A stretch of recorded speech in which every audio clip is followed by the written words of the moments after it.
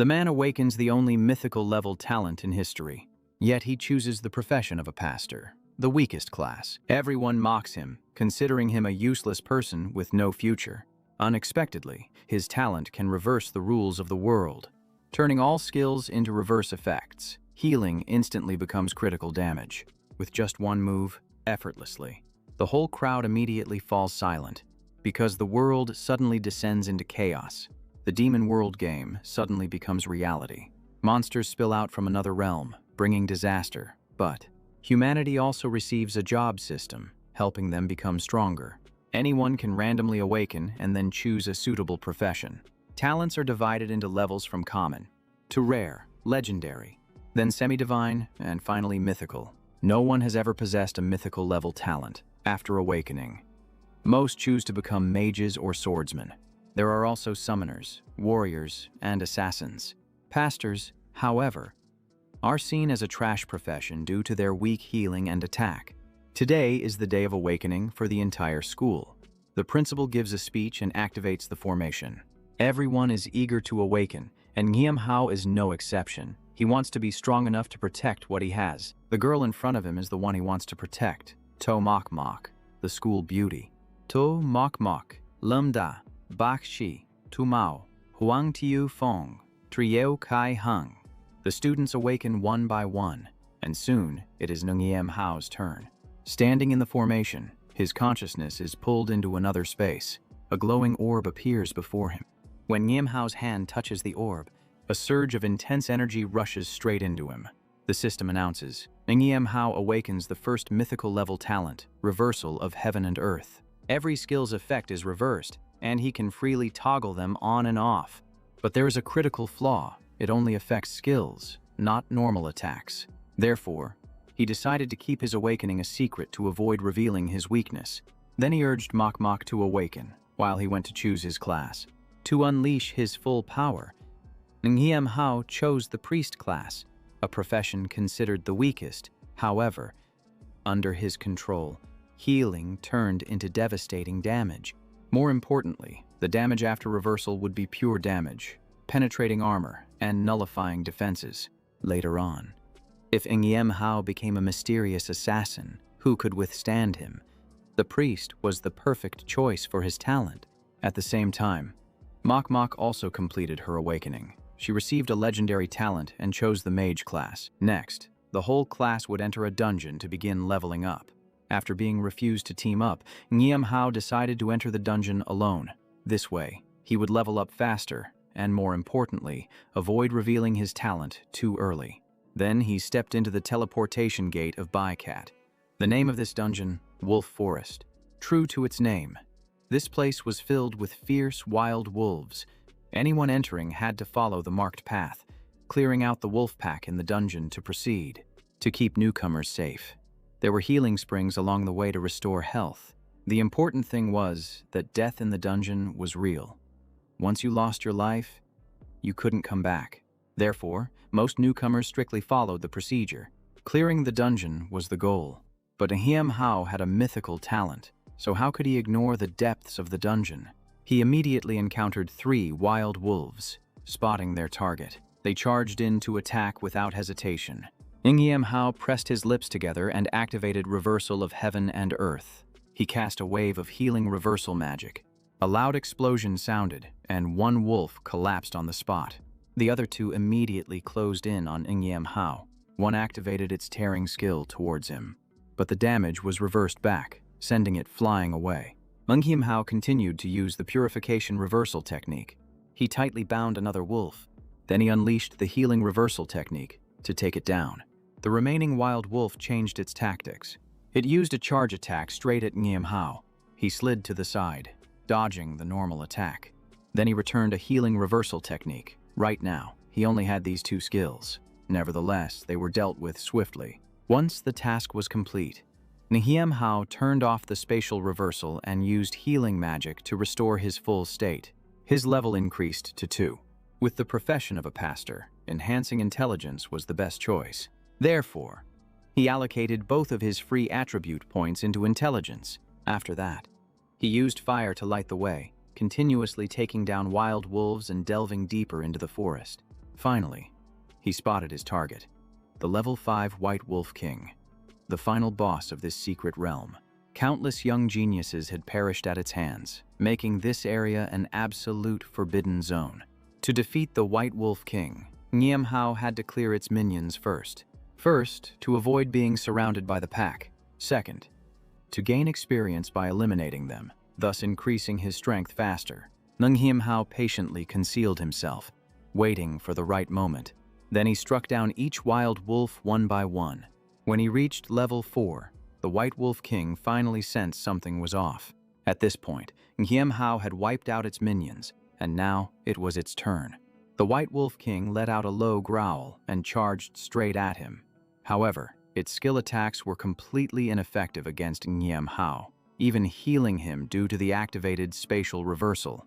The more skills it used, the more Niamhao healed, while he retaliated with healing magic. The boss's health gradually wore down, and just when it seemed like it was about to end, it changed its strategy. It switched to normal attacks, but Niamhao managed to dodge in time. It seemed to have identified his weakness, its body shifting as if testing for a counterattack opportunity. But your blood is nearly drained, and your breath is weakening with each passing moment. Ultimately, under Niamhao's series of healing spells, the pressure mounted until it could no longer hold on. The White Wolf King collapsed, leaving behind a treasure chest of coins rolling onto the ground. Niamhao's level also skyrocketed as a result. It clearly displayed that he had reached level 5 right on the spot. The system unexpectedly assessed Niamhao at level 3S and awarded him an additional silver chest, while also announcing it to the entire school. The level 3S assessment appeared before everyone's eyes. Students everywhere were shocked, discussing who had achieved this unprecedented feat. Over here, Niamhao immediately opened the silver treasure chest he had just received. Inside, there was a skill book for the silver hair therapy. A silver shadow trident and 5 free attribute points also fell into his hands. Niamhao hesitated to learn the skill book and even planned to sell the silver shadow trident for money. The silver equipment could fetch a good price, and he allocated all 5 attribute points into intelligence as planned. After handling everything, Niamhao left the secret dungeon. Mok Mok approached and quietly asked if he was the one who achieved a 3-star rating. Tu Mao, standing nearby, scoffed, saying that there was no way this useless priest could do that, probably running out before even seeing the rewards. In response to the disdainful remarks, Niamhao couldn't hold back and took out the silver shadow trident for everyone to see. The entire area erupted into chaos at the site, with discussions buzzing non-stop. The silver equipment was the clearest evidence that Niamhao had cleared the dungeon. Tu Mao's expression changed completely, turning pale as if he had just swallowed something bitter. The system displayed information about the beginner's dungeon in the wolf forest, indicating beginner difficulty, recommending team formations, and warning about the aggressive wolves in the forest. Lambda looked at the description and pondered. Achieving a B rating with good coordination as a beginner was already impressive. He felt more at ease knowing there was a healing spring, but danger still lurked, especially since priests were often underestimated in strength. If anyone recklessly ventured deep into the forest and stepped into the forbidden area, Lambda knew the consequences. Failure meant losing one's life right in the dungeon. He looked at the energy in his hand and sighed. With divine-level talent, how could he accept mediocre achievements? He had to enter the forbidden area. The scene shifted to the deep forest, and as soon as he arrived, the system immediately displayed an important notification. Level 1. Wild Wolf. Stats and skills clearly displayed, characterized by group attacks and continuous bleeding, making players wary. Lambda smiled upon seeing the information, his eyes glinting as if he had already planned his moves. He gathered his strength to activate the reversal of heaven and earth, aimed his weapon at the wild wolf, and cast the healing spell. The system immediately reported the reversal effect. The healing spell transformed into damage absorption. The strike dealt 50 damage, killing the wild wolf without him taking any injuries, and he received 10 experience points. Another wolf charged at him, and he activated his protective shield to push it back. The system reminded him that the reversed bite helped him regain health, and the reversed bleeding also provided additional recovery. Lambda immediately charged forward. The reversal of heaven and earth activated, turning the cleansing spell into a forbidden one, locking the wild wolf in place and draining 30 mana. It quickly collapsed, and the system reported that the cleansing eliminated the mana and put the target in a state of action prohibition. He nodded, assessing the high effectiveness against monsters with low mana. Another wild wolf continued to charge. Lambda glanced at it and cast the healing spell. It was immediately hit, and the system reported 50 damage dealt and awarded 10 experience points. He thought that eliminating all the small monsters was enough to reach level 4 to face the hidden boss. Just then, the system announced that the cooldown for the healing spell was complete. He immediately raised his hand to cast it, dealing another 50 damage to the wild wolf, neatly earning 10 experience points. Lambda wiped the sweat from his brow, recalling the long preparation. He understood that in moments of life and death, levels no longer mattered. When the danger passed, the system notified him that he had exited combat mode. He immediately ordered the reversal of the universe and the purification spell to be turned off. The system responded that all values were full, then announced level 2, with all attributes increased, and his level 2 status board as a priest was clearly displayed. The skill list appeared, including healing spells, strategy theft, purification spells, and single target banishment spells. Receiving 2 free points, he chose to allocate them all to intelligence, believing that increasing intelligence would help ensure safety, continuously restore mana, and maximize magical damage when the reversal was activated. As dawn broke, a new day unfolded after the long night. The principal looked at the map and was startled. That area was a forbidden zone. Could he be challenging the hidden boss? The Shadow Wolf King of level S? The more he thought about it, the stranger it seemed. If he wasn't seeking danger, then his talent must be very special. He stroked his beard and sighed, regretting that the boy did not publicly reveal his true talent. Now, he could only watch the other seed groups, hoping Lambda would return safely. Huang Tiante beside him chuckled, teasing him about betting, saying the kid might set a new record, then pointed down to discuss potential contestants. At that moment, the wild wolf was still charging forward. Huang Tiante shook his head. It was a good idea, but in actual combat, it was a bit clumsy. To Mach leaped up to cast the freezing spell, and the two accompanying her praised her strength. A barrage of ice arrows was launched to attack the target. The wild wolf fell immediately, but she noticed something unusual in the distance. Another pack of wolves was rushing toward her.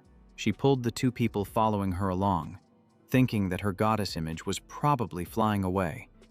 As she was running, she suddenly stopped. Mach turned around and shouted, while the 2 stepped back to let her take the front. Then she cast the resurrection spell, and a clone appeared to execute an attack. As she activated the spell, the pack of monsters immediately focused on her, and she used the freezing spell again. At this moment, she finally breathed a sigh of relief, considering herself safe. The principal stroked his beard in praise, while Huang Tiante replied that just having talent wasn't enough to progress far without experience. In the deep forest, a small rabbit was calmly grazing on grass. It suddenly startled and turned around, just as the system announced a new notification. Lambda leveled up to level 3 after defeating the wild wolf. He excitedly told himself that he just needed a little more to reach level 4. A loud noise came from the bushes, causing him to turn his head. That position was very close. He quickly hid behind the bushes to observe more closely. The system displayed information about the Shadow Wolf King of level 5, with all its stats and skills, describing it as a fierce hidden boss that had caused many geniuses to fail, which was why this forest was classified as a forbidden zone. Hiding behind a tree, he saw the pack of wild wolves still lingering near the Shadow Wolf King, as if patrolling. He knew they sometimes left their den to find convenient spots, and the frequency was high. This was an opportunity for him to take them down one by one, and then he unexpectedly ambushed one of the wolves. It was taken down immediately, and the system reported 50 damage and 10 experience points as usual. Excitement surged within him. The small monsters had now become an excellent source of experience. Once he leveled up enough, he would confront the Shadow Wolf King. The boss's minions were dwindling, while his levels steadily increased. He concentrated his power into his weapon, sweeping through the remaining wild wolves, leveling up to 4. The Shadow Wolf King turned around and noticed. Lambda laughed, finally seeing it. He spoke in a calm voice. He challenged it. The system displayed the boss stats showing damage levels far superior to a wild wolf. For a beginner, this was a death sentence. But he still looked straight at it. Lambda raised his hand to cast the Shadow Grasp without any hesitation. It growled softly. He responded leisurely, "Thank you. My body feels much better now." He silently noted that his divine-level talent turned every attack from it into healing for himself. Letting it attack was no problem. After a moment, the system reported that the healing spell was off cooldown. He said softly, "It's done." The Shadow Wolf King trembled as it took the hit. Its health began to visibly drop. He was startled to see it switch to a regular claw attack. But the boss's HP also dropped significantly with that strike. Suddenly, it curled its lips into a chillingly strange smile. He quietly said, "Have you figured it out?" But it was too late. The system immediately reported that the Shadow Wolf King was going berserk. He tightened his grip on his weapon, thinking that if he got surrounded, it would take quite a bit of effort, but now it was just him against it. Lambda confidently thought. The system reported that the cooldown was over, and a powerful explosive strike shook the earth and sky. The Shadow Wolf King collapsed. The system reported a reward of 1,000 experience points, leveling up to level 5, and began summarizing the rewards from the Wolf Forest. He received a low-grade treasure chest, completed all hidden quests, did not use any damage-dealing skills, defeated 30 wild wolves, achieved SSS rank, and received an upper-grade silver chest. He chuckled to himself, thinking it was lucky that the reverse didn't count. The system announced that a student had surpassed the Wolf Forest dungeon, completing a hidden achievement with an SAS rating. Everyone was stunned. What? People were bustling, asking each other who it was. The principal was also surprised. No one had ever achieved SSS before, except for Lambda, who was the only one to enter the Forbidden Zone. Huang Tiante was confused. It couldn't be. Achieving SSS required not dealing damage while still clearing the level. What was this? Tamak was also surprised. She had barely passed with an A. She wondered who could achieve SSS, thinking it must be a transfer student. She thought about how Lambda was doing now, while he was extremely excited, feeling truly lucky. His eyes sparkled, if that's the case. Lambda clicked on the system, opened the silver chest, and received the skill book for the healing artifact. 5 attribute points, along with the silver dagger of shadows. The chest opened with blinding light, and the system continued to introduce the rewards. The silver dagger of shadows increased attack by 50, armor penetration by 10, and had a 5% chance to cause bleeding. The healing artifact skill reversed into a calamity, dealing wide area damage. He assessed the skill. Although the cooldown was long and it consumed mana, it was still an advantage at this early stage. He evaluated this as an extremely powerful AoE skill, combining purification spells to reduce cooldowns, far surpassing that of a mage. Holding the dagger, he thought about selling it to the second generation, considering it a personal expense. He couldn't keep relying on his uncle and aunt. The system reminded him of 5 free attribute points. Lambda was delighted because this point was truly precious, only obtainable from high evaluations or hidden chests. He calculated that if he didn't achieve S rank, there would be no rewards, but SSS would grant an additional 5 points. He couldn't miss this opportunity. He decided to allocate all of it to intelligence from now on. He would become the strongest calamity priest in the magic system. When the spatial gate opened, Huang Thufeng guessed that an SSS team was coming out. To his surprise, only Lambda stepped out, shocking everyone. Tamak rushed over to ask immediately, "Lambda, is that you?" A useless guy like him got that. Mok is being a bit too generous. He probably couldn't handle it and ran back early, just as they finished speaking. Lambda pulled out a dagger and asked if anyone needed weapons for an assassin. Everyone was stunned. "Seriously? Do you have this equipment? That's level 7 gear." Lambda asked again. Who wants to buy it? The group scrambled to bid. I'll buy it. I'm calling my dad to transfer the money. I offer 10,000. I offer 20,000. 20,000 for a rare item. I'll pay 50,000. Lambda considered it. This price seemed reasonable. He boldly announced 50,000 going once, 50,000 going twice. Suddenly, a girl offered 100,000. The whole group fell silent, unable to believe it. That was the amount a family lived on for years. He immediately agreed to the deal. A young man with red hair asked, "What level are you now?" Lambda replied straightforwardly, "Level 5. The group buzzed with questions about which team he joined. Did he really level up to 5 all by himself? He must have an SSS rating. Right. How could he have done that? The principal was about to speak but was interrupted. No way. He must have joined a team. Huang Tiante analyzed. It's impossible to clear it alone without causing damage. Even the top players would struggle. Seeing the young man with purple hair getting frustrated, someone beside him advised, "Do we really want to pick a fight now?" He gritted his teeth and said that this guy just got lucky. He must have used some trick. What could a priest do? Then he laughed mockingly. And at that moment, the principal spoke up. "The test is over. From now on, you are all apprentice professionals. The next 30 days will be the biggest milestone in your lives, the professional assessment," he said sternly. "In the future, you will either return to being ordinary people or become heroes against the demon tide. It's all up to you. In 1 month, you must enter the low-level secret realms designated by the school and reach level 10 or above." Lambda thought about it. The professional assessment required team play, and the evaluation would depend heavily on teamwork. He looked at Tu Mok Mok. The goal for the team was clear. This girl, though cold on the outside, was the most dangerous because she was sincere and prone to making mistakes. He silently vowed that even if she awakened a strong talent, he would protect her, because that was a promise to his uncle and aunt, and he didn't want the tragedies of the past to repeat. "So today," Lambda asked, "how about we skip dinner tonight and go to a dungeon together?" She exclaimed in surprise as the spatial gate opened. The system announced, "Secret Realm, Crystal Cave, levels 3 to 6. Choose the difficulty." The dungeon recommends teams of 5 to 10 people. There are many poisonous scorpions in the cave. While they aren't deadly, their tails contain troublesome venom. Try to defeat the Scorpion King before it goes berserk. Lambda chose the hard mode, analyzing that with increased difficulty. The monsters would be stronger, and the conditions to clear the dungeon would be tougher.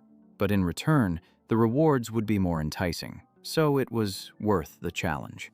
The beginner dungeon usually has 3 levels: normal, hard, and nightmare. But this cave initially only had the first 2 levels. Tu Mok Mok hesitated. Even as a beginner, did he really want to play on hard mode?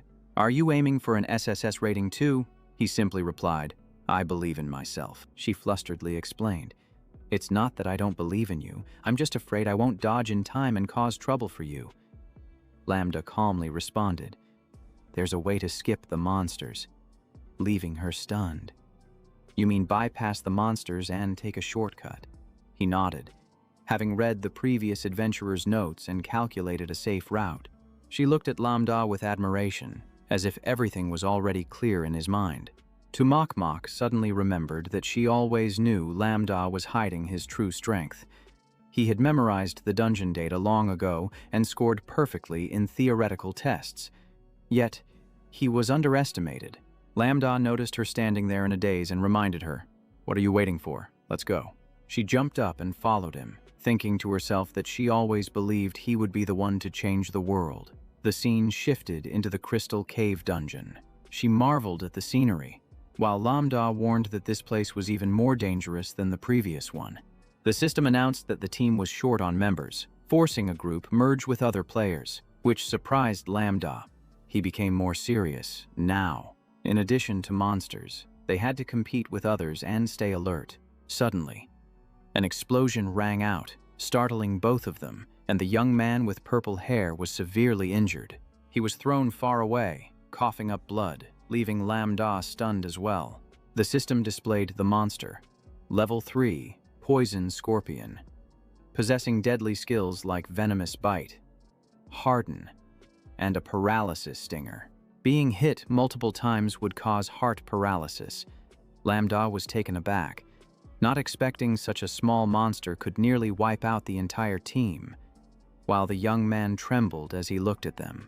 He shouted, "Lambda, hurry and help. Have you forgotten the support rule?" Lambda coldly replied, "Take care of yourself."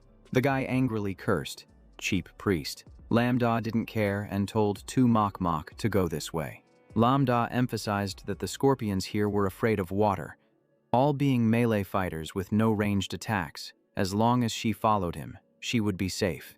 She immediately responded, "Okay," and he smiled, saying, "There's one more thing to remember. They are also extremely sensitive to sound," he said, then used the stealth technique to eliminate one instantly. Mok was astonished. "Is this your innate ability? Then the SAS rating is." Before he could finish, he signaled for silence, then explained, "To successfully skip class, we must completely avoid the monster's line of sight." The two reached the map bug position, and Lambda landed from the air. He observed, confirming the area had a small stream. The water was harmless and drinkable, then dove down before her eyes. He called out, "Jump down." She stood still for a moment, thinking. Then she jumped after him, swimming quickly in the direction he indicated. She soon reached the opposite shore, breathing heavily on the shore. He raised his hand, holding a stone, his eyes focused on the ground. He gathered strength and struck down hard. The ground trembled, and strange sounds emerged from below. The group panicked. "What is happening?" The water's surface began to bubble, and the system displayed information about the king poison scorpion. Level 6, gigantic, with extremely toxic venom. "It's very dangerous. Be careful." Lambda calmly waved his hand. "Come here." It swung its pincers, and he merely smiled. "If you guys are too scared to fight, then let us handle it." He unleashed a devastating attack, wiping out 100 scorpions and earning 2,000 experience points. The entire team was stunned. How could a priest deal such damage? Scorpions that previously required the whole team to take down were now like prey. Mok also joined in, using her innate ability, life-reviving rain. She killed an additional 50 scorpions, gaining 500 more experience points. The system updated, announcing that all scorpions had been eliminated, and Mok leveled up to level 4, receiving 1 attribute point. She was surprised at how quickly she leveled up, while he looked ahead and said, "Now it's the King Scorpion's turn." Lambda quietly sighed. Truly the king of scorpions. Its strength and water resistance far surpassed that of ordinary monsters. When? Mok unleashed her skill. The system reported that the Ice Freeze spell only dealt 10 damage. She was stunned. Its defense was too thick, and just one mistake could be dangerous. He reassured her. Its weakness was located in the belly during the second blood phase, and we could exploit that. He pulled her to dodge the attack, then seized the opportunity to counterattack. The tail of the King Scorpion swung down into the water, creating large waves. Lambda landed to direct. Mok prepared to move to a new position. She immediately responded, while he cast the Tactical Theft spell again. Its health dropped, and the Tactical Theft spell dealt 150 damage to the King Scorpion. He frowned and commented, "Its armor is indeed tough," his eyes never leaving its every movement. Very quickly, he noticed the right moment. It was now that Mok used Ice Freeze. He dodged the attack and explained, only when it used this skill would it lift its belly and reveal its weakness. He immediately struck, dealing 1,000 damage in a critical hit. Mok joyfully praised him, and the system instantly updated the information. The King Scorpion was defeated, earning 3,000 experience, completing the dungeon, leveling up to level 6, achieving SSS for fulfilling all hidden conditions, not getting poisoned, clearing all monsters, receiving a gold chest and 5 free points. The status board for the priest appeared fully. The divine artifact and calamity descending made everyone admire him. The young man with purple hair knelt down, calling him the elder, while the group behind also cried and begged to follow. Teacher Lion An warned the group, "Today's events must be kept secret." Lambda just smiled and said, "Don't speak of it outside." Before teleporting, he reminded one last time. If the news leaks, you will face the consequences. In the teleportation space, he suggested opening the chest immediately. The system reported receiving the skill Poison Cannon for mages, golden equipment, wind speed boots, the Hunter's Great Sword, and a silver jade ring, plus 5 free points. Tamak gasped. 5 attribute points. No wonder his stats were so high. The information about the Poison Cannon skill appeared. The Poison Shadow dealt damage and then exploded, inflicting poison status, while the Jade Ring reduced cooldowns by 10% for all skills. Her eyes sparkled in admiration. The gold chest was indeed rich. Lambda was also surprised. Both pieces of gold equipment were extremely powerful, but the most valuable was the silver ring that reduced cooldowns, which could even be auctioned for hundreds of thousands. He handed her the Poison Cannon book, saying it was usable by mages. Mok asked in surprise. A poison skill, but I chose the ice element. She happily accepted the book, but when she looked closely, she was startled. The information board reported the activation of the hidden talent Master of 5 Elements. With a progress of 2 out of 5, she felt a surge of power rising. Lambda smirked. Interesting. It seems you need to collect more attribute skills. That will be your trump card. She excitedly replied, My trump card. He nodded and said, Let's go. We can leave the dungeon now. She curiously asked about the point allocation, and he lightly replied, My method won't suit you. In the new area, the newcomers were discussing, Can newcomers really clear the outside dungeon? It sounds scary, not to mention the terrifying poisonous scorpion. Another group whispered, There's the goddess Mok, and the person next to her is Lambda. There are rumors that the SSS score is due to him, and he also sold the dagger for 100,000. Suddenly, a supercar screeched to a halt, startling everyone with the sound. Huang Thieu Fong appeared, stepping down with arrogance, while Trio Kai Hung immediately reminded him not to cause trouble. Mok saw this and quickly pulled Lambda's hand, urging him to hurry, which surprised him and made him ask back. She replied irritably, That guy is really annoying, thinking to herself that he uses his family's influence to bully female students and forces others to grind dungeons. Not letting them go far, he called out, Classmates. Wait a moment. He appeared friendly, introducing himself as Huang Thieu Fong, the heir to the corporation. The new players buzzed about his reputation and infamy. Muk coldly replied, No, I already have a boyfriend. Huang Thieu Fong's face darkened as he looked at Lambda and sneered, dressed so cheaply, yet wanting to compare with her. Lambda merely sighed, already being used as a target again. He angrily intended to strike, but as soon as he raised his hand, Lambda immediately blocked him. He stared in disbelief. He slightly curled his lips in resentment, angrily using his skill to charge forward. Lambda calmly used the reverse skill to deflect the attack. His strength immediately rebounded back at him, causing him to cry out in pain. He gritted his teeth and yelled, What trick are you using? Lambda replied nonchalantly, I didn't do anything. Everyone saw it. The priest has no damage. Muk. Standing behind was even more certain. This is indeed Lambda's talent. Huang Thieu Fong shouted, immediately getting up to counterattack. Just as he steadied himself, he was hit again, staggering and yelling, The bastard is playing dirty. Lambda remained calm, just testing whether the reverse skill affects the class. Evaluating. The skill not only dealt damage but also caused side effects, and he hadn't even used half his strength. Huang Thieu Fong angrily shouted, If you have the guts, fight me one-on-one. Are you afraid? There's still time. Bow your head and call me Dad. Trio Kai Hung stepped in to intervene. Wait. In a class battle, you can't use awakening skills. He was surprised.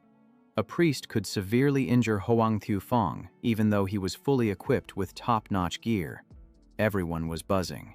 The forum was in an uproar because Lambda soloed the dungeon and jumped straight to level 5. Achieving that on the first day after awakening is truly unbelievable. Trio Kai Hung curiously asked, Who are you? Then quickly apologized for his friend, but he also doubted. If rumors spread like this, it couldn't be made up. Lambda replied, I just don't want to ruin class relations. It's just that this person is not satisfied.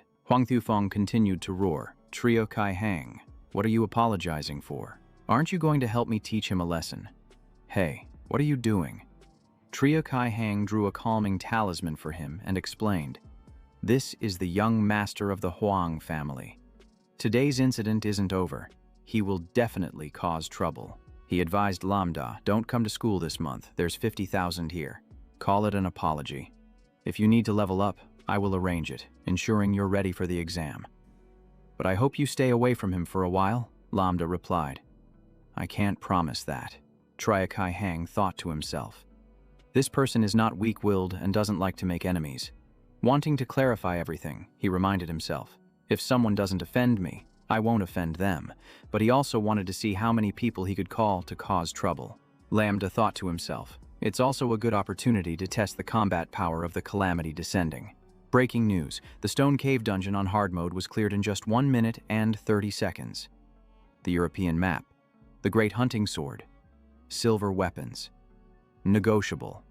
The SSS level dungeon guide is priced at 5,000 Alliance coins. 10 likes, someone asked. Is the attribute stone for sale? Muk worriedly said, Lambda, can it really sell for such a high price? Lambda confidently replied, trust me, no one will refuse free attribute points. The bald young man said, the terrain in the cave is very dark, cooperation is limited, reaching SSS is nearly impossible. A loud voice chimed in. Let's try buying it and see. The girl with orange hair said, attribute points are worth it. The guy in the blue shirt cheered. Someone already bought it. The system reported, received 5,000 Alliance coins.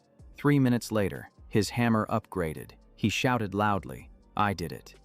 Reached SSS level, although it took 2 minutes, but it's still good for a first try. If I control the time better, it could be faster. Everyone was amazed. Really, that was so fast. Combining with the naval team would be very profitable. The system reported again, received another 5,000 Alliance coins. The forum was in chaos, such a simple method that no one had thought of. One person said, stop making excuses. The big shot should promote it more widely. Charging a reasonable fee, no one would object. Dropping out of school can't be that simple, right? The system continued to report receiving an additional 5,000 Alliance coins. Shares and likes skyrocketed. The mysterious Big Shots post caused a storm. Everyone wanted to reach SS without effort. The crowd rushed in to see. Following the big shot would yield attribute points. Muk panicked. Just added another 100 orders. That makes 500,000 now. At a large old house, the system displayed the news of clearing the dungeon on hard mode in 1 minute and 30 seconds. The European map, the attribute stone, the Great Hunting Sword. An enigmatic person looked at the screen and said, interesting. Have you found out who posted it? The subordinate replied, not yet. He used a technique to conceal his identity, but it has been confirmed that the IP is from the Jiangthan Vocational Academy. The guy laughed, saying that this year the school has a lot of interesting stories. Someone asked, there's a big brother who wants to buy your great sword. Lambda replied, 80,000. No bargaining, the other person responded. Is it that cheap? Let's make the deal right away. I'll be there in 3 minutes. Lambda nodded, agreeing to meet at the entrance of the dungeon school. Mok was excited. Lambda, you're about to earn nearly 300,000. Lambda remained calm. It's all part of the plan. Valuable items. Getting free promotion. He pondered, but he still needed more dungeons. As silver gear would soon become outdated, he reminded himself, having strong items without skills would still lead to failure in real battles. She sensed it. How precious the time before the exam was. Why was he so focused on grinding for items and making money? He smiled, recalling his goal. Lambda replied, it's because I want to protect the most important person, the one who has always protected me. He remembered.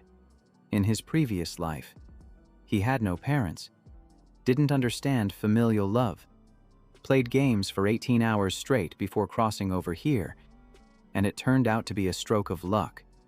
He felt proud, because now he had loving parents. Who would protect him with their lives?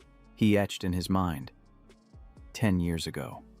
After the demon tide, relatives wanted to seize the inheritance, wishing he would die like his parents. Their true faces were revealed. aiming to rob him blind. He struggled like a mantis in front of a car, eventually escaping, but then his uncle and aunt came, taking him back. They cared for him like their own child, helping him reclaim his inheritance, not letting him harbor hatred, bringing those people to court. Suddenly, the crowd shouted, "Hurry up! Someone is selling cheap equipment at the park." He deeply realized, without them, he wouldn't be living like this now. He would have endured so much bitterness, so he had to grow stronger to protect them. A female voice rang out. "Hello!" Lambda turned to look. She asked, "You're the one selling the hunter's great sword?" "Huh, right. I'm Bakchi, from Jiangthan Academy." He was suspicious, a student from that school. "No transactions through intermediaries," she hurriedly replied. "I'm the original owner. Sorry, my battery just died." She continued, "I'm the original owner, Big Brother Muscular, a great sword user." Lambda was slightly doubtful. Can this body really wield a great sword? He thought to himself. Is it all added to strength? Then he handed her the sword stats for her to check carefully. After saying that, he tossed the great sword toward her. Bakchi quickly caught it without any hesitation. He thought, she really is someone with strength. Spot on. Bakchi asked again, "Is it really just 80,000? This is a silver graduation item. It should be worth more than 200,000 on the market." He replied nonchalantly. "Didn't your teachers teach you how to price things?" She stammered. "I've always been bad at math since I was little.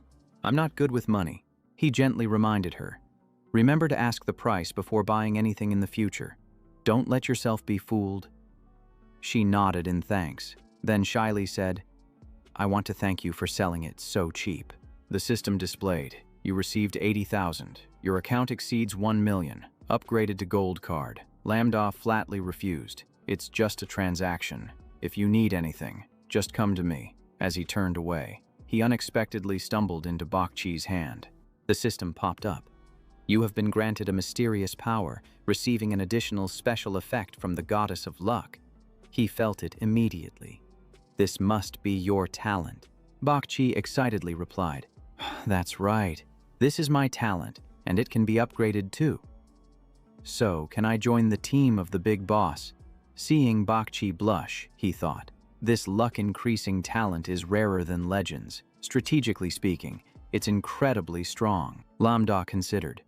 This talent doesn't limit the quality of chests when clearing dungeons. Even someone with a bad talent can open a mythical chest thanks to that effect. While he was thinking, he suddenly asked again, "By the way, have you told anyone about this talent?" She shook her head immediately. "No, I haven't told anyone at all." Hearing that, he felt relieved. Good. "And also, does this talent have any limits?" Bakchi nodded. "Yes, it does. You can only use it 3 times a week, once for each person." Hearing this, he sternly warned, "Don't let anyone know, or you'll be exploited, because people's hearts can be treacherous." His words made her shiver. "Is it that scary?" "Luckily, I haven't said anything." He knew she didn't fully understand the value of that, so he explained, "Your buff is extremely rare. If it gets out, professional players will fight over it, even losing your freedom." He emphasized, "The professional alliance isn't necessarily a safe place. Even though it's a large organization fighting against the demon tide, it's filled with factions, constant infighting, and schemes. Therefore, come join my team. We will take care of you." Hearing this, Bakchi was overjoyed. "Really? Is it really possible?" He smiled and extended his hand. "Yes, I am Lambda. Welcome to the team." After recruiting the new member, he said, "Let me introduce you to the teammates a bit." Bakchi was incredibly happy. "Great. Because no one believed I was strong, so no one formed a team." He laughed at that. A tiny person using a great sword. Who would believe it? Moments later, Tamak exclaimed, "So this is the muscular big brother you just found?" "Huh," she shyly said. "Hello. I'm Bakchi, meeting the newcomer." She smiled and shook hands. "Nice to meet you. You're Tamak." "Right." Seeing the beautiful girl, Bakchi's eyes lit up. "You're really pretty, and your hands are so soft." But then, Tamak Mok suddenly remembered something. She glanced at him suspiciously, thinking, I'm so adorable. Is this guy Lambda having some weird thoughts? He seemed vague. What is he trying to pull? Then he thought, maybe he should invite everyone to continue the dungeon. Tamak Mok asked in surprise, What? Which dungeon? Lambda replied, The Goblin City, Nightmare level. Since everyone can gain attribute points, I will go in first, solo, and optimize my power for everyone. Hearing this, Tamak Mok was stunned. Wait, you're going into a Nightmare level dungeon by yourself. The Nightmare level is the highest difficulty for beginners, with rich rewards, chests dropping all gold or higher, and the monster's attributes are also significantly stronger. Even a team can easily be wiped out. This is a life or death gamble. Her face turned serious. She couldn't take that risk. Do you want to meet your ancestors already? Even if you're strong, you shouldn't go into a Nightmare level dungeon alone. But he smiled and waved it off. Mok Mok. It's fine. Don't you trust me? She grabbed his collar. I trust you. But the Nightmare Goblins can easily take down even high-level professionals. Even at level 10, there are people above that who get seriously injured. It's been a long time since anyone dared to solo. Baichi thought of something. Oh, great god Lambda. Mok Mok goddess, I just remembered something. Excuse me, I'll go ahead. You two can talk. After a bit of persuasion, he calmed Mok Mok down. Don't be upset, I know you're worried. The previous difficult dungeons were the same. Just go eat first. Mok Mok. In his mind, he calculated. Mok Mok was opposing too fiercely, so he had to trick her lightly and sneak away. After a while, she finally agreed. Fine, but if you don't, I'll tell my parents. I'm listening to you. But she still had her doubts. Could Lambda really be that easy to convince? During this time, a hot piece of news spread, claiming that the strongest new player had just appeared in this year's examination. Not just rumors. Someone had cleared a secret realm alone. Last night, I received images from the Academy dungeon. Everyone was discussing whether it was true or not. The figure looked ordinary. Experts said you can't solo a dungeon like that. Why do people keep thinking it's a guy? It could be a girl. I guess it's Mok Mok. A powerful mage, but rare. That's a reasonable comment. I also think there's no way the strongest rookie exists, but I'm a student from this batch, and there really is someone who soloed, even though I forgot the name. I'm sure they passed the level. If someone can do that alone, they must be top tier. Is it some young master or young lady? Many people guess it's Hoang Thu Fong from the Hoang Corporation. ECU, looking broader. It must be from the #1 academy in Jiang City. But the whole country is vast. Who knows if there are experts elsewhere? Anyone who solos a dungeon and gets hidden chests is definitely the coolest rookie of the year. The entire process was injury-free, with incredible talent and an analytical mind for dungeons. There's a picture. Look, they're trading something. It's a great hunter sword. That person is indeed a powerhouse, a student from the #1 academy in Jiang City. Seeing Mok Mok glued to her phone, he asked, What are you looking at? Eat already. She didn't respond, so he snatched the device, causing Mok Mok to irritably call out Lambda during the meal. Her mother kept serving food for both of them. You two have been working hard lately. Eat more. Keep your strength up. She smiled and said, Yes, Mom. Lambda also politely replied. Thank you, ma'am. Her father asked, How does little Da find the training exam? Is everything going smoothly? He nodded. Yes, everything is good, he recalled. You've always wanted to be stronger since you were little. Everyone knows. Once you decide, no one can stop you. But remember not to overdo it, because everything is fragile. Hearing this, he teased back. Uncle, who told you that? He laughed. The person sitting right in front of you. Mok Mok blushed. Dad, why did you say that out loud? Her mother said, We don't stop you from pursuing anything. We just hope you're like Mok Mok. Living peacefully is good enough. Mok Mok pouted. I'm not like that. He nodded. Yes, I will learn from Mok Mok to be a little fish living in peace. She frowned and asked, Why does that sound like you're teasing me? He laughed. Just kidding. Your uncle can rest easy. I won't do anything beyond my abilities. He was satisfied. Good, remember this house is your support. But Lambda refused. I have enough money already. Just let you and your uncle keep it. They hesitated. Little Da, Mok's mother said sternly, the upcoming exam will be very expensive. If you don't take it, I'll be angry. He quickly replied, yes, yes, please don't be angry. So he reluctantly accepted the card back, feeling grateful. See? Mom and Dad, thanks to them, I live well. Deep in his heart, he wanted to hold on to this precious life even more.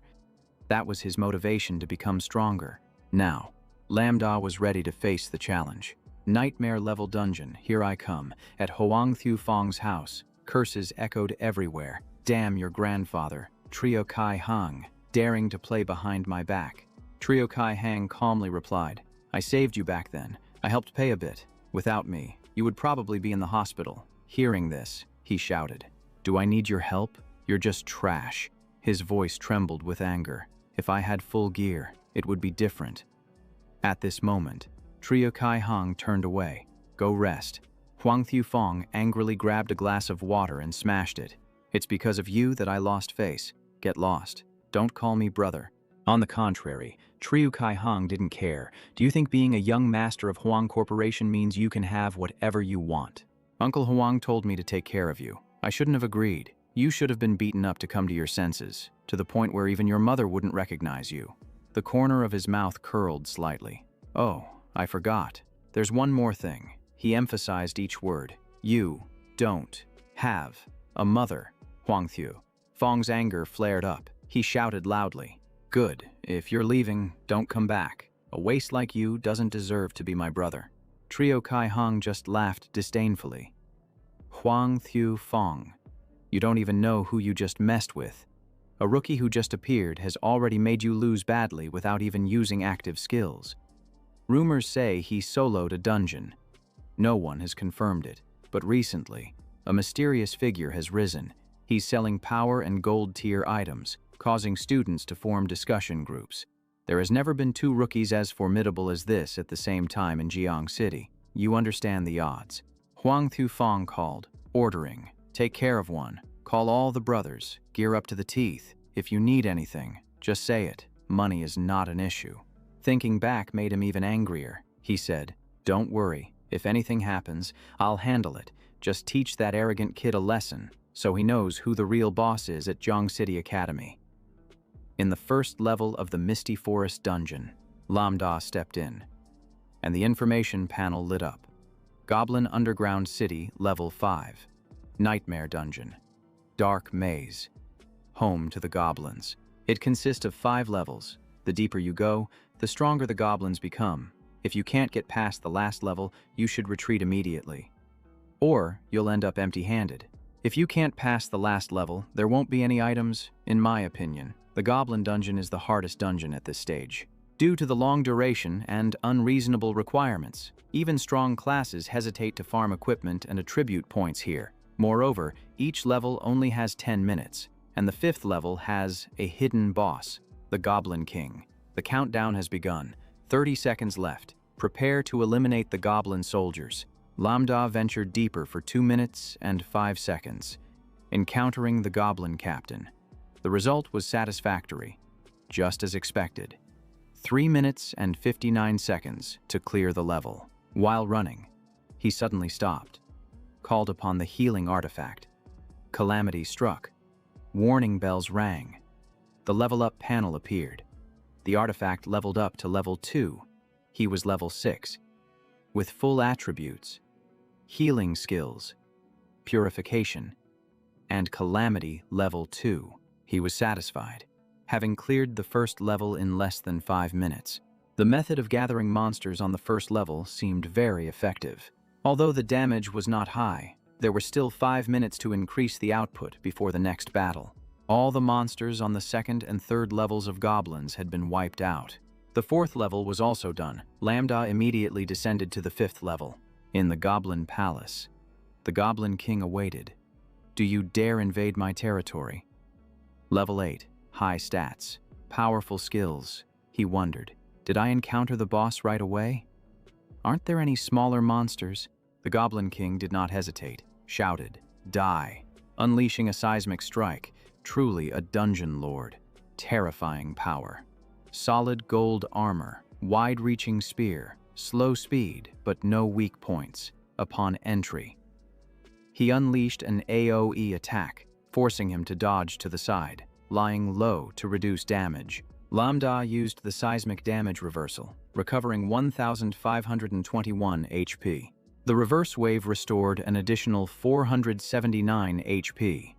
Leaving the opponent stunned, he counterattacked, using healing to steal, deducting 200 HP from the Goblin. The Goblin King gritted his teeth. He struggled to hold on. Lambda smiled in satisfaction. The Goblin King used the Dragon Spear, and he reversed the effect. Recovering 200 HP, his attack power temporarily increased by 40 points. The Goblin lunged forward. He reversed the effect, recovering 140 HP, escaping the knock-up state. The Goblin King was surprised. "Is my skill useless?" The Goblin King became furious, entering a berserk state. His voice echoed, "I've found your weakness. All troops, attack." He sighed. This nightmare boss is truly difficult to deal with. But it wasn't time to unleash the final move yet. Suddenly, Lambda's eyes widened. The Goblin King shouted, "Attacking this guy doesn't need skills. Torture him with normal attacks. Let's see how long he can endure." Both sides charged into a fierce battle. The Goblin King did not stop, unleashing the skill-crippling wind, demon steps. The soldiers also concentrated their damage. A rain of arrows shot down. He scoffed. Even if he got hit, it wouldn't matter. He immediately called upon the healing artifact. His clothes were tattered, but his body was unharmed. The Goblin King roared, "What's going on?" Lambda shot him a cold glance. "Damn it, what's with that look?" Lambda counterattacked, continuously using the reverse healing and steal life skills. After provoking, he turned and ran away. The Goblin King shouted angrily, "Stop! Fight me like a true warrior." Lambda sneered, "Where's your warrior spirit?" Then he turned back for a direct confrontation. Gripping his weapon tightly, he charged forward to counterattack, unleashing the reverse healing divine artifact and the calamity descending. The Goblin King stared in disbelief. "Impossible. This is divine power. How can a human possess it?" Lambda remained calm, assessing. "This time it's over." A bright red pillar of light descended from above. His voice was light. That was fast. The Goblin King screamed in madness. The system announced, "The entire Goblin army has been wiped out," earning 1,000 experience points. The Goblin King's HP was reduced to 1%, falling into a near-death state, with attributes and desire to attack greatly diminished. The Goblin King trembled and mumbled, "It's over for me. My life has come to an end." Lambda did not stop, continuing to unleash the reverse healing skill to seize life force. The skill concluded, and the system reported continuously. Goblin King defeated. Received 5,000 experience points, leveled up to level 7, completed the Nightmare Dungeon, summarized rewards, completed hidden conditions, received an SSL rating, and the Goddess of Luck took notice, upgrading the treasure chest from gold to platinum. He smiled faintly. Indeed, the carp transformed into a dragon. Baichi's blessing skill was extraordinary. The treasure chest upgraded from gold to platinum, and with 20 hours left, there was enough time to clear the dungeon again. The system asked if he wanted to open the treasure chest. He chose. Open. The screen lit up, receiving the Platinum Holy Light skill. The Harmonizing Flame item, 15 free attribute points, equipping the Platinum Shimmering Stone, the skill of the Divine Stars, and the Gold Sandstorm bow. Holy Light, a Platinum skill. Requires a priest or a Holy Light mage, consumes a large amount of mana, deals magical damage, and has effects that counter undead and demons. The Harmonizing Flame at gold level deals 300 damage when thrown. The Shimmering Stone, platinum level, cannot be forged. Increases all attributes by 20 points. Active skill, teleportation of 10 meters. Recharges every 5 minutes. Can be stored 3 times. The Divine Stars skill, platinum level, requires a level 5 priest. Intelligence 20, summons bright stars around the team within 20 meters, restores 300 HP, creates a damage immunity effect for 5 seconds, and reduces damage by 10%. The Sandstorm Bow, when fired, has a chance to summon a sandstorm, dealing additional earth elemental damage, a weapon specifically for archers. Looking at the series of loot, he felt satisfied. 2 platinum skill books, 1 platinum equipment, and the Holy Light skill with counter attributes. The Shimmering Stone was a rare teleportation skill and bonus points. The Divine Stars not only provided wide area healing but also buffed damage immunity for the entire team. If combined with the Cosmic Reversal skill, it would become a wide area damage skill, activating quickly, and even increase the damage received by enemies. Even the toughest monsters wouldn't stand a chance. A strategic skill for the entire team had emerged. First, he would learn the Divine Stars, and the Holy Light could wait. If he couldn't use it yet, he would learn it later. After all, he still had few skills. The system asked again. "Are you sure you want to allocate 15 attribute points to intelligence?" Lambda decided. "Allocate all, immediately." The system reported. Learned the Divine Stars skill. Equipped the Shimmering Stone, increasing all attributes by an additional 20 points. After finishing, Lambda stepped out of the dungeon. This time's results were exceptional, a significant upgrade. Name: Lambda. Profession: Priest. Level 7. Attributes: Strength 10 out of 20. Physique 10 out of 20. Intelligence 42 out of 20. Spirit 10 out of 20. Speed 10 out of 20. Equipment: Windwalker Boots. Shimmering Stone. Jade Guardian. Cosmic Reversal. Single Target Skills. Healing. Steal Life. Support. Purification. Forbidden Curse. Wide Area. Divine Healing Artifact. Calamity Descending. Level 2. The Divine Stars had not been activated yet when a strange voice rang out. Caught in the act, he turned to look, just in time to see someone else arriving at the dungeon.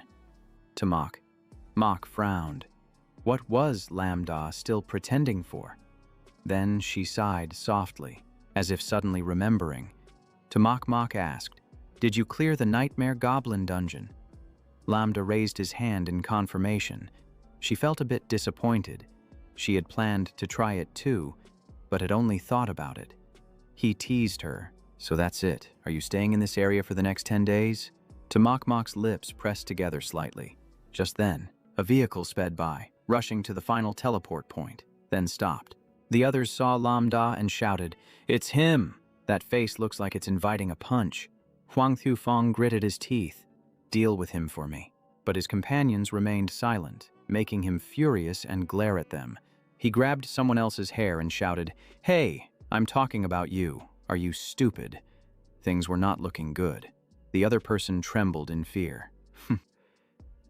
"I can't do it," Huang Thufeng continued to yell. "I knew you useless students couldn't be relied on." At the same time, he smiled sinisterly, glad he had prepared in advance. After a tiring day, Lambda sat in front of the computer, posting an ad. Holy Light, Sandstorm Bow, Level 5. Nightmare Goblin Dungeon Power. Price 8,000 Alliance coins. Requires unlocking. As soon as he posted, the comments exploded.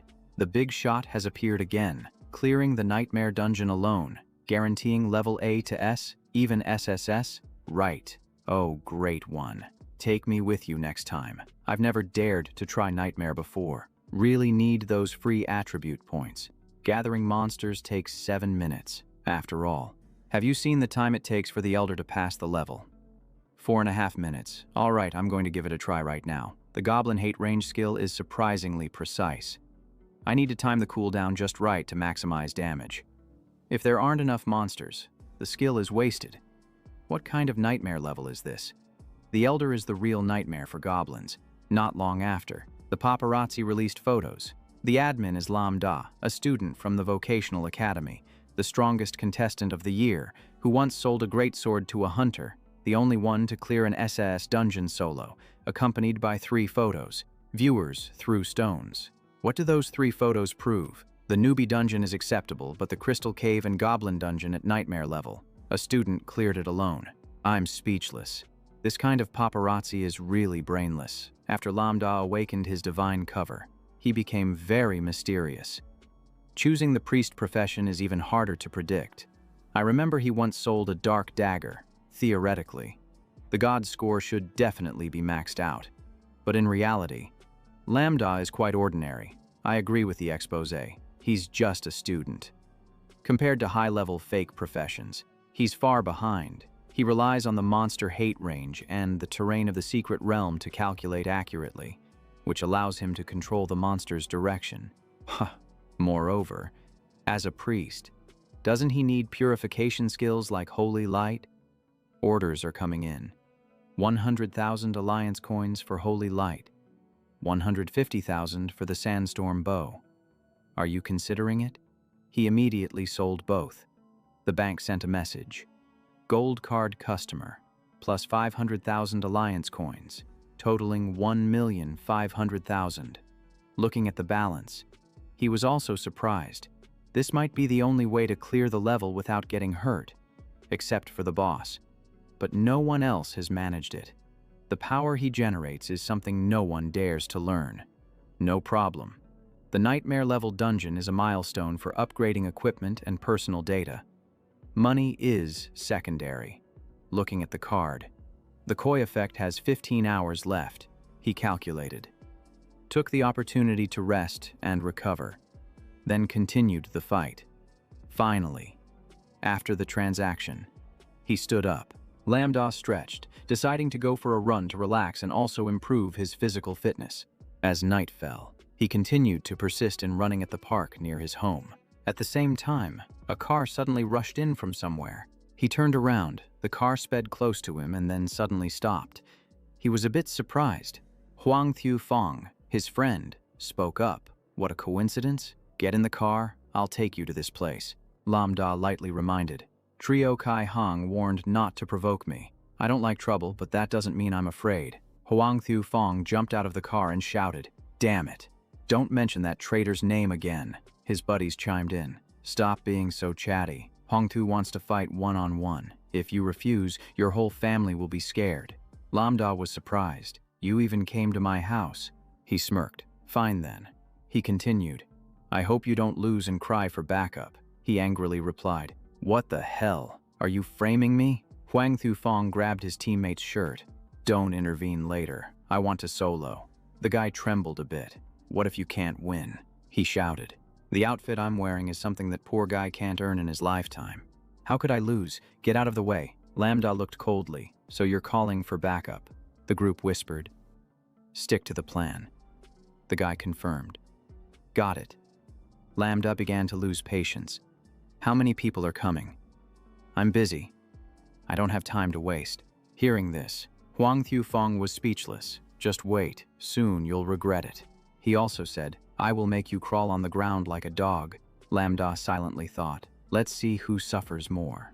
In the quiet night, the three got in the car and left, stopping in the middle of the forest. The people inside saw them arrive and shouted, Boss, Huang Thiu is here. Lambda looked around, excited.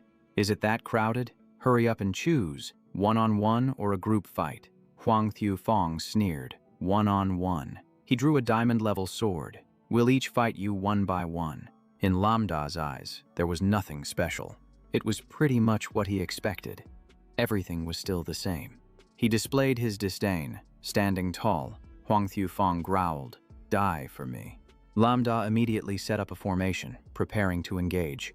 He charged in, blocking a flurry of blows. His speed was so fast that everyone was stunned. Lambda dodged to the side, causing the group to fall into chaos. Then, suddenly, one guy rushed in to deliver a surprise attack, trying to ambush. Despite the strong blow, he dodged neatly. He smirked, thinking that just because there are many people doesn't mean they're stronger. He must use his innate ability to reverse the situation. Watching the chaos he created, they burst into laughter. The little milk drinker, lucky to get this far. Just then, Lambda's weapon emitted a strange cold aura. A light mist swept through, causing everyone to shiver.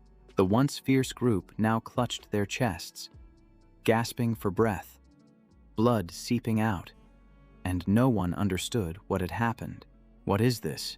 Only Lambda knew. He hadn't even struck yet, but the reverse healing had stripped away the golden level equipment's defense.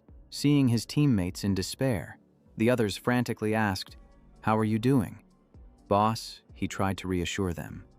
"I can still hold on. Forget that guy's move. He's just a pastor. We have the numbers, all dressed in gold. Let's charge in and knock him away." The rest responded in unison, understood, and rushed in from all directions. Iron Fist, Flying Kick, Blazing Fire Cannon, Heavenly Leaf Heavy Harmony. Watching that reckless move, he just smiled lightly. A voice rang out. "The divine constellations are reversing." The others stared in disbelief. "What is this? What is happening?" Lambda activated the fall of heaven and hell. The momentum surged, causing everyone to panic. They fled in chaos but were too late. One by one, they fell, still unable to believe how quickly they died. Then a mocking voice rang out. "Relying on money is definitely better than relying on people." It turned out that Huang Thu Fong was bragging.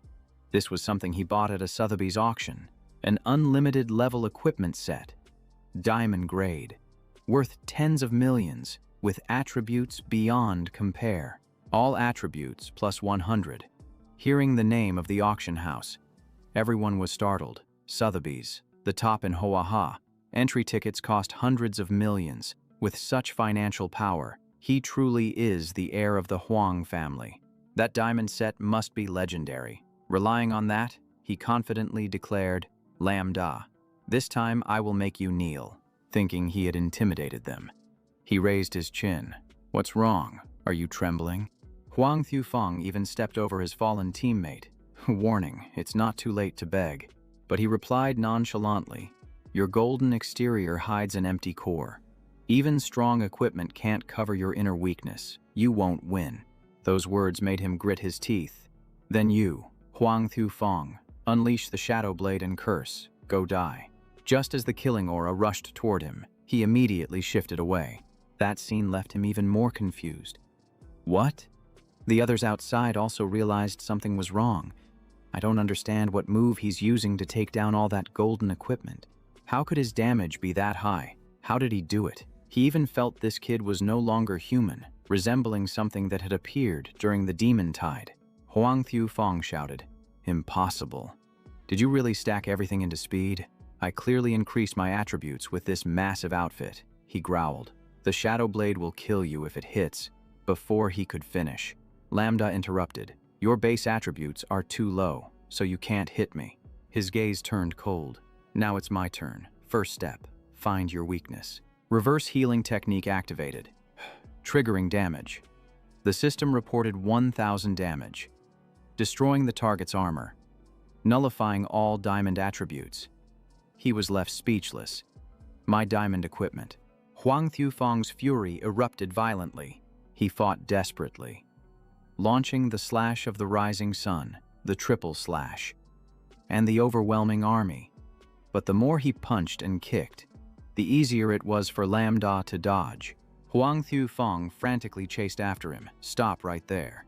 Suddenly, his eyes narrowed in pain, and he fell to the ground, crying out. "It hurts so much. What kind of move did you use on me?" Lambda replied briefly. "Correct." He affirmed, "With no combat skills like you. My normal attacks can pierce your defense. Now, you can surrender. Sign the agreement. Say, I, Huang Thu Fong, voluntarily give my diamond equipment to classmate Lambda as an apology and promise not to repeat this." What? Losing in such a humiliating way. And he still tried to retort. "Are you dreaming? Don't even think about it." But before he could react, he felt another wave of pain. Lambda smiled. "The cooldown is over, so your overpriced defense is useless now." He shouted, "You bastard! Dare to threaten me? Take this." Cornered, he unleashed the Heavenly Horse Meteor Strike. A massive collision erupted, and Huang Thu Fong laughed triumphantly. "You trash. You're done." But immediately after, his body froze, writhing in pain. Lambda stepped out from the smoke, snapping his fingers. The reverse healing spread out, and his body immediately surged with energy. The mist is slowly recovering bit by bit. Huang Thu Fong cursed. "Damn it, this is really scary. If you make a move, or rather, my dad, won't let this go." Lambda coldly replied, "I hate being threatened the most." The new formation activated, the reverse healing spell unleashed, and as the strategy unfolded, Huang Thiu-fong screamed in pain.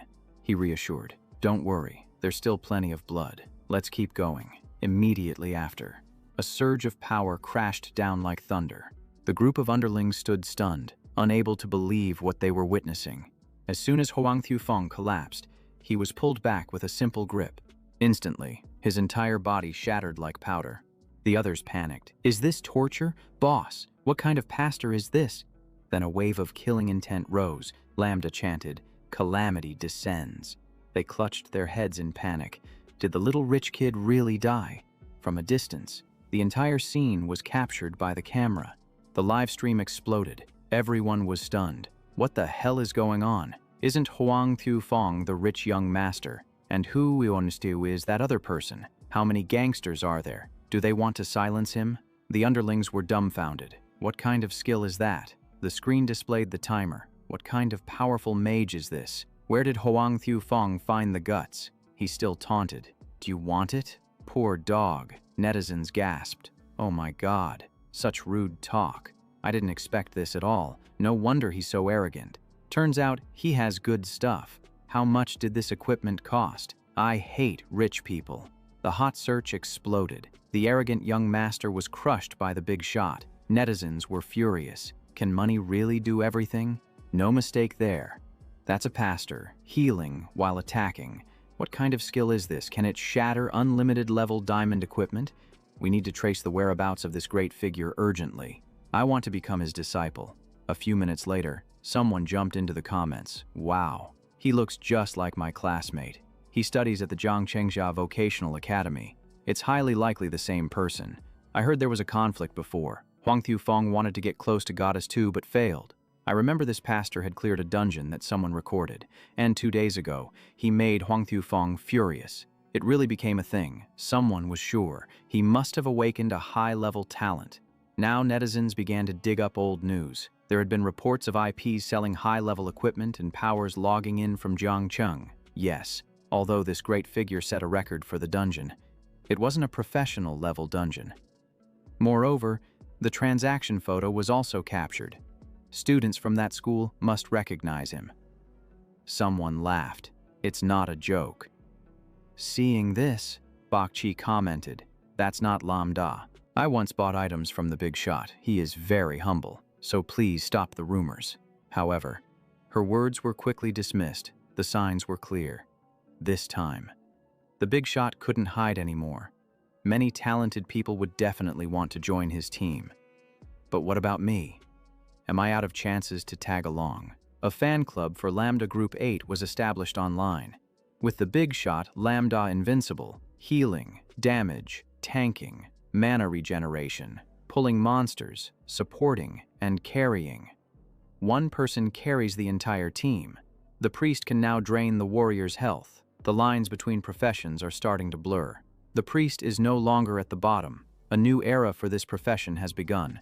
A new career trend is rising, breaking the boundaries of talent and resources. Online, Huang Xiaofeng is being severely boycotted.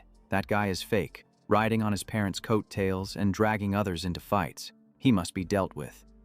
Young Master Huang looks down on commoners and has finally met someone tough. His arrogance has revealed his useless nature. His father is Huang Tiantian, a high-ranking official in the Alliance of Professional Gamers, and he will surely climb into the alliance thanks to his father. Social media exploded, collectively opposing people like him entering the alliance. Like father, like son. Calls for him to be ousted grew louder. The Huang company faced backlash that could lead to bankruptcy. Sites were rotten to the core. Netizens demanded the alliance take action. The news was also reported on TV, and Huang company's stock plummeted.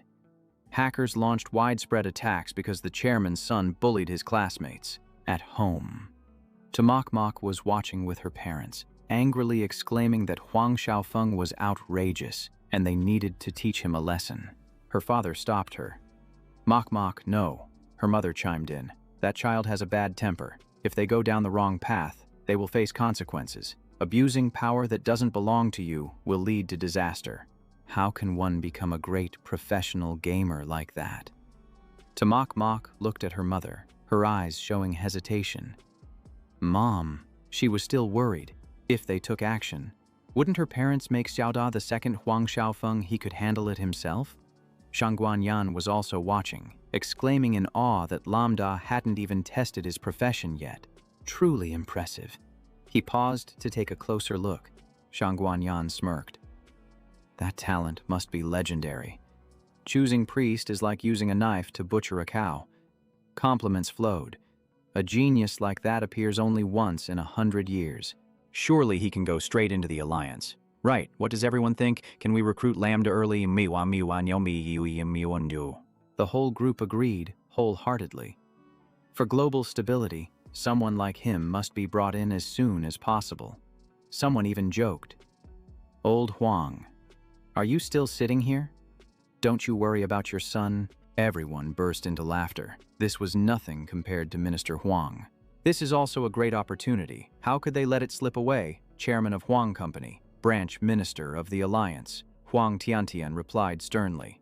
I am handling things at the company. The compensation plan for Lambda is ready. As a bad father, I apologize on behalf of my son. I have sent someone to meet him.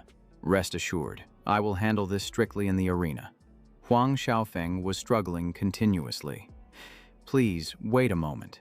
Now he was begging. Lambda, please go easy on me. He was surprised when Zhao Kaiheng rushed over from afar to report. Chairman Huang wants to talk. Seeing this, Huang Xiaofeng laughed maniacally. My dad is here. You're done for. Just wait to die, kid. In that situation. Lambda smirked. Chairman Huang wants to pressure me. Then he should come himself. The other person hurriedly waved his hand. That's not it. The Huang family is ready to compensate. Uncle Huang wants to apologize to you directly. Watching this, Huang Xiaofeng glared, bowing his head to this poor kid who was unbearably cheerful. Is he crazy? My ears are ringing. What, my dad wants to apologize to him? What nonsense are you talking? Huang Tiantian connected and immediately took all the blame upon himself.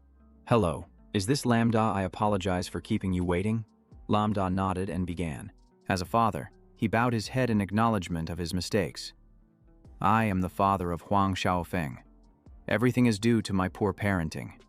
He continuously apologized. I am very sorry for causing you such great trouble. Lambda politely replied. You're being too harsh, uncle. Huang Tiantian took responsibility for his son, saying that mere words were not enough. I want to meet you directly to apologize and compensate, within what I can do.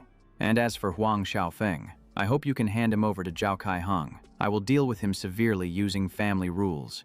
Huang Xiaofeng was furious, unable to accept it. Meanwhile, Lambda smiled and agreed. If you are sincere, I accept. But the compensation needs to be specific and clear. Your request, I want 3 sets of unlimited level diamond equipment, including priest, mage, and swordsman, plus 5 million alliance currency. Can you manage that? Uncle you, Zhao Kaiheng was flabbergasted. What 12? His face turned pale. 3 sets of unlimited level diamonds, 3 different professions. The entire country probably doesn't have enough. Huang Tiantian hesitated slightly. If you really need 3 sets, it might take a few days. We are short on stock. Rest assured, I will send someone to the secret realm to farm the items. The Alliance is also ready to provide additional resources. At this point, Huang Xiaofeng had been placed in a care vehicle. It was truly troublesome to clean up the mess he created. Zhao Kaiheng found it strange and turned to check the rearview mirror. There were indeed electronic devices in the distance. The camera suddenly stopped. Someone poked their head in and said, "Thank you for watching. Chairman Huang has directly apologized and discussed compensation. For details, please tune into the official stream tomorrow. Thank you." Lambda was also taken aback. The Alliance has noticed him already. Have they discovered that his talent exceeds the norm? As for Huang Tiante, he added, besides that, I can offer you the resources of 50 secret realms around Jiang City, excluding a few rare ones. Jiang City does not belong to me alone. Despite the complex intertwined forces, He still smiled reassuringly. It's okay. As long as we win, that's enough. The members of the Alliance were astonished to hear this. 50 secret realms in 1 month. What new profession could achieve that? Finally. He nodded. All right, bring your teammates tomorrow night. I'll treat you to a meal. Regarding the online commotion, Lambda added, I will clarify with the profession faker. Tomorrow's meal with Chairman Huang will surely be hard to sit through. Huang Tianti frowned. Has this young man thought that far ahead? He chuckled. Let's do it that way, he thought to himself. This kid's future is indeed bright. After ending the call, Lambda turned off the phone. He handed the phone to Triu Kai Hung. Out of respect for you and Mr. Huang, I'll let it slide today. But don't let it happen more than 3 times. The other person hurriedly accepted. I understand. The Huang family is also complicated. Extreme circumstances can easily distort a person. There are many things. Lambda interrupted. I don't want to hear about Uncle Huang's family matters. If we are not close, let's not talk too much. Triu Kai Hung sighed in relief. Thank you for your understanding. The next day, at Ngochi Lan restaurant, the top one in Jiang City, it officially achieved 5-star status. The restaurant is highly rated due to chefs gathering from everywhere. Its strength lies in personal experience, whether for one person or a group. There are private rooms available, ensuring no moment of enjoyment is missed. Even ordering the cheapest dish comes with the highest treatment. Upon arrival, Tamak still felt uneasy. Although Huang Tiante had streamed an apology, he remained cautious during this banquet. He patted her shoulder reassuringly. Don't worry, it's fine, understanding in his heart. That formal apology was because he saw her potential and wanted to befriend her first. As soon as they entered, the staff immediately greeted them warmly. Mr. Lam, this is room 888 reserved by Mr. Huang. Please, come in. Inside, Huang Tiante was already waiting. Lambda, you all have arrived, please take a seat. He introduced. These two are Tamak and Bakchi. Right. Both nodded in confirmation. Huang Tiante warmly invited them to sit down. Yes, thank you. You can bring the dishes up now. Please, he said. 3 of you, allow me to apologize on behalf of my son, Huang Tufeng. I apologize for not teaching him properly, allowing him to act inappropriately like that. Hearing this, Tamak was quite surprised. She didn't see him acting superior at all. Bakchi was also surprised. She didn't expect the head of the Huang family to be so amiable and humble. Everyone was taken aback by his attitude. Lambda agreed. Parents who love their children think long-term. Here is the chairman of Huang Corporation, yet he is willing to humble himself for his child. He spoke up. I understand Chairman Huang's intentions. If Huang Tufeng recognizes his mistakes and corrects them, I will let the past go. The two shook hands amicably. At that moment, a bodyguard entered to report. Boss, the items have arrived. Should we take them out? He nodded. Yes, let them see. The bodyguard brought out the items. Yes.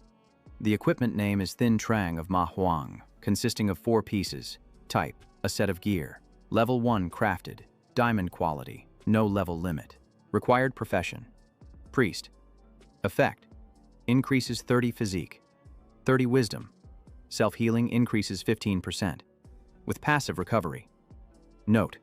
When hit, it will recover the amount of damage taken. Cooldown 10 seconds. Especially increases 50% self-healing. Looking over, A&H Lian exclaimed. Diamond equipment is indeed top-notch, and it matches the set currently in use. Adding health and survival is simple, yet powerful, if calculated. The damage reflection doubles. Lambda smiled in satisfaction. I am very pleased. Bakchi couldn't hide her emotions either. Thank you. Tamak didn't expect such generosity. The diamond set of 4 pieces with no level limit, given all at once to 3 people. The Huang family is serious, not just for face, she replied. The equipment is excellent. Thank you. Uncle Huang. We accept. The onlookers were also stunned.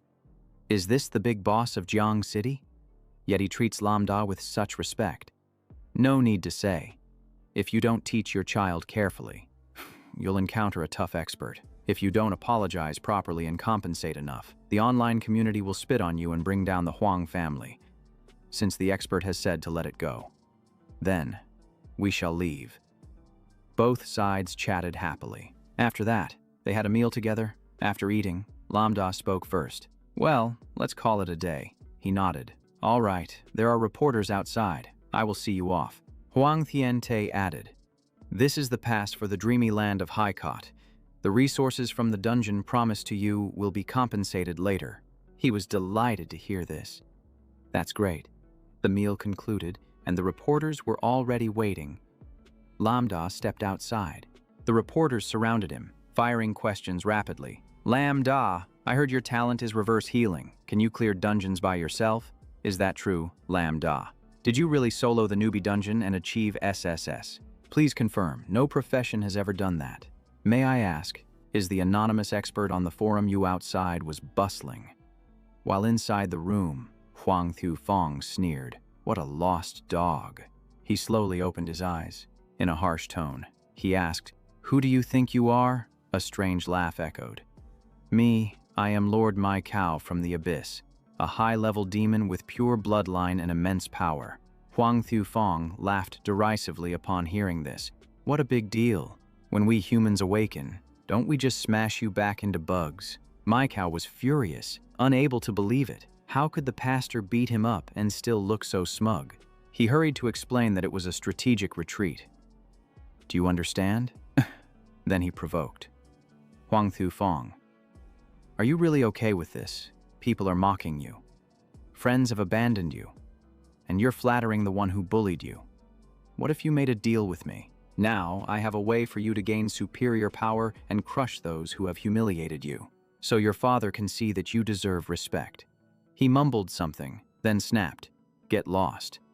This time I'll let it slide." He roared, "I, Huang Thufeng, am a genius. I don't need pity from a bug like you. What power that's for the useless ones to use." Mai Kao was so angry he wanted to kill him right then and there, but he had to remind himself to hold back, all for the KPI. After some thought, he decided to retreat. In short, whenever you come to your senses, just call my name, Mai Kao, and I will immediately appear, granting you the power of the Abyss, leading you to become an evil being without fear. In the secret realm of Haikot, levels 6 to 10. Difficulty level Dream of the Abyss. Standing in front of the dungeon gate, Lambda asked, "Bai Chi, how many more times can you use your talent?" A brief summary: this is the land of Haikot, where deathly energy envelops everything. Entering awakens the army of bone spirits, who will see the living as a delicious meal. She immediately replied, "One more time." "Before. I used it once in 2 dungeons." He sighed. "Then don't use it yet. Save it for later. Even though it's the Dream of the Abyss dungeon, I have diamond equipment. The strongest platinum drops here aren't worth much. The Huang family promised to give us better dungeon resources this week. They will open the level of the Annihilation dungeon for us. Right now, we just need a transitional weapon. Even if it doesn't drop anything good, we can still sell it for a decent price." Finally, he concluded. "This time we have 3 goals: gain attribute points, unlock a platinum weapon, and push our power to SSS level for the Dream of the Abyss. You all watch closely. I will do it this way." Tamak Mok winked happily. "Okay, I'll only step in when you're about to lose." The 3 of them immediately entered. The system announced, "This dungeon is referred to by class changers as Bone Soup.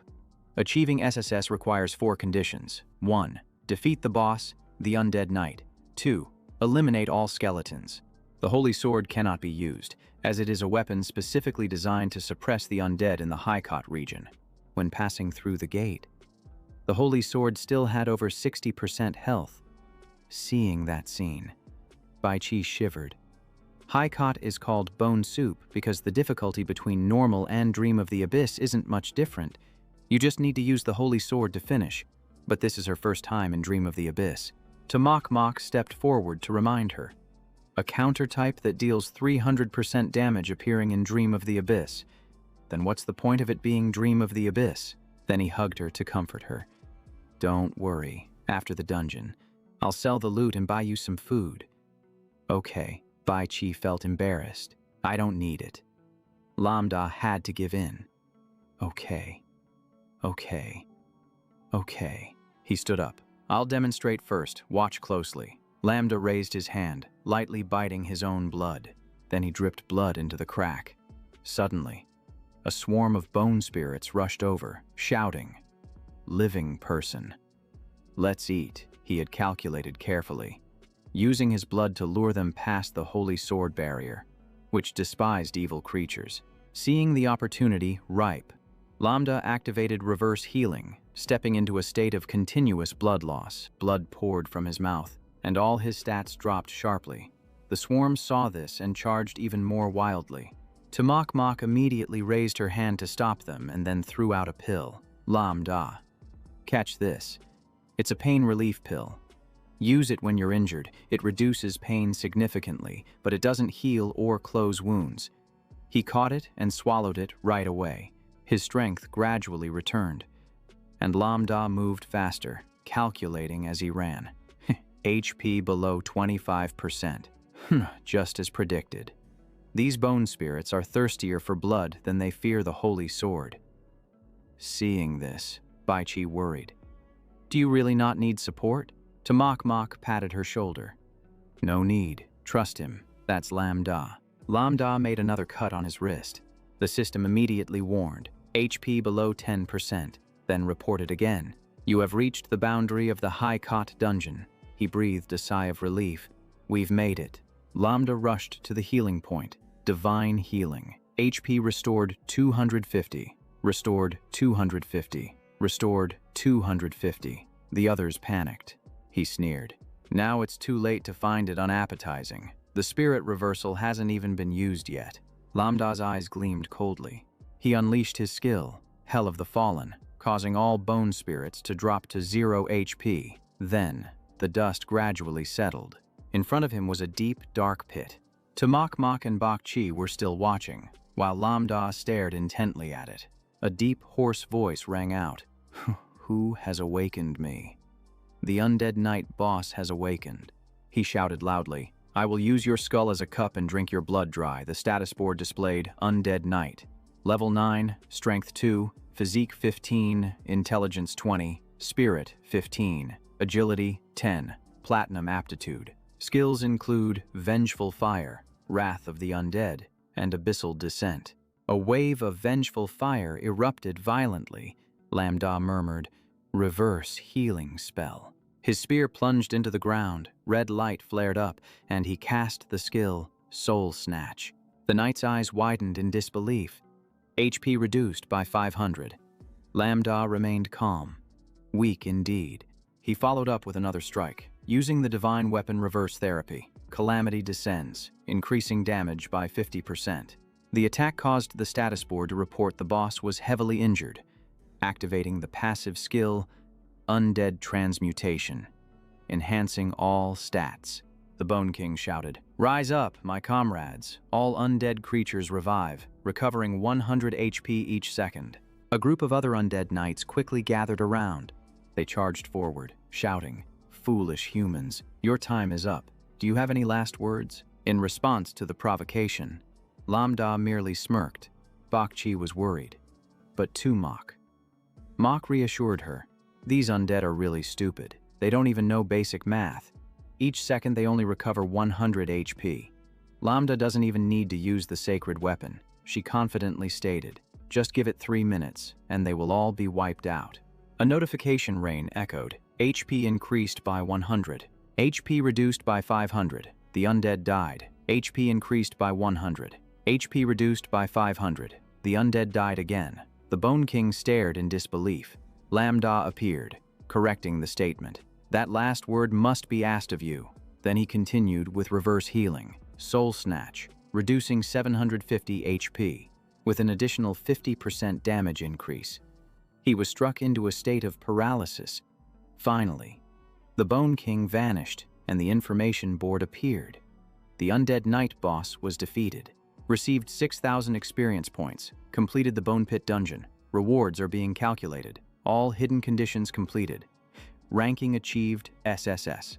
Received the Golden Sun treasure, Platinum 11. Lambda leveled up, reaching level 8. Name Lambda, profession priest, level 8. Energy 10 plus 20, physique 10 plus 20 plus 30, intelligence 42 plus 20 plus 30, spirit 10 plus 20, agility 10 plus 20 plus 20.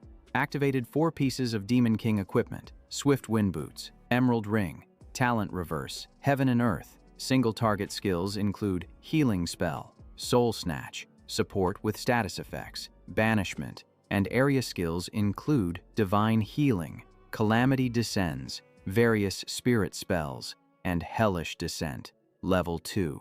Tamak excitedly praised, "Lambda is really impressive." "That's great." A surprise notification appeared. Tamak and Bakchi did not register any exceptions or movements. Checking conditions. No experience rewards yet. She widened her eyes. The final mission was completed, protecting the sacred sword throughout the dungeon without letting it be attacked by the undead. Receiving the only reward, the stone sword key, opening the portal to the secret kingdom replica. The undead pit dungeon can be opened when conditions are met, with the highest difficulty being genius level. Bakchi trembled upon seeing the rare item. Key. The genius level dungeon key. I can't be mistaken. Right, the system asked further. Do you want to activate the Golden Sun treasure reward? Tamak suddenly remembered. In the Bonehead Stairs dungeon, there is still a secret key that no one has opened yet. He nodded. Personal items from the secret realm can only be used once, unlike regular dungeon keys. Once used, both the key and dungeon disappear, along with the rewards. Because of this limitation, it is a highly valuable strategic resource, rarely seen by newcomers, usually only encountering common-level dungeons. Additionally, there are higher difficulty levels: Nightmare, then Disaster, Harm, Catastrophe, Calamity, and Execution, the highest common dungeons. Secret realms used once are extremely rare, all controlled by professional forces. Bakchi's eyes lit up. So at the same level, the rewards from a one-time dungeon are even more amazing than usual. Right. Tamak smiled and nodded. Yes, many times over. And moreover, it guarantees a unique reward for the worthy. But Lambda hesitated. Wait, no professional has ever maintained the sacred sword HP above 100% after achieving SS. She didn't pay much attention, pushing him along. Forget them. Open the treasure quickly. Let's see if the great Lambda will bloom. Lambda had no choice but to nod. The lock opened. The platinum-level treasure chest opened, receiving 10 free attribute points, obtaining the platinum hunter's ring, and the stone staff. Continuing to open the treasure, gaining another 10 attribute points.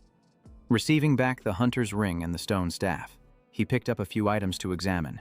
They weren't suitable for a priest, but that staff. Mok, don't you need a new weapon? Tamak smiled awkwardly. No. 10 free attribute points are already enough of a gain. Lambda then added. Intelligence plus 10. Totaling 52 plus 20 plus 30, he suggested. You take the staff. It should suit a master of the earth element. After completing the mission, she asked, what should we do next? Lambda replied. The 3 of us lead in equipment and stats for the profession test. Let's repeat it once more, and we can reach level 10 right away. The 3 of them continued to move to another area. As they walked away, Lambda immediately asked if the 2 could solo the Bone Pool land, just like he did earlier, even though they weren't at SS yet. Getting an S was enough to level up. Bakchi nodded, saying, I can do it. Suddenly, someone rushed past them. Lambda quickly shouted, Stop! It's dangerous! The scene before them left both of them stunned. Tamak screamed, Bakchi, someone has taken her hostage and is laughing coldly. He growled, You have the stone sword key, right? I'll give you 15 seconds. If you want to live, hand over the key. The 2 immediately tensed up, their faces filled with caution. If not, your little teammate will... At that moment, Bakchi exploded with anger and reacted fiercely. She forcefully pushed him away, saying, Why should I hand it over to you? At the same time, his accomplices behind him smiled sinisterly. Bakchi realized this and quickly turned to run. Unfortunately, She couldn't block the attack from behind.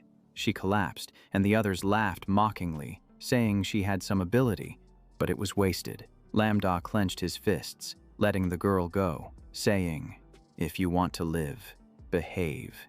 The leader refused to back down, sneering, "Don't be so fierce. I actually like strong types like you."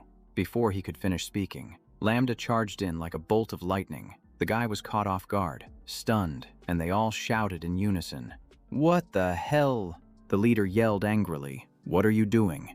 Didn't I tell you to stop?" The purple-haired guy shrank back, trembling. How can a kid under level 10 be this strong? They were overwhelmed by the killing intent and couldn't resist. Lambda coldly shouted, "Get lost, who gave you the guts to steal from me?" The guy in the cloak remained arrogant, saying, "Just wait until you regret it in hell." The others chimed in, "Second brother, don't let anyone survive." The bald guy called out for the deadly Banfai to threaten them. "Kill the kid first. The two girls aren't a concern." Mok was stunned, not expecting him to abandon his teammates so easily. Lambda calmly said, "Mok, Bakchi, step back. These guys smell of demonic tide." In his heart, he knew they were all evil beings who had traded their talents for deep abyssal power. They had sold their humanity and turned their backs on mankind. Lambda then activated his healing energy, reversing the situation.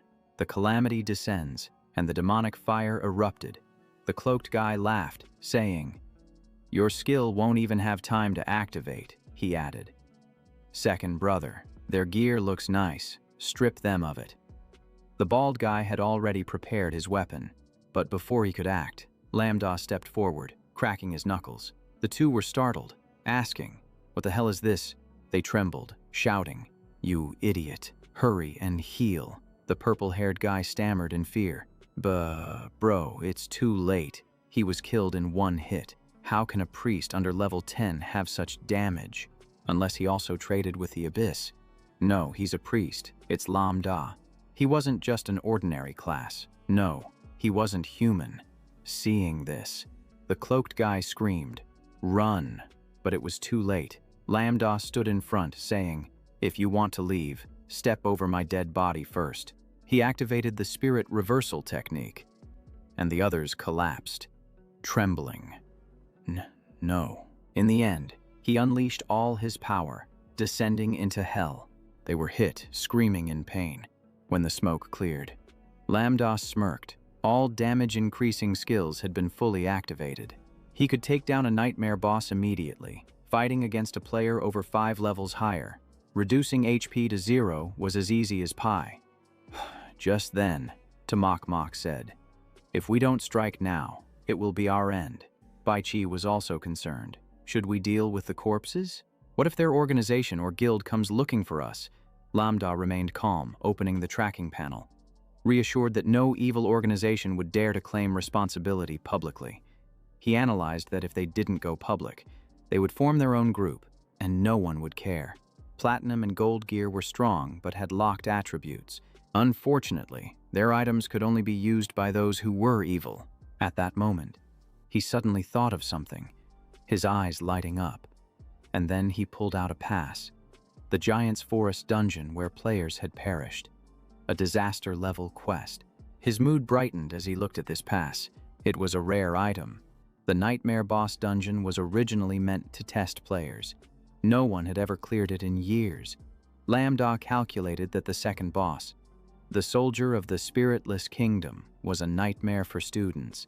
It blocked the path for all players. Even elites had to form teams to conquer the Giant's Forest dungeon at disaster level. Their goal wasn't just loot or experience, but the exclusive reward for clearing it for the first time without taking damage. The key to unlock the Forgotten Lair dungeon. A calamity-level quest. In short, Lambda had a plan, but that was a matter for later. A while later, all three arrived at another location. To Mok. Mok shouted, "It's the Giant's Forest dungeon." She wondered if they could just enter right away. He nodded, waiting for Baichi to finish her cooldown before they could go in. Lambda emphasized that besides reaching level 10 in the dungeon, they also needed to grab the pass for the Forgotten Lair. Level 16. Baichi held his arm tightly. So how do we deal with these evil ones? Burning or smashing them would leave traces, Tamak suggested. How about burying them? An idea popped into her head, if only someone could summon them, using the corpses as food. Seeing this, Lambda quickly reminded her, Hey, let's be serious. He picked up the bodies and suggested throwing them into the dungeon, waiting for the time to end for them to disappear. Tamak clapped in approval. Great idea. I didn't expect the dungeon could do this. Standing in front of the dungeon gate, he raised his hand to check the time. All right, let's head back and prepare. Working while resting. There was also fish to peel, waiting for Baichi's cooldown to end before they entered the Giant's Forest dungeon. Both happily nodded. One day later, at Jiang City, during the meal, Tamak suddenly remembered that since awakening her special ability to prepare for exams, she hadn't had a full meal like this. Lambda reassured her, Don't worry. Today, I earned a lot of alliance currency, and Baichi was carefree, eating to her heart's content. Seeing everyone happy, he suggested, Let's come back here when we have time. She immediately agreed. Sure, but Tamak advised, we should save the money for equipment instead. I'm not a child. I don't need to spend much on eating and drinking. Baichi blushed and quietly said, Big shot. How about I pay for this meal? He laughed and shook his head. Save it for next time. Our team isn't short on funds. Just then, the server approached, saying, Sir, the bill has already been paid by a gentleman. All three were wide-eyed. Lambda looked over there, wondering who this person was. The man immediately stepped forward to greet them. Hello everyone. I am Thangquan Yen, an officer of the Player Alliance, and also the leader of the Lingyun sect. Lambda also stood up to return the greeting. Hearing this, all three were stunned. Tamak even repeated, You joined the Player Alliance first. Lambda quickly explained, I didn't participate in the player competition. Moreover, if I agree without showing my strength, people will suspect I took shortcuts. He concluded, So I will not agree, and I also do not intend to join any sect. Thangquan Yen accepted the cup of tea Lambda offered, smiling as he replied, Actually, I didn't think you would refuse. Indeed, strong people always have their own plans. He wasn't discouraged and continued, I hope to see you join the Alliance soon. If you need anything, just find me. This is the Alliance's wish, as well as my personal desire. The day you come, I want to have a proper duel, Lambda replied. No problem. Lingyun sect, he thought. This person is interesting too. On the second day, at the Huayuan Academy, Lambda spoke up. The challenge begins. Baichi immediately reacted. Here we go. The system announced. You have been granted an unknown power, gaining the attention of the goddess of luck. Each time they clear a dungeon, they receive a level-up treasure. The effect lasts for 24 hours. Lambda took out the artifact to activate it, using the transit pass to unlock the teleportation gate to the Giant's Forest, where many had lost their lives. The server operated at full capacity, confirming the request to open the teleport. The secret dungeon has opened. With a disaster level announced, they are about to enter the forest. Levels 8 to 15. Disaster difficulty. Description: Calamity resides here, and Yumin is the destination. This is the dead land of the giant race. Upon entering, Tamak sighed, saying that this place is a fragment of a large-level secret realm, accessible at level 8, but the difficulty far exceeds that. From a distance, a monster was already waiting. She shouted, It's here. Its name is the Soldier of the Yulin Vong Kingdom. Level 8, Strength 15, Physique 15, Intellect 2, Spirit 12, Agility 2. Golden Talent. Skills include Horizontal Slash, Charge, Jump Slash, and Thrust. Tamak volunteered. Lambda, let us handle these two first. Both immediately activated the life protection shield. She narrowed her eyes to aim and attacked. The monster was hit continuously, losing 150 health 3 times. Baichi was astonished. The damage really was double. On his side, Lambda snapped his fingers to use healing. The clear vision spell, he reminded. Pay attention to the combo of horizontal slash and charge, sitting back and observing. He felt more at ease. The new equipment was clearly effective. Mok Mok and Bok Chi had become stronger than their peers. The two girls were still fighting fiercely. They coordinated very well. At the right moment, to Mok Mok unleashed the poison bubble attack. Bok Chi supported with the flame slash. The blow caused the monster to explode, but immediately after, the ground shook violently. Both were startled. What was happening? Lambda warned. Be careful. The first boss is coming. The system has recorded its strength. Level 13, Strength 27, Physique 22, Intellect 15, Spirit 18, Agility 20. Platinum talent. Skills include Ambush, Ordinary Light, Protection, Lion's Barrier, Divine Light, and Level 17. The White Knight was continuously being dealt damage by Lambda. Reverse, Celestial Star Magic, Hellish Descent. Mok Mok had no time to breathe. He shouted, "Kill it. It's dead." His gaze still hadn't softened, still filled with killing intent. Be careful. Bleed it out. Inflict bleeding effects. The White Knight appeared from behind the smoke. Bok Chi and Soul Spirit Mok Mok charged in, using poison bubbles and flame slash. They split their attack directions. The boss's health dropped by 800, then 50. The health value continued to decrease. The White Knight was poisoned, suffering consistent damage. With the bleeding effect, health dropped an additional 600. The boss was clearly weakened. The White Knight activated the Holy Light Knight skill, boosting all its stats. Mok Mok was surprised. Is this its fixed skill? Just after losing 1/4 of its health, it entered an invincible state. Bok Chi sighed. The first boss is already this tough. Lambda immediately explained. This skill activates before the knight becomes a wraith. I will lure it. You two remember not to draw its hatred. He jumped to another direction and provoked. Come here. White Knight. He calculated silently. This position is hard to avoid but has clear visibility and a good distance. If it were a real knight, it would definitely throw a spear to attack from afar. The White Knight immediately created a protective barrier. The Lion's Barrier skill, absorbing 300 physical damage and 300 magical damage. It charged its spear toward him, using the Light Spear skill.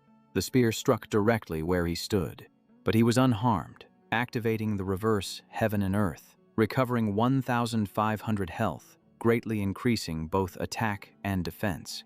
The White Knight was stunned, unable to believe its attack was useless. Lambda slashed directly into its body, using the reverse healing technique to steal health. His foot scraped the ground, pushing it away. What would it do next? Perhaps it would withdraw its spear and switch to close combat. Just as predicted, the White Knight gathered its strength to charge. Using the Knight's charge skill, Lambda leaped up, using the dodge skill to evade the attack. Two forces collided violently. The ground shook. The cleansing spell, reverse, and prohibition. He then charged forward, activating the Swift Stepstone, boosting all stats by 20, an active skill that teleports 10 meters in the designated direction. Seeing the plan succeed, Lambda smirked. Too bad you fell into the trap. The White Spirit Knight still did not realize that he had fallen into Lambda's trap, continuously being hit. His health was gradually depleting. -56, -47, -32. He analyzed that now was the time to strike. After the surprise attack and the Holy Light skill, he had nearly exhausted his energy, now only capable of close combat. After a series of blows, health recovered 500. Reaching the limit, the light skill ended, when the protective layer and barriers were completely gone. Seeing the disadvantage, he turned and fled, but Mok Mok and Bok Chi had created a chain to block the way. It was too late to run. Lambda jumped up, channeling spiritual energy into his weapon, reversing, healing energy, calamity, descending. The strike landed directly on the White Spirit Knight, reversing, divine spirit, condemning to heaven and hell. The White Spirit Knight was completely destroyed, received 8,600 experience points. Lambda leveled up to level 9, Tamok to level 7, and Bok Chi to level 6. Bak Chi was panting. The disaster-level dungeon was no joke, Mok Mok thought. If it weren't for Lam Da's damage immunity skill, then even with diamond equipment, it would be hard for us to survive. Lambda wiped the sweat from his brow, preparing to move on. The second boss was waiting, following the direction of the arrow. They would reach the mountain, but he was surprised, as there were no signposts at all. Suddenly, vines from nowhere tightly bound all three. It turned out this was the teleportation method of the storage-level dungeon. The whole group fell straight into the abyss. Remembering to roll upon landing, or it would count as injury, he immediately activated his protective power. Lam Da created a cushion of spiritual energy to support the entire team, finally preparing to meet the legendary Master Ju, but unexpectedly, someone struck hard at his chest. Moonlight burst, be careful. Mok. Mok shouted loudly. Lam Da. Bak Chi panicked. Master. A strange creature appeared. For unknown reasons, the tip of the sword pierced through his chest, causing him to collapse. It was Master Ju, whom he had heard of for a long time. Cold sweat soaked his forehead. No wonder it belonged to the celestial flower boss, attacking without needing to manifest, dealing damage extremely quickly. Lam Da contemplated whether to use the reverse transfer technique. If he didn't dodge in time, it would be a real disaster. The Dark Master Knight drew his sword, entering battle mode. At that moment, the weapon would automatically be enchanted, causing magical damage. When releasing the incantation, all stats surged. A sword strike rushed towards Mok Mok and Bak Chi. The Moonlight Sword Shadow was an unavoidable skill, hitting the entire backline.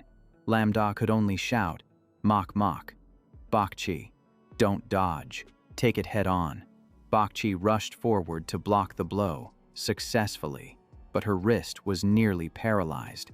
Bak Chi's health dropped sharply. Mok Mok hurriedly ran to support her. She understood that the Moonlight Sword Shadow was not the strongest attack from Master Ju. Mok Mok supported her, putting medicine in her mouth, explaining that this was damage caused by the collision of sword energy. Luckily, they had brought enough medicine. Now they couldn't let Lam Da use the Pastor skill to heal. Lam Da turned around, swinging his weapon, Divine Spirit. He charged forward, unleashing a series of strikes, condemning to heaven and hell. The attacks came in rapid succession. Divine weapon therapy, calamity descending, the boss's health decreased steadily, healing, tactical theft. Mok Mok was astonished. Such a powerful three-hit combo only took 1/3 of Master Ju's health. Meanwhile, all their equipment was top-notch. Unable to stand by, she used the Wood System's poison cannon skill, freezing the boss with Ice System's Ice Wolf. But the knight quickly broke the ice. Lam Da's eyes flashed with killing intent.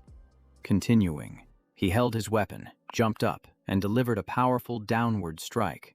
Before he could hit, he was thrown back. The rising dragon slash struck straight into his abdomen. Health points. -157. The knight continued to unleash the three-link slash, but his health continuously recovered. Health points +789.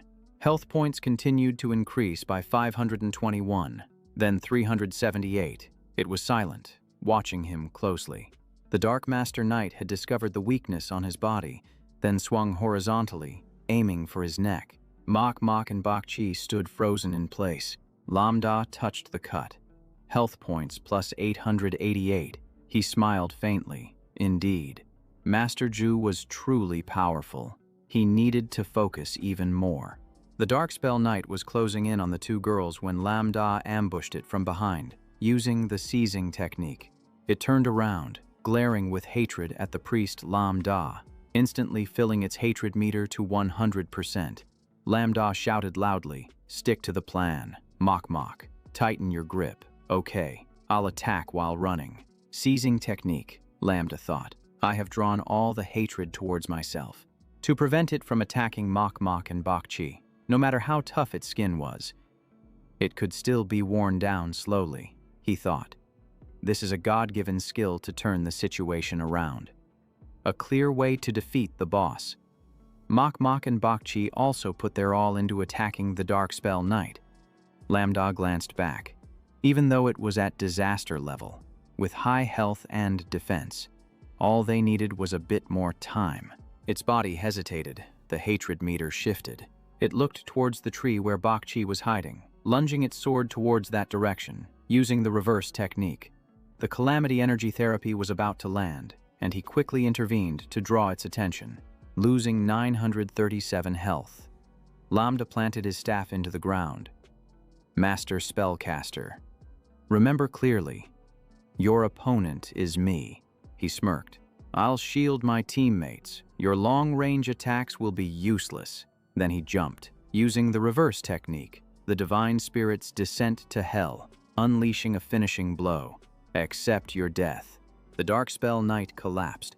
It struggled to stand with its sword, a green light emanating from its body. Lambda was stunned. This is... Bokchi rushed over, defeating the Dark Spell Knight and earning 9,300 experience points. The Dark Spell Knight was removed from the Giant's Destruction Dungeon, and the disaster difficulty was now lowered to Dream level. The Giant of Destruction fell from Dream level to Disaster level, and the system interface appeared, completing the final quest and defeating the boss without taking damage. The reward was the summoning of the Dark Spell Knight, summoning a cursed knight of level 15 gold for 1 hour, skill cooldown after 1 day. She looked at him with admiration. Boss, did you really defeat the Master Spellcaster and even summon a dungeon boss, lowering the difficulty to... He patted Bokchi's head. That's right. This is the result of the whole team, Lambda thought. Just as expected, a boss that hasn't been defeated for a long time won't deal damage upon death. It was a lucky moment, and the accumulated rewards exceeded expectations. The brilliant light caught Mok Mok's attention. Quick, look over there. The system reminded that it wasn't over yet. There must be something even more surprising. Level 19. A line of text appeared. You have qualified to hunt the Forgotten Lair dungeon at disaster level. Lambda and Mok Mok looked at the golden light above. You have qualified to enter the lair. The guardian will open the gate. He raised his hand to collect the item. She forgot. They fought the Master Spellcaster just to gain entry to the lair. But Lambda was still concerned.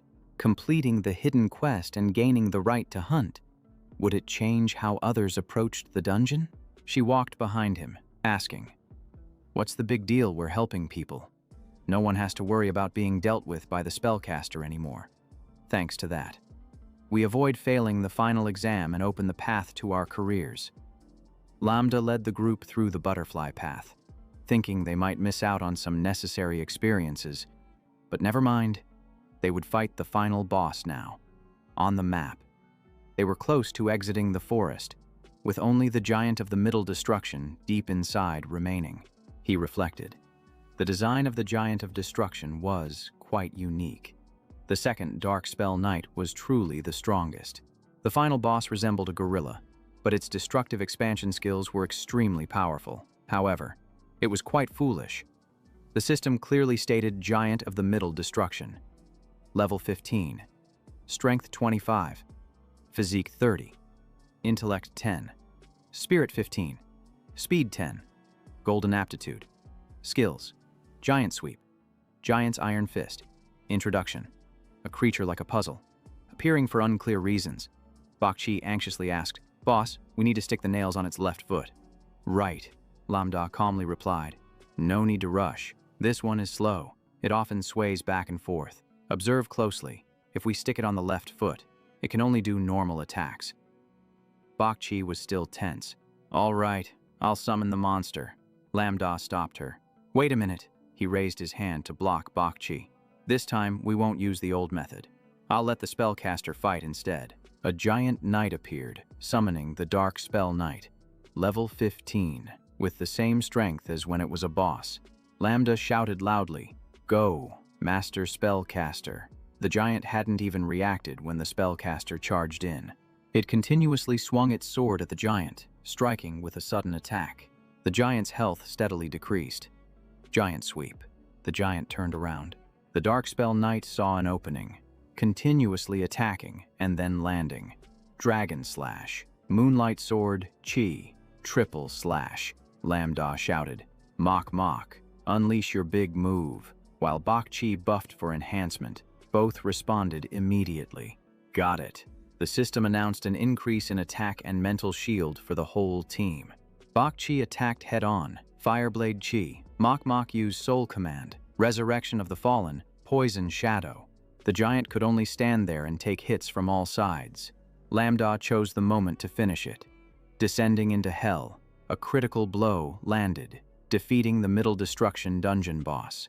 Receiving 8,000 experience points, Lambda leveled up to level 10, Mach Mach to level 8, and Bak Chi to level 7. Lambda was now enveloped in brilliant golden light. Mach Mach excitedly exclaimed, "Lambda, you reached level 10." A few lines of text appeared on the screen. The evaluation showed that the player completed the hidden conditions. The dungeon was upgraded to SSS level. Receiving double experience points, Lambda leveled up to level 11, Mach Mach to level 9, and Bak Chi to level 8. All three leveled up, and the Giant of Destruction dungeon began distributing rewards. A purple chest appeared, thanks to the Goddess of Luck's ability. The chest was upgraded to Diamond level, completing the hidden conditions. Upgraded to SSS, receiving an additional Platinum chest. The system asked, "Do you want to open it?" Mach Mach hugged Bak Chi tightly. Little Bak is the living goddess of luck, a golden fish reincarnated. He chose to open it and said, "That's why I chose her for the team." The treasure chest opened. The diamond chest contained the skill Diamond Sea Tide. Receive the diamond level giant heart equipment. Each person gains 15 free points. A platinum chest also appears. Each person receives an additional 15 free points, along with a platinum level white Spirit Knight chest plate and spear, plus 3 random soul stone items. The system displays the details of each item. The giant heart is an accessory that boosts all stats and grants a 5-second buff skill. The soul stone increases armor penetration and physical attack, while the electric seal paper adds lightning magic damage.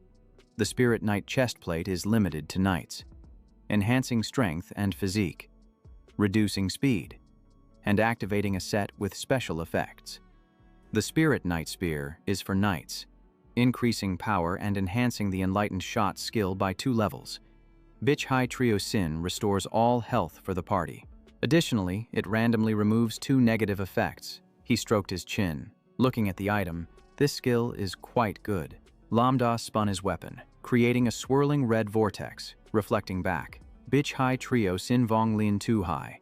Level 1. It summons waves of the undead, dealing 500 damage to all enemies in the area. It does not account for equipment or buffs, and simultaneously randomly removes 2 negative effects. He frowned slightly, thinking that his innate skill of reflection turned the team buff into a strange skill.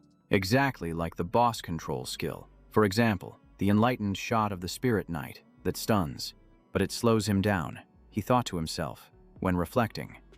That effect becomes a self-control removal, while also increasing speed. Beach High Trio Sin is now a damage-dealing skill. It should have removed debuffs from allies, but now it increases negative effects on enemies. The random effect makes it unpredictable. It could reduce health, lower stats, or even stun. Lambda closed his eyes. After learning the skill, he understood that he needed to practice skills with soul dissolution to establish a control fighting style. 2 sources of power are merging into one, as the introduction of reflection and chaos clearly states. If the innate talent rises high enough, it will change the very nature of the skill. Lambda stroked his chin, smiling lightly. The power to change lies within the existence of his talent. He could change it however he wanted. He turned back to the 2 girls, saying that the remaining matters about distributing items could be discussed later. Regarding the dungeon's difficulty reduction, he still needed to report to the academy and Thuong Quan Yen.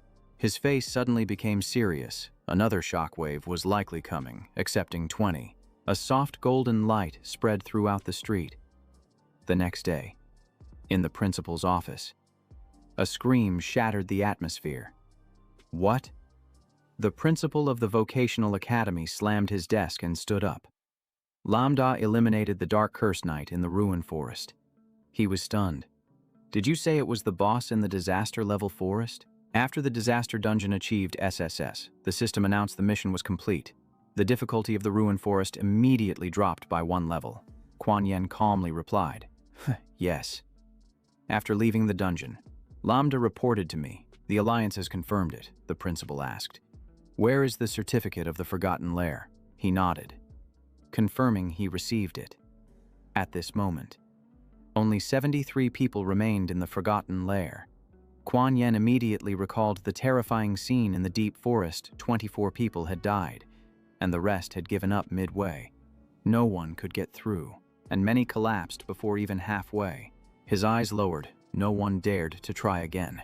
Kuan Yin remembered when he himself had also collapsed. It wasn't that they didn't try, but they lacked the conditions for a second attempt or had exceeded their limits. Seeing Kuan Yin's bitter smile, Tienda placed a hand on his shoulder. They had to wait for him to get stuck at level 15. He absolutely must not level up to 16 before entering. A genius like that. The Alliance would support him fully, but once in the dungeon, he could only rely on himself. The principal laughed heartily. "Truly wonderful, truly wonderful. My academy must thank him." He sighed heavily. The award ceremony must be held. I had previously suggested sealing this dungeon, but it was opposed. Thiente shook his head seriously. Soldiers are precious in their essence. Many students fear challenges, and thus they are eliminated. The Alliance does not support useless individuals. The principal frowned. I was merely lamenting. The Dark Curse Knight has driven away quite a few students from our school. Kuan Yin waved his fan, about to say something when the door suddenly burst open. Mok stood blocking the door, holding out her phone, apologizing to the principal. "Please allow me to interrupt. Lambda's team is in trouble." On the phone was hot news about Lambda on a professional forum. Less than 24 hours after leaving the dungeon, his image had flooded the forum. They dissected every detail, questioning whether he was a fallen one or a genius of dark magic. Mok continued. People analyzed Lambda's attributes, claiming his point allocation and strategy were corrupt, accusing him of dealing with demons, demanding strict punishment. Her voice was filled with anger, to the point that some were scrutinizing every frame in the leaked video. They claimed his talent was absurd, illogical, suspecting he had signed a contract with a demon. Mok's eyes sparkled with fury. Lambda is the Academy's most outstanding student. The future practitioner the Academy has high hopes for. Everyone knows his strength and character. She earnestly pleaded, "Please help Lambda." After hearing this, the principal finally spoke. "Classmate." To Mok, "We understand your feelings." Kuan Yin opened the control panel, checking immediately. A series of articles about Lambda appeared before him. ID God Shi 2, a level 35 member of the Alliance. Below were countless comments debating his abilities. One person wrote, "I graduated from the top academy." Please see the analysis below. Lambda is a fallen one. The so-called talent and genius are merely hype. He wears diamond gear but still chooses to bloom. He does not acknowledge that video as fake. Clearly dealing with demons. I have insider information. His teacher is a friend of my father. His academy is full of doubts. That clip was fabricated. I would rather believe he is a fraud than an evil person. He must be punished severely. Invite him to prove himself. If not, revoke his examination rights. But he is still a student. How can he be judged so easily? One moment they cheer, the next they curse. It's truly ridiculous. Those who have been brainwashed and those who can still think are fundamentally different. The principal stepped closer to Mok, smiling. The so-called teacher is likely fabricating. He proposed that the Alliance, the Academy, and the royal family issue a joint statement. However, public opinion has not yet calmed down. Seeing the doubts from everyone, Lambda suggested, "I want to test the dark magic." Kuan Yin was astonished. Lambda and Thiente held a three-party press conference, refuting the rumors. The initial source also admitted to fabricating it. The alleged deal with demons did not exist at all. A crowd gathered at the Alliance base when Lambda appeared. Questions surged. Lambda. Why do you want to test the dark magic? Is your talent related to evil demons? Does the Alliance guarantee the machines are not tampered with? How can we trust the results? Lambda. You are a pride. You cannot be slandered. Amidst the countless whispers, Lambda truly appeared. It was said that he actively requested to test the dark magic. People looked at each other, their hearts growing cold. His silence sent chills down the reporters' spines. He smirked. If you're so cowardly, don't be a reporter. That statement boosted the students' confidence, pointing directly at the reporters. You were just shouting a moment ago, and now you're silent. The world doesn't revolve around you. The crowd erupted. It's broadcasting now. Watch quickly. Don't argue with him anymore. Lambda stepped into the testing area, and a person approached. Please enter the match and wait for the examination. He took off his coat and calmly replied, Sure. A golden light enveloped him as he began to check the level of demonic energy infection. Checking 5%. The other person looked at him and softly said, Actually, there's no need to do that. Some people can't handle extraordinary individuals. His gaze darkened. Most experts believe in your strength. Lambda didn't care. Actually, I find it quite interesting. The machine beeped, indicating a test level of 15%. He continued, I don't care what they think. I'm just afraid of making those who believe in me worried. The other person nodded. Got it. The machine beeped again. Reaching 50%. Another person stepped forward. We hope you get a good result.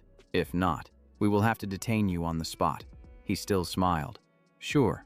The test was nearing completion. The machine showed 85%. The atmosphere was tense. 100%. But Lambda remained calm. The machine displayed demonic energy infection, 0%. No demonic contract. When they saw Lambda was clean, everyone breathed a sigh of relief. Great. I will print the report for you right away. The reporter stared at the screen in shock. What, not infected at all? How is that possible?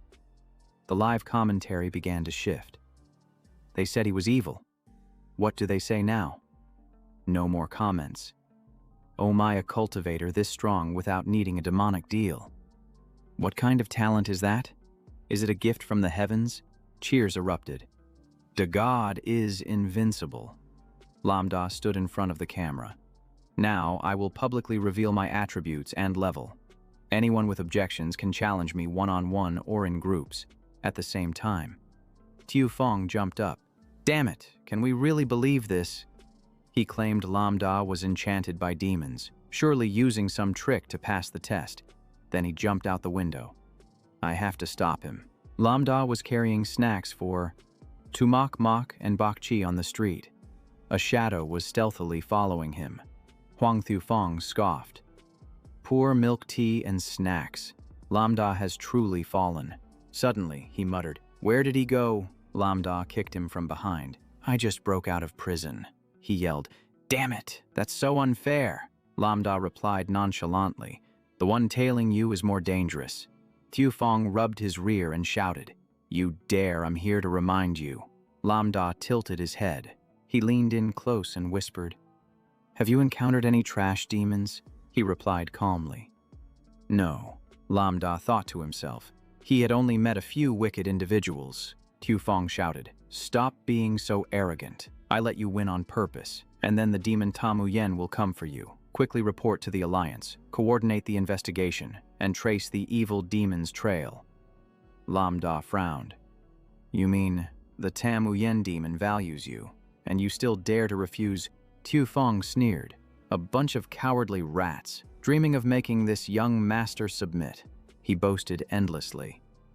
I am Huang Thufeng, born to be the best in wealth, beauty, and strength. What do I need a useless person like you to prove? Lambda was speechless, thinking to himself, definitely the best.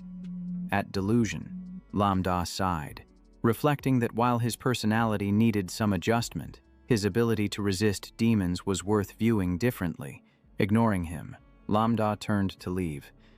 I hate the Tamu Yen demons, and my talent is something they can only dream of touching. You know that, Tiufong shouted from behind. What do you mean, Lam? Wait, I will report. Looking at the calm sky, Lambda calculated that it was best to call Hoang Thien Te to lock him up for peace. The phone in his pocket vibrated, and he opened it to find a flood of messages. Lambda. Da God.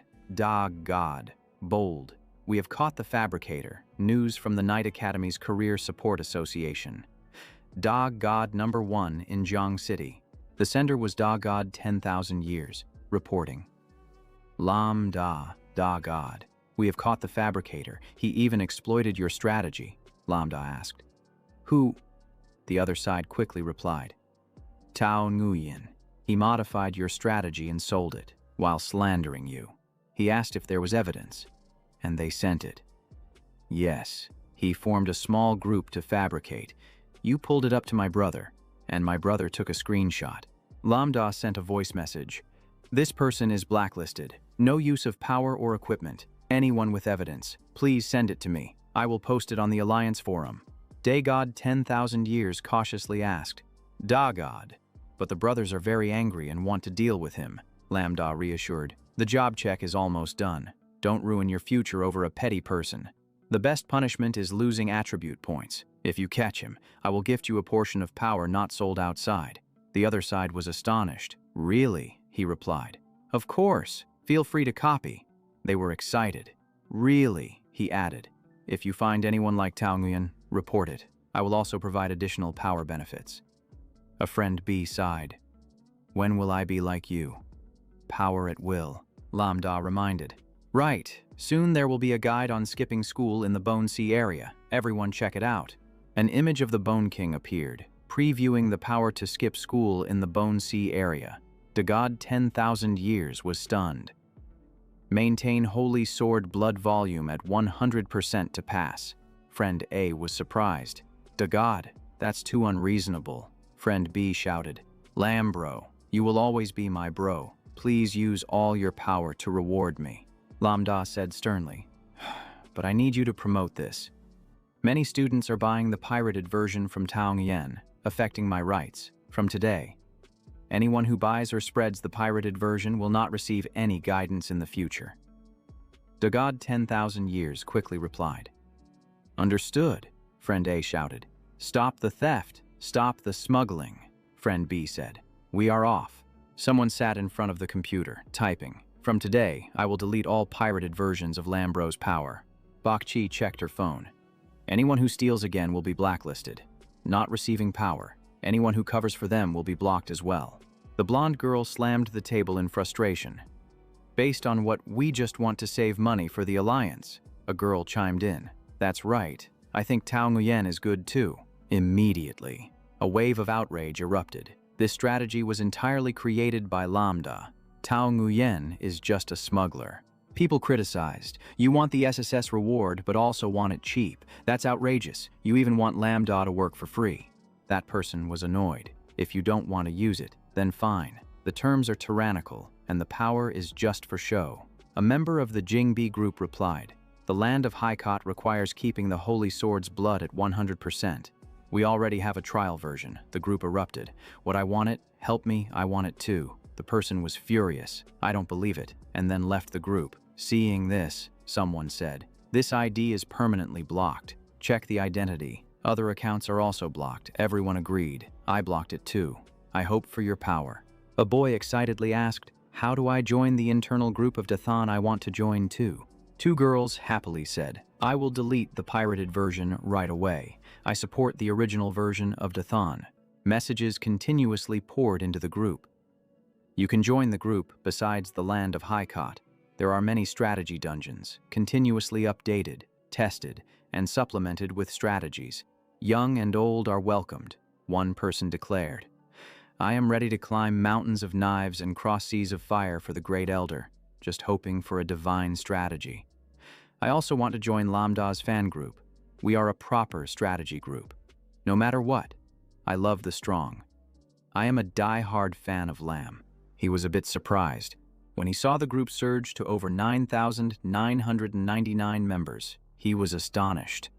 Why are there so many? Lambda sighed. Dealing with petty people sometimes requires hitting the right weak points. Poking at their greed is always more effective than a fist. This way, income stabilizes, and there's no worry about bad competition. He finally returned home and immediately opened the system. If that's the case, he adjusted all the data and equipment. The attribute panel now displayed complete information.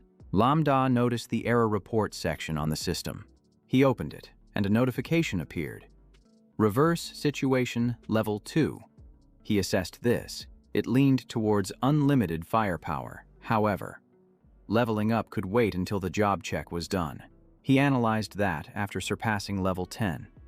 With luck and free points, his intelligence was nearly 150.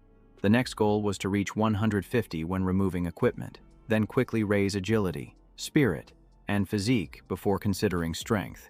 His secondary attributes were still among the top students.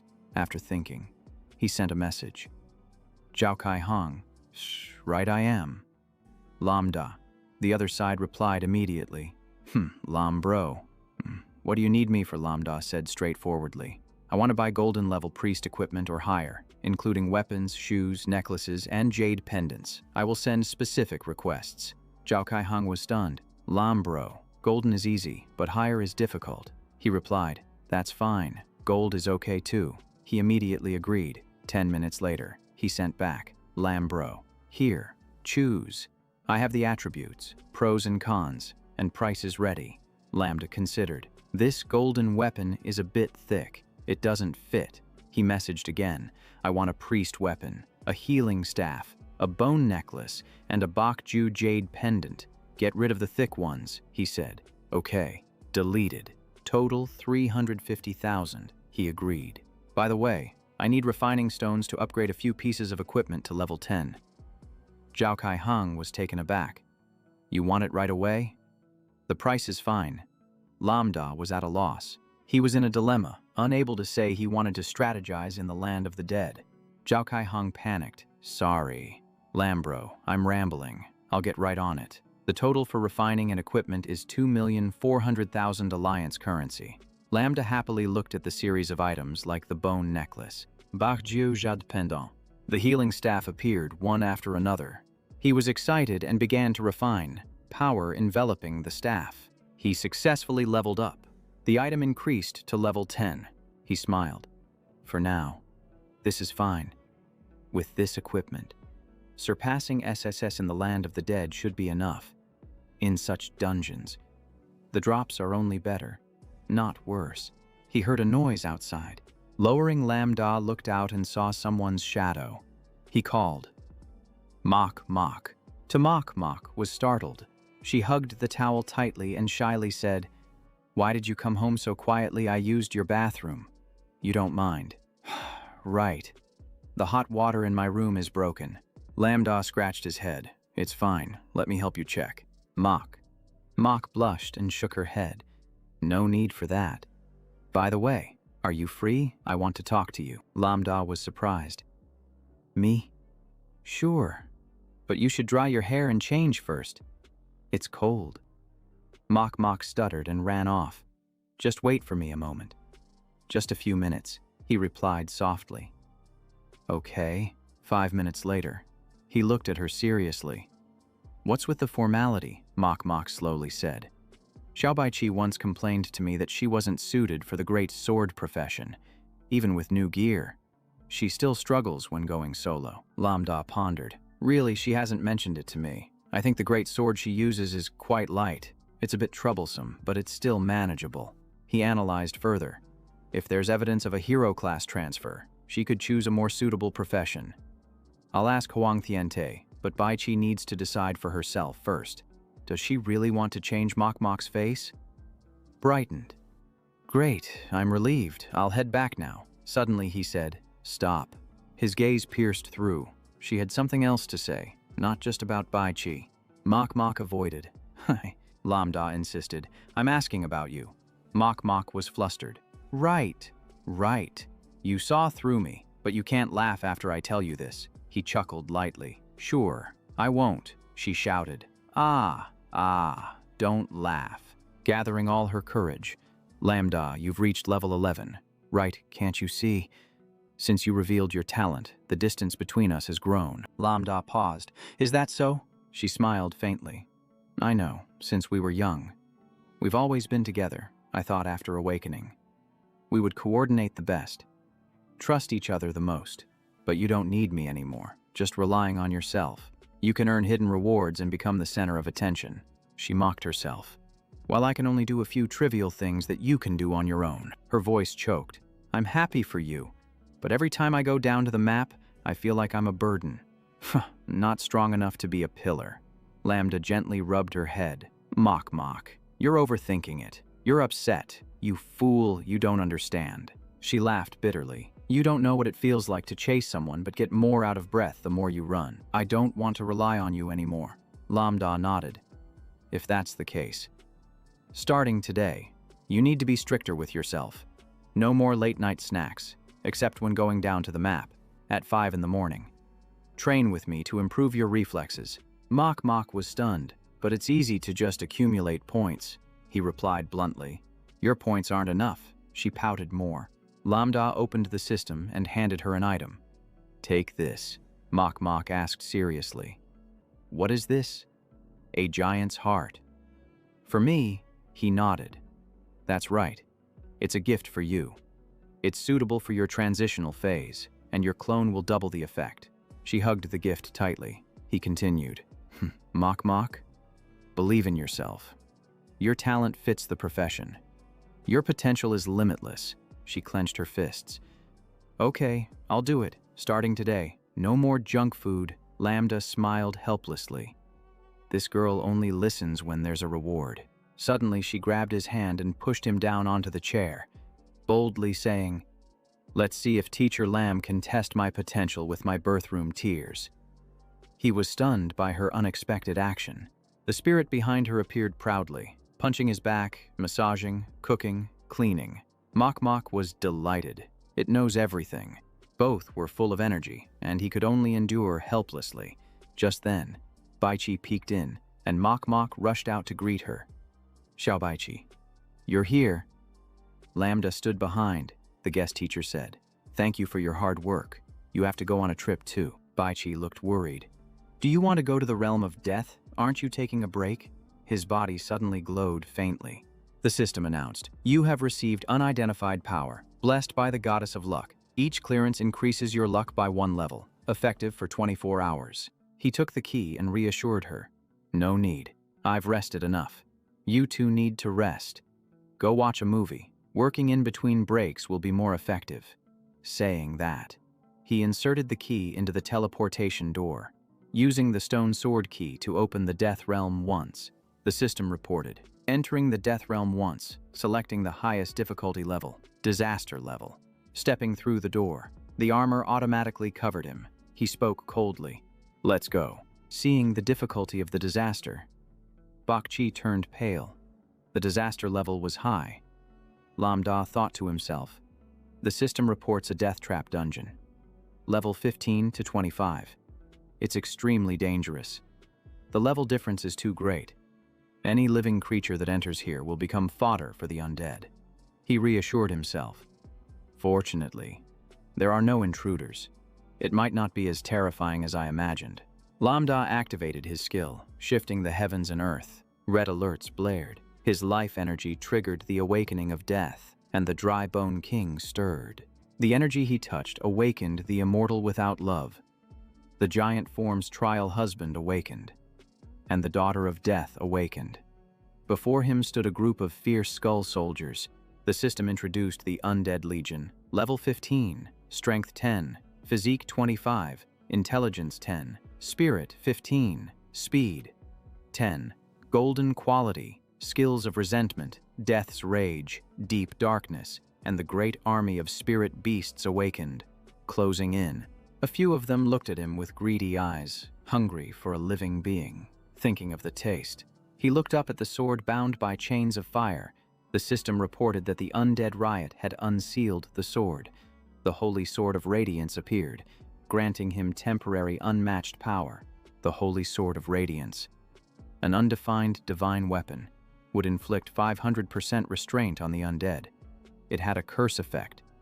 reducing damage by 50%, along with divine flames. In a large area, he paused, realizing, this holy sword is just the lazy fighting method of the bonehead. Lambda thought to himself, of course, I can't use it. Before him, a notification popped up, clearly stating the conditions to clear the death trap dungeon. 1. Survive for 2 hours surrounded by the undead until the summoning team arrives. 2. Defeat any boss, achieve any reward, or complete 3 special requirements: kill all secret realm bosses, eliminate all spawned undead, and clear out all creatures in this area.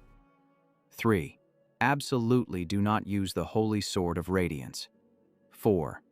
Complete all 3 initial tasks before the summoning team arrives. 5. Unknown.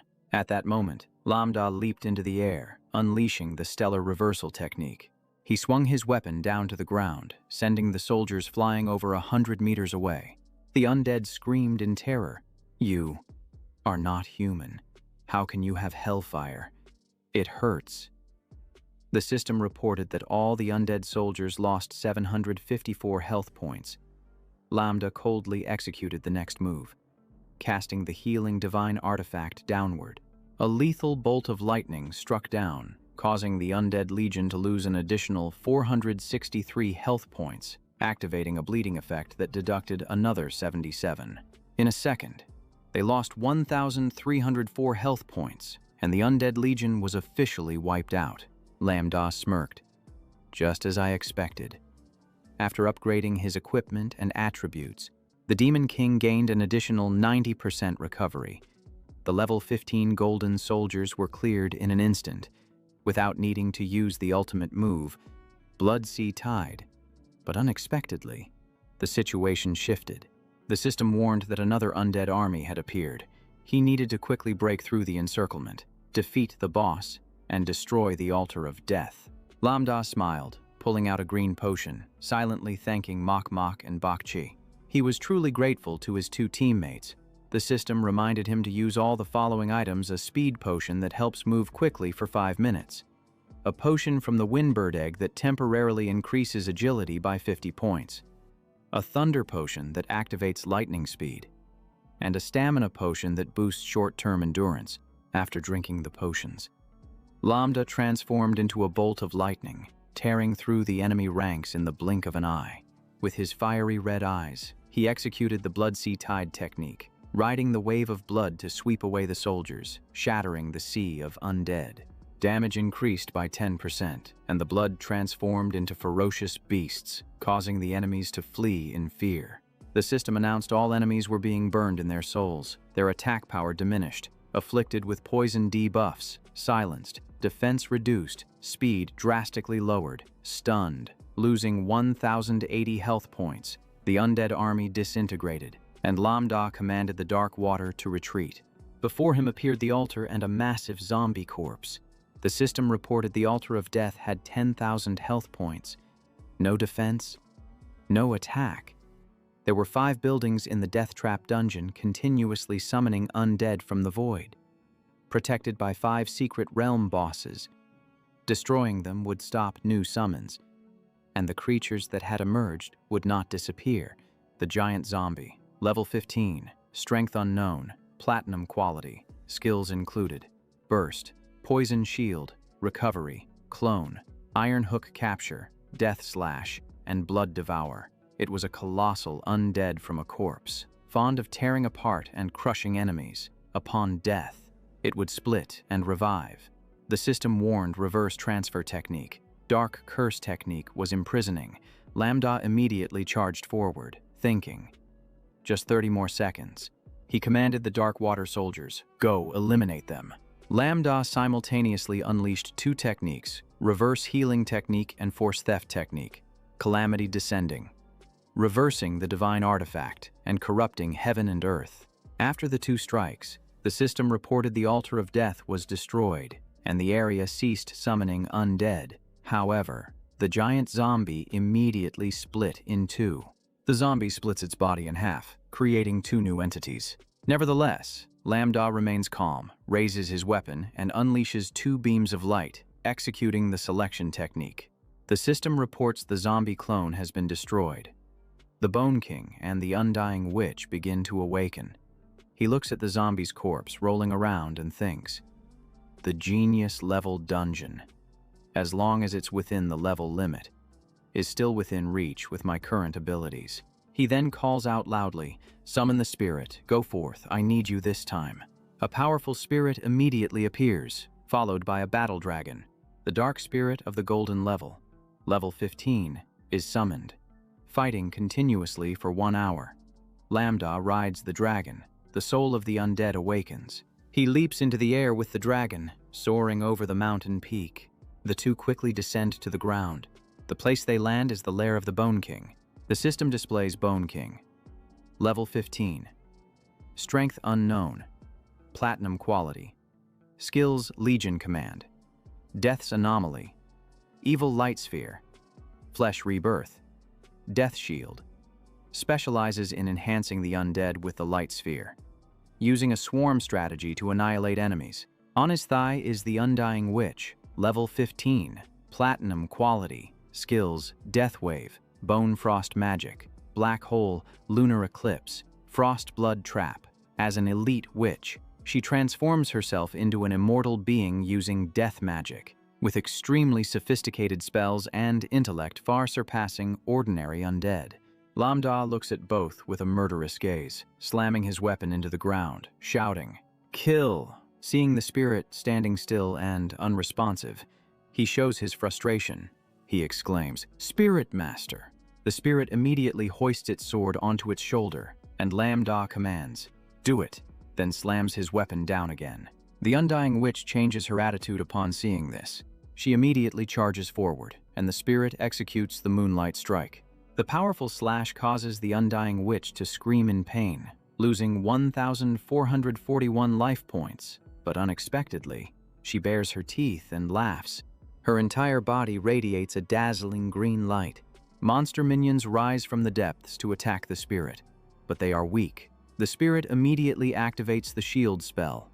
This shield absorbs all magical damage, counterattacking everything for 3 seconds.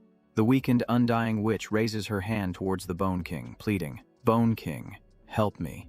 Just as he is about to stand up, Lambda silently approaches from behind, hearing the noise. The Bone King turns around in shock. Lambda braces his staff, calls forth the black water, and says, "Your opponent is me." Then he unleashes the technique, reversing the Emerald Sea, Tide of the Undead. The black water quickly constricts the Bone King, and the system notifies he falls into a state of desiccation, losing 999 vitality, severely weakened.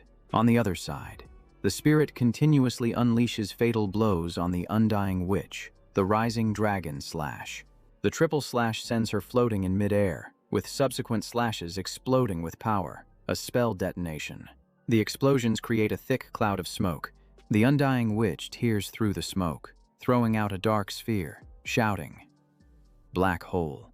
But the spirit easily dodges and then glances at the Undying Witch. She laughs maniacally, gathering energy to create a gigantic ice sphere, Bone Frost. The monk did not hesitate, swinging his sword to cleave the immortal fiend in two. With a Moonlight Strike, she had no time to react, only able to scream, "Min Vuong, at the bottom of the abyss, I will exchange my soul for yours." Even as her body began to disintegrate, she still mumbled her last words, wishing for her foolish enemy to descend into hell forever.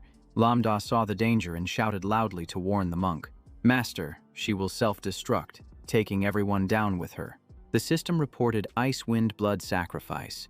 The immortal fiend offered her soul, burning away the remaining blood, casting a wide area ice spell, dealing damage with a freezing effect. In the end, she was frozen in a large block of ice, panicking as she cried out, "What? What is happening?" At that moment, the monk was dealing with the remnants, coldly reporting, "Target has been cleared." Hearing this, Lambda praised, "Well done, Master." The fiend's soul gradually dissipated. While the Bone King was fading away, he murmured, "The calamity is just beginning." He struggled in his final moments, shouting, "Foolish humans, the real despair has only just begun." As the Bone King vanished, the system reported, "Bone King and Immortal Fiend have been destroyed. Basic requirements completed, teleportation gate opened. Players can now leave through the teleportation gate, receiving corresponding clearance points based on completed requirements. Lambda turned back to heal the monk's wounds, using a healing spell. After a moment, his body returned to its original state, the cleansing spell completed. Looking back at the battlefield, he thought to himself, the altar of death has been eradicated. The Shadow Wing Dragon, his ally in life with the Dark Mage, is now rarely summoned. Lambda climbed onto the dragon's back, grasping the monk's hand, saying, "This altar is clean. No undead creatures threaten us anymore. It's all cleared up. Let's move to the next point." And together they flew off with the Shadow Wing Dragon. On the way, Lambda calculated that there were only 2 final bosses left. He turned back to praise the master behind him, thanking him for saving a lot of time in monster hunting. Hearing this, the master was overjoyed, but suddenly both of them were ambushed. Hundreds of ice arrows shot down from above. At the same time, a black dragon roared and dove down. Lambda shielded himself and shouted loudly, "Master, we've been spotted. Be careful." The master immediately jumped down and launched an attack on the dragon. Both landed safely and immediately took a defensive stance, ready for battle. The system reported the boss's identity. Death Evil Dragon. Level 15. Diamond quality. Strong ice skills. Prolonged damage. Once a revered ancient dragon, now resurrected by the immortal king. Beneath it stood a female archer named Death Goddess. Level 15. Diamond quality. Magical archery skills. Once a heroic spirit, now a harbinger of death. Lambda told the master that this secret realm only had one chance, no less than an SSS-level dungeon. After finishing his words, he leapt up and unleashed his ultimate move. Reverse transference of celestial spirits to the hell of earth. The reverse transference caused the tide of the abyss to summon the undead. The system reported continuous health loss for both bosses. 1,555 points. The goddess of death, furious, drew her bow to retaliate, cursing, "You despicable humans dare to sneak attack." Her arrow and the evil dragon both aimed at Lambda. He sneered, "A counterattack? Huh. Let's see what a real sneak attack looks like." The attack sent the master flying, while Lambda took all the heavy damage. The goddess of death laughed scornfully. "Is that all you've got?" But she had misjudged. Lambda caught the arrow with his bare hands. He dropped the arrow, and the system reported a significant increase in speed, dispelling the ice effect and greatly boosting his attack. The goddess was horrified. Impossible. The arrow clearly hit his heart. The skill should be nullified. He's immune. She quickly shouted for the evil dragon. "Wait, something's not right." But it was too late. The evil dragon opened its mouth and exhaled a blast of ice. Lambda was completely unharmed, his health continuously increasing, and the system reported resistance to the ice freezing effect. At that moment, a dark figure was lurking behind the goddess, closely watching. The master seized the opportunity to charge forward, and the goddess noticed just in time. She turned to defend herself, stepping back and firing a dense volley of arrows. But the master's speed was too fast for her to react. The goddess gritted her teeth. "No, I must stop it." She immediately commanded all undead, "Obey my orders, stop the enemy." The master charged in, sweeping away the undead blocking his path. With a single slash, all the undead were annihilated. Then he stabbed straight through the goddess's chest, executing the moonlight ambush, causing her to lose a significant amount of health, and she immediately summoned chains and silence. The system reports, draining health from the Death Tri-Maiden, totaling 347, 256, and 277 health points. The goddess draws her bow to block the spellcaster's attack, muttering, "How annoying. You only know close combat." Seizing the opportunity, she sticks a purple talisman on the spellcaster's back, saying, "Then go ahead and die." The system reports that the talisman manipulates creatures. The weaker they are, the longer they are controlled. If she dies, the effect will be released and cannot be removed. The command is given, and the spellcaster's health begins to decrease gradually. The control talisman causes the spellcaster to inflict 300 damage on himself with each strike, lasting until the talisman loses its effect. The spellcaster's strength is waning. He collapses. The goddess smirks. taking aim and saying, "Just 1 second is enough." Unleash the Yang East strike. She fires a chilling ice arrow. The Dark Spell Knight's speed is significantly reduced, and its attack power weakens. The spellcaster's body is gradually freezing. Lumda sees this and shouts, "Spellcaster, switch to defense." He immediately complies, summoning a shield against the ice arrows. The system reports the summoning of black armor, greatly reducing speed and decreasing incoming damage by 70%.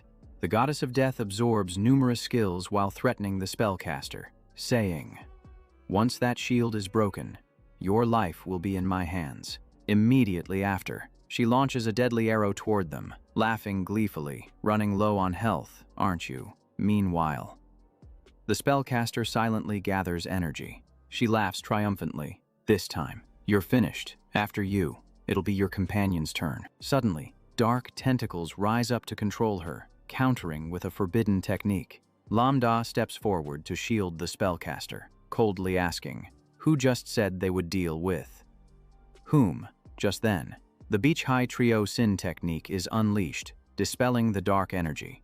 The tentacles tighten further. She panics and screams, not understanding what this is. As the situation completely reverses, she incredulously asks, "Why aren't you dead yet?" The spellcaster silently watches, unleashing a technique that had previously defeated the evil dragon, shattering her power.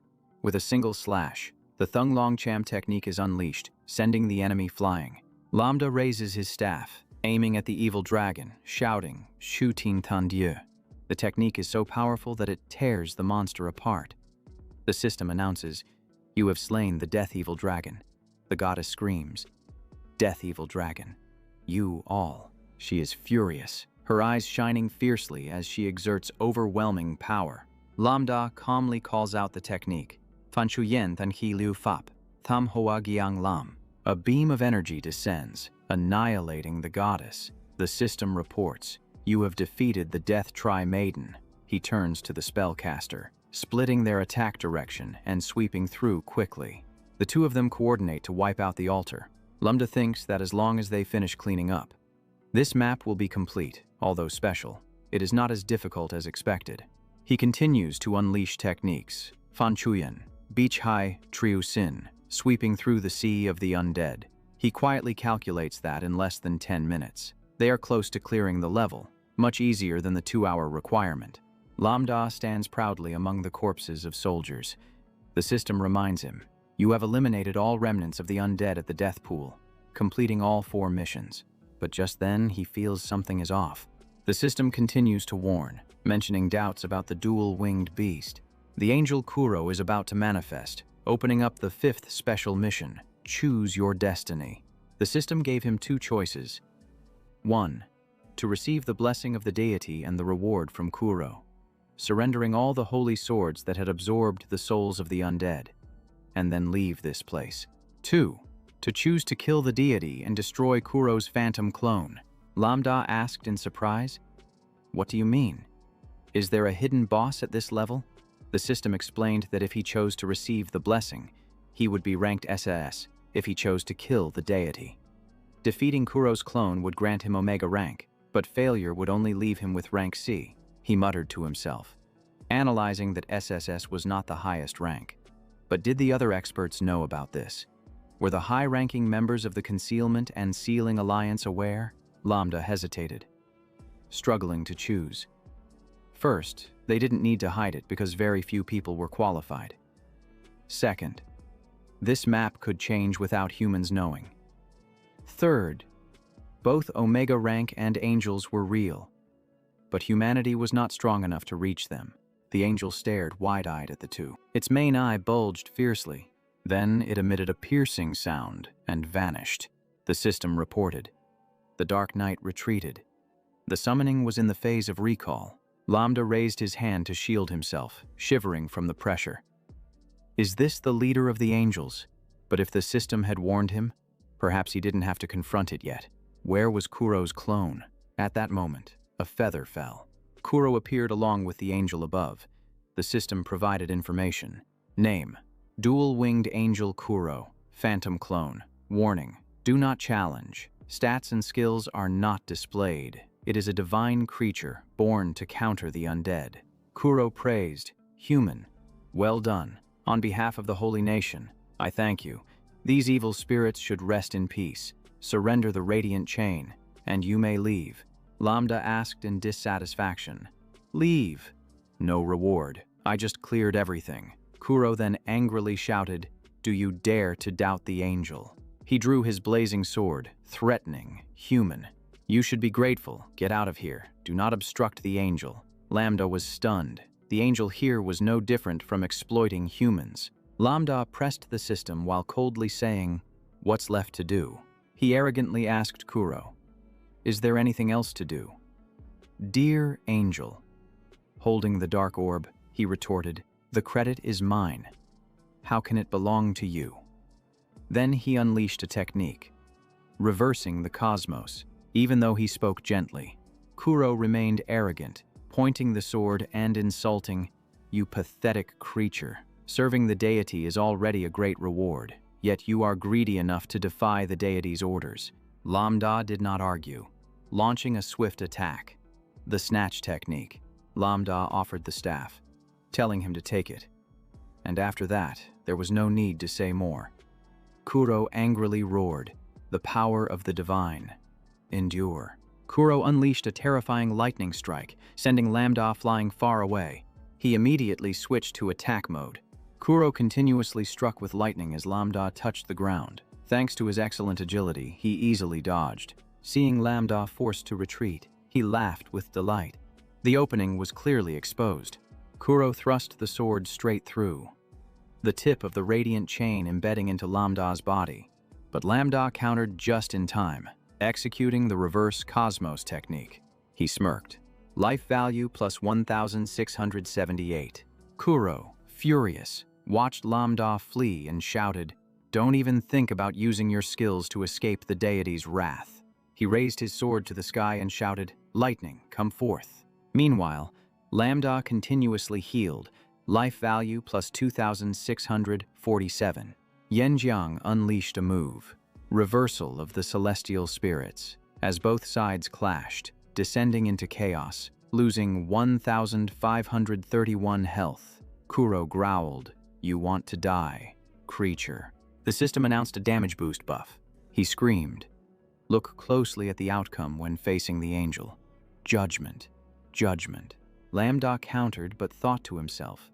At first it was indeed terrifying, but now he saw Kuro wasn't very smart, probably because he was just an illusion. Kuro, realizing he wasn't dealing any damage, yelled, "Why aren't you hurt?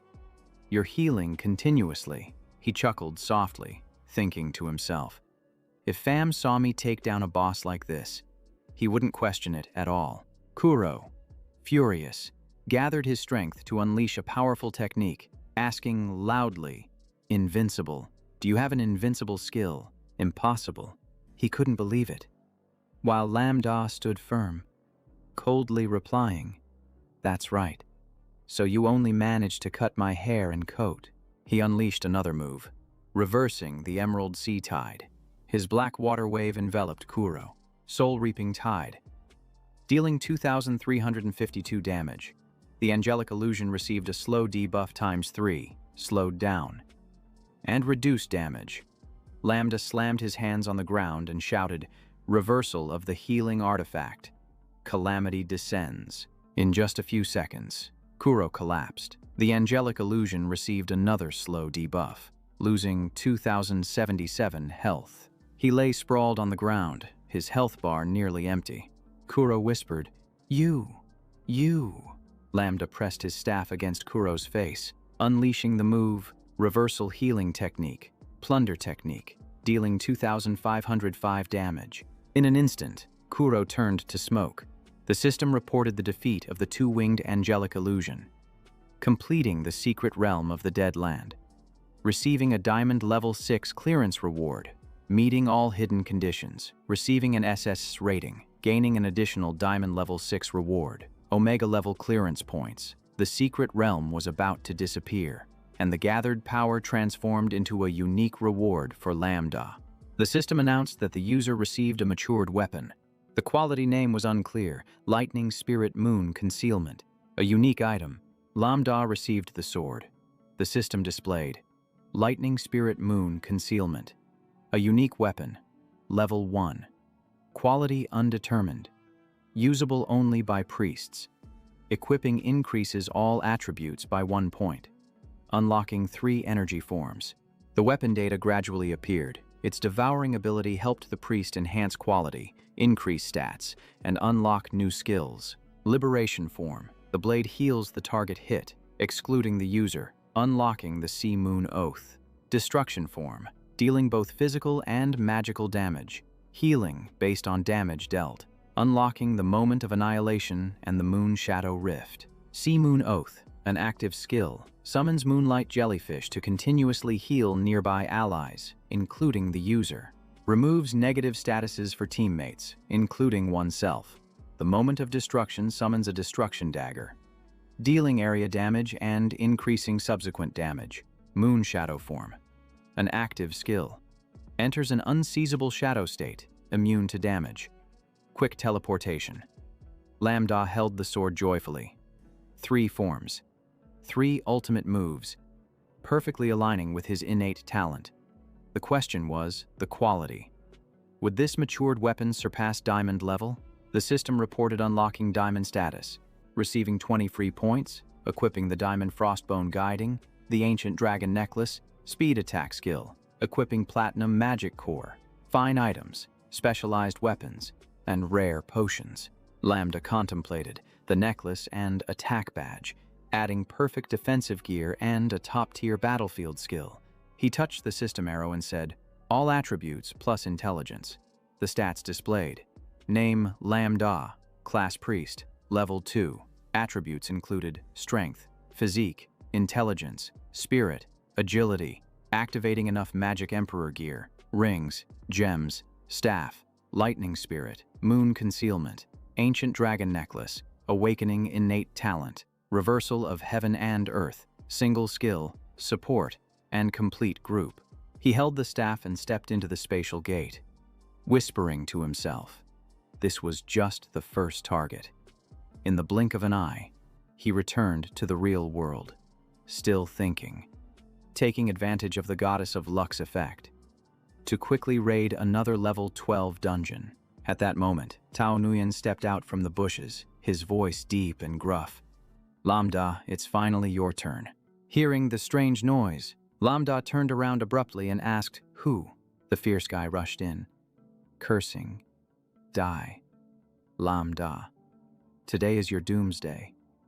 Tao Nguyen stabbed fiercely, muttering, it's you. It's you who made me like this. My family and friends abandoned me. It's all because of you. Lambda deflected the spear and coldly asked, are you done talking? He thought to himself that he had warned the students not to act recklessly out of anger.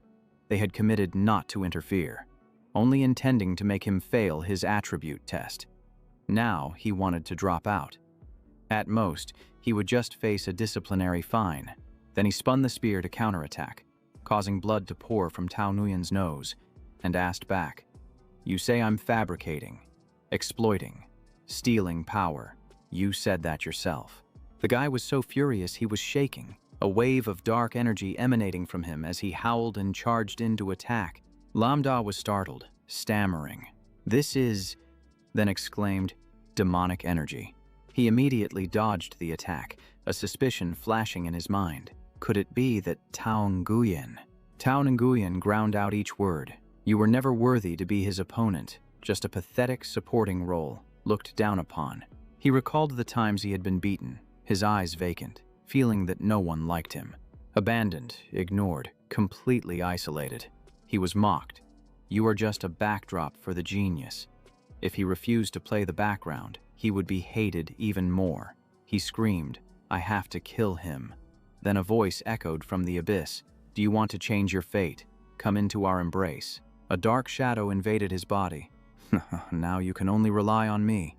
Tao Nguyen knelt down. Great Lord of the Abyss, grant me the power of the Abyss. His body turned purple, growing larger. He screamed, no, don't make me into a monster. Lambda raised his hand and shouted, Tao Nguyen, you have been enchanted by the abyss. But the guy only laughed maniacally. Is this the power of the abyss? It's too strong. Lambda still tried to persuade him. You can still stop. If not, I will have to kill you. He spoke sternly, raising his hand to prepare to strike. According to Article 11 of the Alliance, when encountering a fallen one, any means of immediate elimination could be used to protect the innocent. But the guy laughed harshly, raising his sword and shouting, "Kill me. Do you dare? This is your retribution, Lambda." Tao Nguyen swung his sword straight at him, the abyssal version. But Lambda stepped back, narrowly avoiding the edge. The slash grazed him, causing him to bleed continuously. As the abyssal energy seeped into his body, reducing his strength and increasing the damage he received, Lambda's face darkened. All right then. He summoned his sword, "Don't blame me," then charged in. Lightning Spirit Moon hidden, dual blade. Thinking to himself that even if he chose the abyss, he was still no match. A horizontal slash. At most, he was just a level 10 boss. Tao Nguyen laughed loudly. That's a correct analysis. The priest only knows how to increase power. You're definitely dead. Lambda smirked, thinking he didn't need to use the reverse universe just yet. There must be demons monitoring around here. If he revealed his invincible skill, it would create disadvantages. He immediately slashed down. Tao Nguyen's eyes widened. How is this possible? My power has weakened, and one strike makes me bleed like this. Lambda chuckled softly. I can still cut a bit. He looked at the guy with disdain. A copy like you. Both in theory and observation are lacking. You don't even realize the low-level physical damage magic. Fine. I'll use you to lure the demons out. Then he swung his sword, almost delivering a fatal blow. His eyes glowed red, deciding to spare the guy's life. Lambda invoked, "Please invite the demon into the container." A dark shadow appeared in the distance, observing everything. Being this cowardly won't work. The combat power after transformation is still weak, and the swordsman can't even defeat the priest. Then he merged into Tao Nguyen. Lambda. This time it's definitely over. The shadow imagined Huang Thufeng collapsing in despair if Lambda died. It was the perfect opportunity to infiltrate. If they could capture Lambda, Huang Thufeng would easily join their side. The shadow, using Tao Nguyen's body, laughed loudly, but I prefer the second option, then attacked, causing Lambda to bleed heavily. He chuckled, surprised. The main course has just arrived. Lambda took the chance to recover health. The healing spell helped him regain some vitality. The shadow roared in anger, and both rushed into battle. Lambda growled, "You are not Tao Nguyen. You are the abyssal demon." The demon did not hide its intentions. Laughing, "The professional alliance is coming. No more wasting time. You should die." Lambda smirked, quietly provoking. The demon suggested, "You can choose to join us." Just then, Lambda thought to himself, "I've fallen for the trap." He pretended to ask, "Join you. What can you offer me?" Then dark energy surged from his body as he shouted, "Could this be?" The dark energy grew stronger, still not enough. It arrogantly stated, "See? This is the power of the abyss," Lambda scoffed. "Is that strong?" "Interesting," then retracted his power. Mentioning Huang Thufeng, "He once rejected you and insulted you." "Right." The demon nodded. "I personally invited him. Yet that fool looked down on the power of the abyss. If it weren't for that terrifying compatibility, I would have acted long ago." Lambda coldly laughed. "So you gave him a chance that he foolishly didn't seize." Remembering how Thufeng had looked down on him, the demon muttered angrily, "I am Huang Thufeng." A genius. Does he think he is a monster? Its rage intensified. Lambda thought, Huang Thufeng truly hides nothing. The demon's intelligence is limited.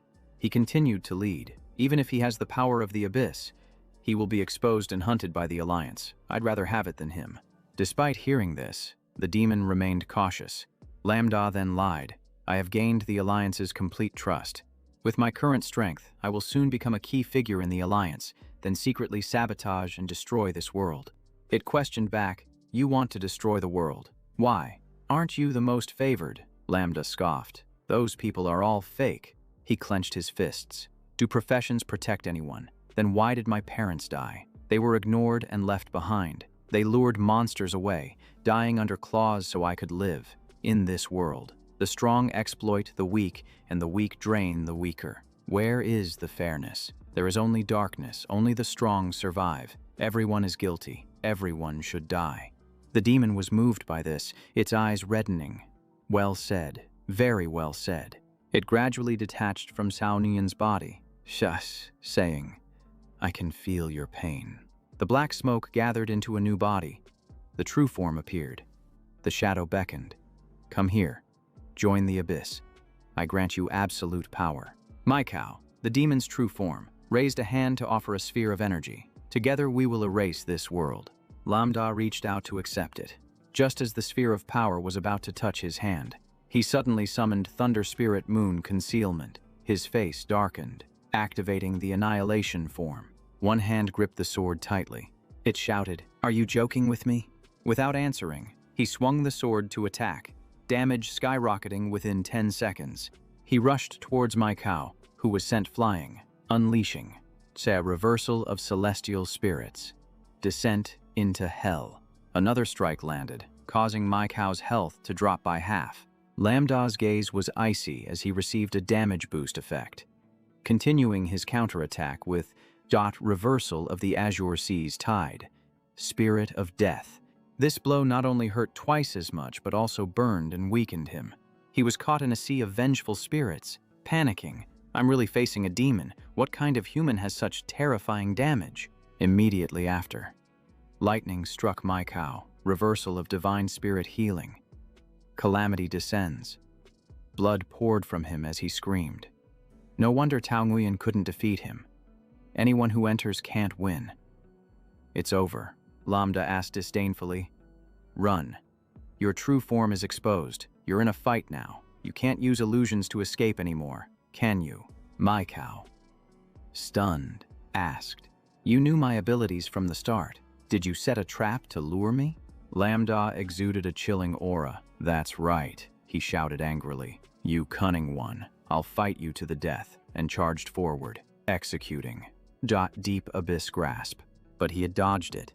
This left my chow confused and bewildered. Lambda suddenly appeared behind him, growling. Well done. You've used your sliding skill. And continued to strike. Let's see where you can run. He unleashed Deep Abyss Claw, dealing damage to Lambda. He laughed. Got you. Suddenly, Lambda soared into the air, casting a healing spell. It's over. Deep Abyss Demon. He coldly looked down. Reversal of healing technique. Then he swung his sword down. Soul absorption technique. The system announced. The Deep Abyss Demon had been eliminated. The sword glowed. Energy surged. It had just absorbed the remnants of the Deep Abyss soul and immediately evolved, its power skyrocketing. Lambda smiled at the sword, thinking to himself, even if he didn't gain experience. The weapon developing by defeating the Deep Abyss Demon was enough. He wondered silently. Could it be that only the remnants of Deep Abyss demons could be used, or were all creature souls useful? The townspeople were in a frenzy, wondering what had happened, not quite clear. Had the class professionals arrived yet? Hey, why is there someone lying on the ground? They reassured each other to stay calm. The class professionals had been notified to patrol.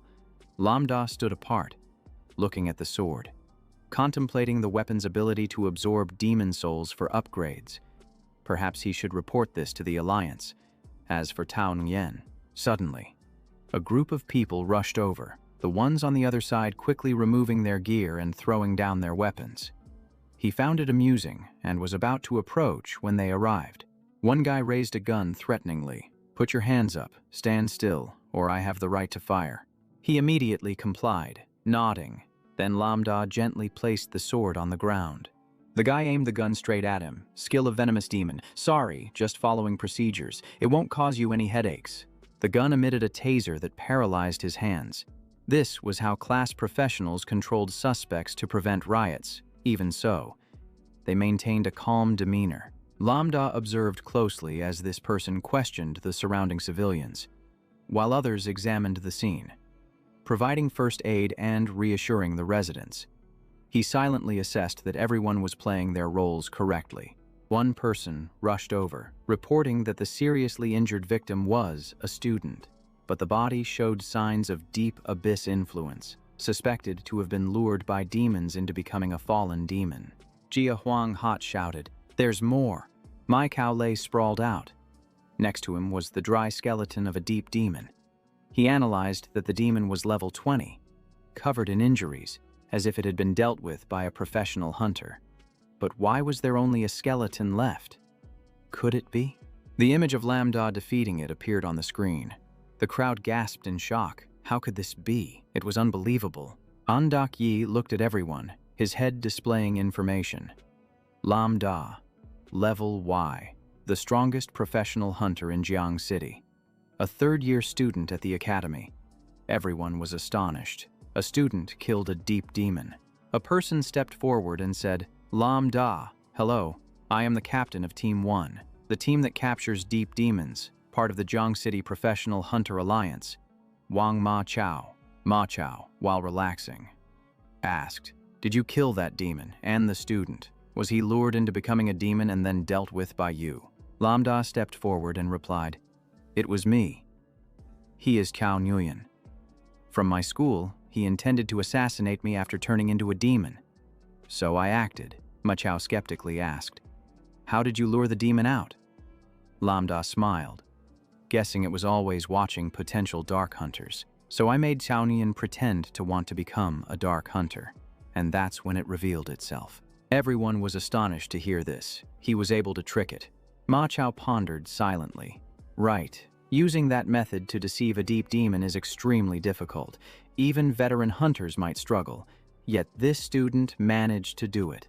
He broke into a sweat, exclaiming in astonishment, facing a dark hunter and the deep demon alone, without sustaining any injuries. Notably, he maintained his health at 1%, not dead, not resisting, not fleeing. Even a mid-level hunter would find that hard to achieve. Ma Chao spoke, "So I hope you will cooperate with us at the Alliance branch." Another person quickly interjected, "But he is not an ordinary student." "Captain, haven't you heard of Lambda? He is quite famous." He crossed his arms and retorted, "I also know how to look up information, but this matter still needs to be carefully examined for its seriousness." Ma Chao replied, "It also concerns the safety of all of Jiang City, so we cannot overlook the procedure." "Lambda, I hope you understand, even though this may affect the upcoming assessment." "I cannot make exceptions," Lambda pondered. Surely he was about to waste his luck, but with the damage he had just tested on Uma, he still had enough advantage. He sighed softly. The data was not up to standard, yet the power had exceeded limits. After thinking it over, Lambda nodded. "Understood. I will fully cooperate in the fight against the deep demon." Ma Chao's pocket suddenly vibrated. A man appeared, commanding, "Wang Ma Chao, no need to bring Lambda back, nor to monitor him." Ma Chao was taken aback, saying, "Boss," the man continued, "the case involving the demon is temporarily postponed. Wait until he finishes his assessment before handling it." Ma Chao turned pale, asking again, "But this is the basic procedure. Why is it being broken?" He anxiously inquired further, "If I let him go, will I be punished by the headquarters?" The man on the screen reassured him, "No one dares to touch him. Not just my opinion, but the president and all the ministers agree. Have you heard of the famous teacher Zhu?" The information he revealed left everyone stunned. That very teacher had killed a demon without injury and received certification into the hidden organization. Ma Chao looked at Lambda, confused, realizing that the rumors online were true. Could it be that he possessed an unprecedented divine-level talent? Or a special ability to counter the Dark Knight? He half-jokingly asked lightly, "So I don't need to investigate anymore?" The man calmly replied, "Of course. Just focus on your own work." The man smiled and advised, "If you need help, just call these professional hunters. Don't hesitate." Ma Chao handed the sword back to Lambda, apologizing, "But I still want to ask one thing." Lambda took the sword and said, "Go ahead." The other man then asked directly, "This case is related to the report about Huang Thufong before." "Right." He felt a bit sad and replied, Yes. The demon Yumi was the one who tried to lure Huang Thufeng but failed.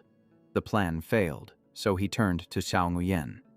He silently assessed, indeed, a skilled professional hunter.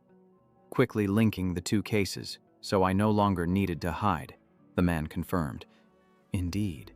Huang Thufeng's physique after examination was that of a rare, dark talent. Lam Da recalled and said, while I easily tricked the deep demon. Meanwhile, Huang Thufeng couldn't hide anything, always bringing me up. He chuckled lightly, analyzing. It seems the deep demon thought Huang Thufeng had feelings for me, so it refused to lure him. Therefore, it intended to replace me to control Huang Thufeng. The man laughed heartily. Truly amazing, young and talented, not only exterminating the deep demon, capturing the dark hunter, but also extracting useful information, surpassing many high-level professional hunters. We will not obstruct you anymore. But Lam Da crossed his arms. Serious. Wait, I still have something to discuss. I'm not sure if it can be made public. Please ask those unrelated to leave. The man nodded and ordered. Understood. Disperse. Wang Ma Chao. Lead the team to withdraw. Hand over the equipment to Lam Da. Monsieur signaled after receiving the order, and the entire team immediately withdrew from their positions, dispersing right away. Everyone shouted in unison, yes. They quickly dispersed. He approached, looking apologetic. Lam Da. I'm sorry for my earlier attitude. Here, take this. Lam Da replied calmly. It's fine. He immediately set up a personal barrier and activated security mode.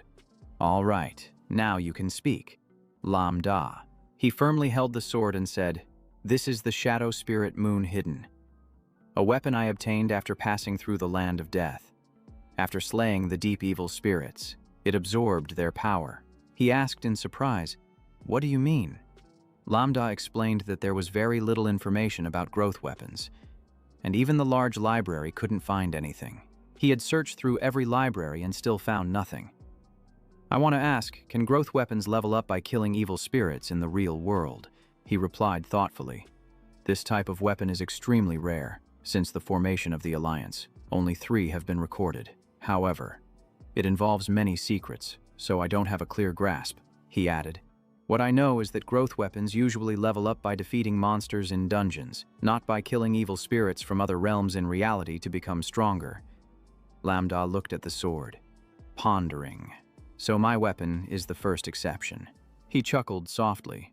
Thank you for trusting me with this important matter regarding the Alliance. Lam Da raised the sword. If that's the case, I have a hypothesis. If Shadow Spirit Moon, hidden gains experience from evil spirits, there could be other weapons like it. His sword emitted a strong aura. This is not the only one. Soon, there may be more weapons or items similar to it, specifically designed to counter evil spirits. This is very beneficial for humanity. He nodded. That's good news, but it's better to keep this secret for now. Secretive gazes followed Lam Da. The innocent suffer. Carrying jewels will lead to trouble. The jewel is too precious, easily causing envy in others. He praised again. If only everyone had your vision. This way, the Alliance would become even more solid and powerful. He cleared his throat and said, I will report this. The Alliance will handle it seriously. Now you should focus on your profession exam. Before leaving, he added, after the exam, the Alliance will contact you again. Lam Da nodded. Understood. Lam Da turned off the screen and walked over to return it to Ma Su. Here you go. He accepted it. Friend Lam Da, I hope you will join the Alliance with us. If you don't mind, just call me Old Wang. Lam Da hesitated slightly. Thank you. If there's nothing else, I'll head back first. Old Wang. In another solemn place.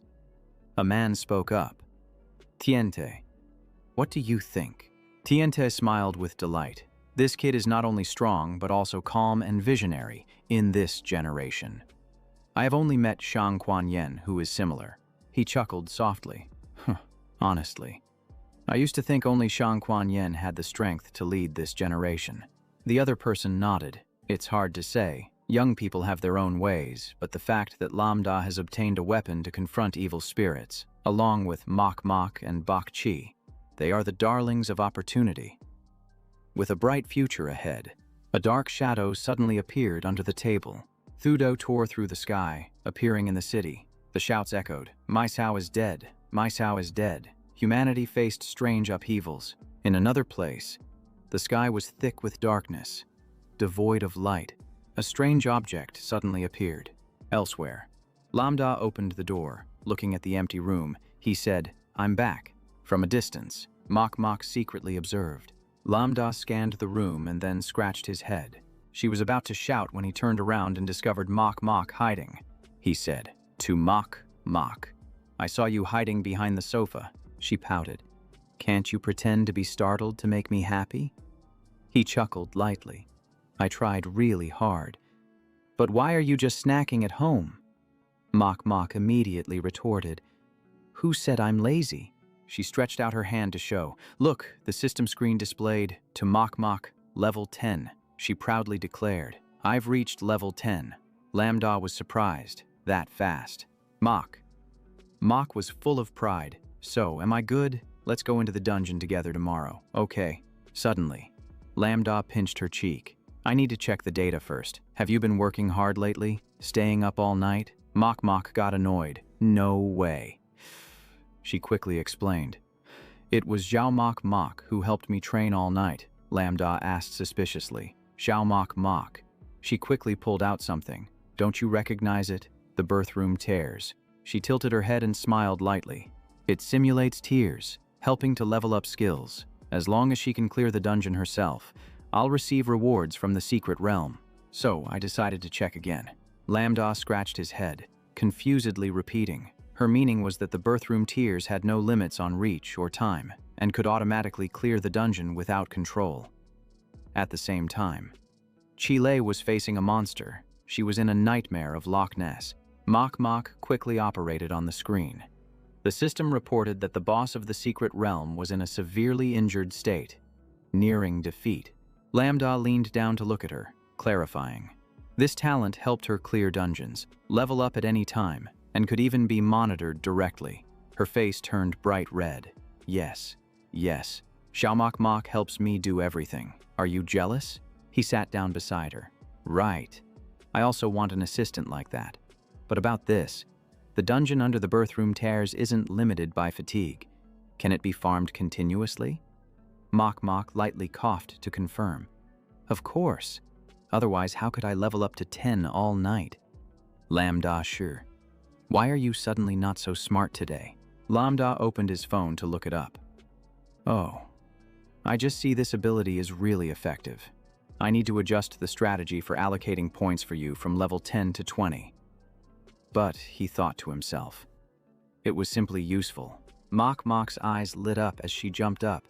"Wait, did you just say I get to add strategic points?" He kept his eyes glued to the screen, replying briefly, "Yes, I will combine talents, skills, equipment, and current stats to optimize the way points are allocated for you." She immediately agreed. "Oh great, I'll send it right away." Lambda continued to input data, then asked further, "I need your height, weight, and waist measurement." Mok Mok blushed and shouted, "Huh." She panicked and kicked him, stammering, "What? What are you planning to do?"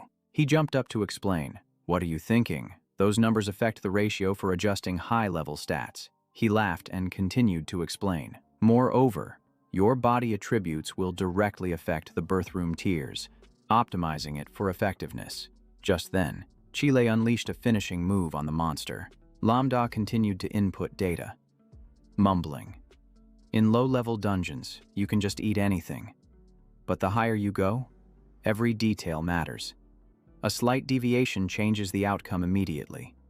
And if you want to fix it later, it will cost a fortune." Mok turned away, sulking. "I know. But who would have thought it would relate to measurements? Never mind. Wait for me a moment. Don't peek." Suddenly he remembered. "Oh, and Bai Chi. She's planning to change jobs. Right. Can you ask her if it's convenient to share her data?" "It's not appropriate for me to ask," he mumbled. "It's her personal matter. If she doesn't want to, then fine." She turned her head in annoyance, muttering, still curious about other people's data. Mok slammed the door shut. Lambda scratched his head in confusion. I just want to help my teammates get stronger. In the next room. Mok Mok huffed. To Mok Mok. It's just a few stats. She paused for a few seconds and then wondered, what could be more important than getting stronger? Memories flooded back. She remembered the two of them together since childhood. Things she had never seen before. Her face turned red. Her hand slipped under her shirt, but feeling awkward, she said, "Do I really have to measure?" Then Mok Mok forcefully pushed the two pads away. She measured for a moment and sighed, still at 80B. Drinking milk all the time but no improvement. She gritted her teeth in frustration. Wait, that guy Lambda is definitely going to take this out and mock me. The image of him teasing her flashed in her mind. She covered her face in embarrassment. Last time I used an 80C pad. What if I'm found out? How can I maintain my image? Suddenly, an idea struck her. Wait, there's also Xiaomumu. The idea excited her. Using Xiaomumu's data would be so reasonable. What's hers is mine. Who would know? She raised her hand and called out, perfect timing. She must have finished her report. Illusory shadow step. Fongxin Trile. Chile appeared, looking puzzled, while Mumu walked over with a sly smile. She grabbed Chile. Hold still. Let me measure you for a bit. Lambda stood outside, listening to the commotion in the room. He tilted his head to peek inside. What's all the noise about? 10 minutes later. Mumu handed him a piece of paper. Done. Take a look. But don't spread it around. Lambda looked at the paper and commented. Your data, she asked. Is there a problem? He scratched his head. It says 80C. Are you sure? It feels a bit off. Mumu blushed and snapped back. No way. It was the same last check. He glanced at her and explained, if the data is wrong, the strategy is useless. Hearing this, she could only remain silent. She snatched the paper back and quietly jotted something down. Then she corrected it. 80B.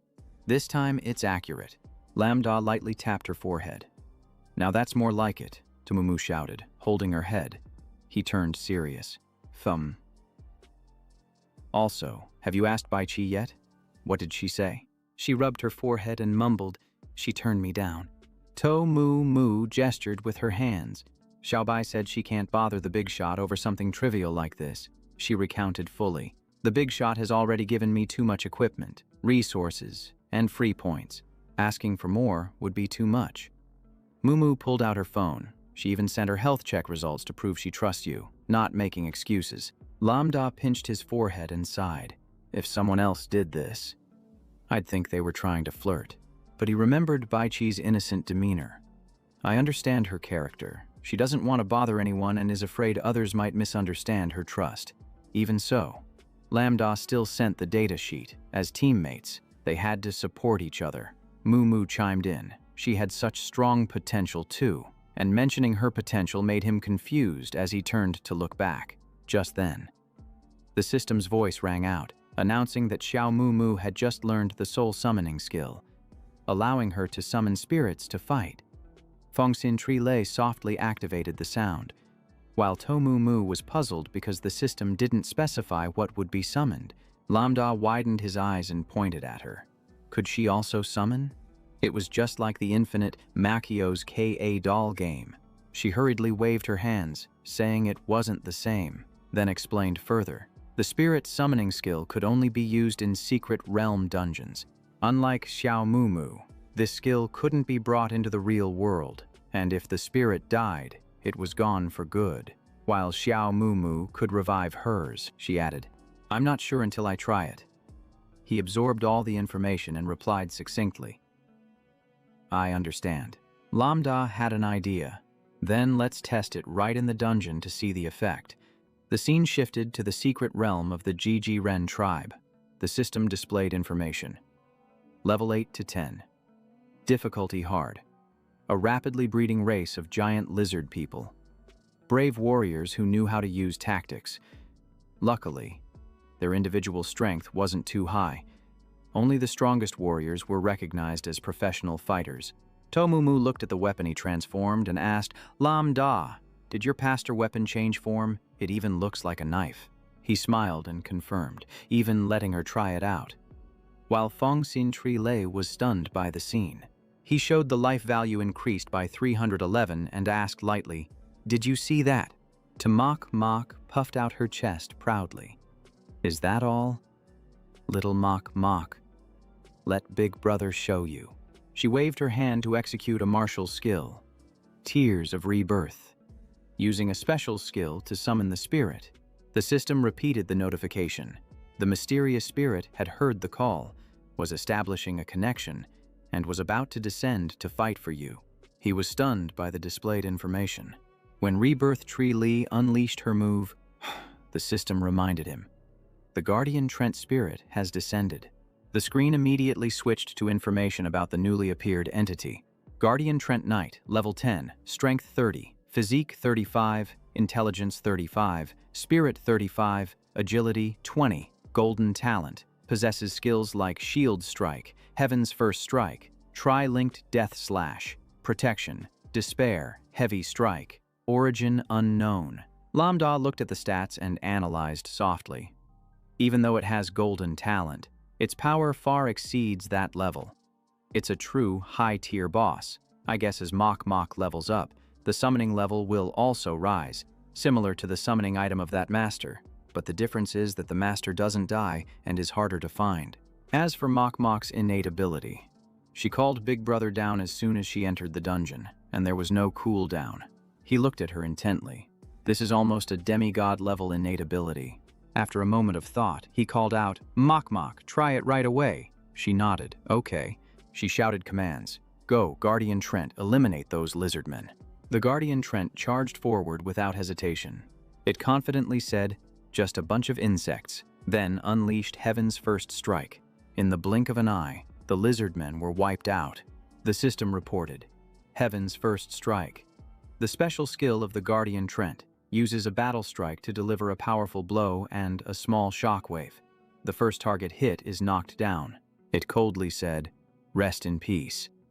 While Lambda carefully observed the unfolding events, he noticed that Heaven's First Strike resembled the move of the Goblin King from earlier, but the range and damage were many times greater. Suddenly, he turned to ask to Mok, Lamb, can I try fighting it?" She was taken aback and immediately stopped him. "No, it's your teammate now. Watch it fight monsters and complete tasks. There's still one boss left to defeat, and it's convenient to see the solo strength of the Guardian Trent." Lambda laughed and said, "No, I meant Rebirth Tri Lei." Rebirth Tree Lo was startled, panicking as she understood his intention. Mok immediately stepped in front of her. "I refuse." From that action, he guessed, she can't be revived. Can she? Right after that, he transformed into the Ring of Destruction, allowing the Guardian Trent to handle the next area. While Captain Lee stood in front to help visually assess Lambda's strength. "I'll take care of this part." Then Lambda jumped off the ground. He charged up, leaving the Guardian Trent stunned, then delivered an extremely powerful basic strike.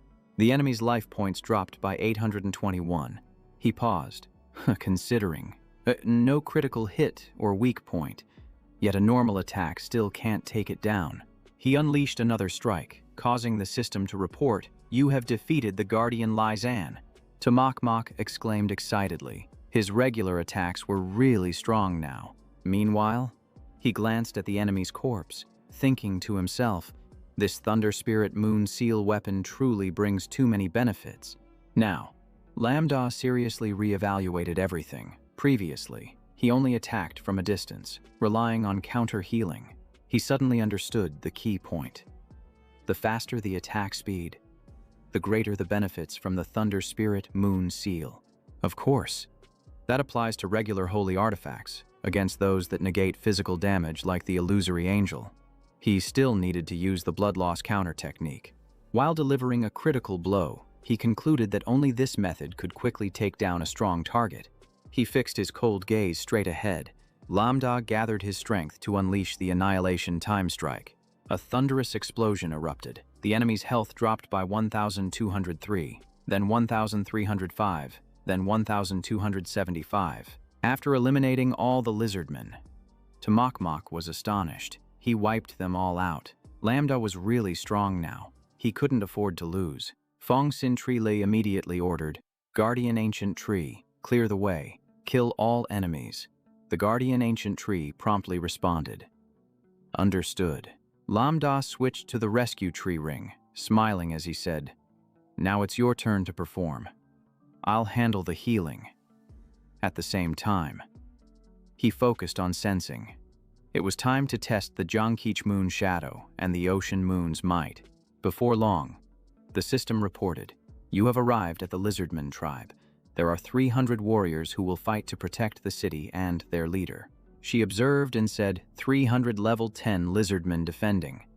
"That's no small feat," Lambda excitedly shouted. "Leave the healing to me. I guarantee the Guardian Ancient Tree won't die." She waved her hand to cast the skill.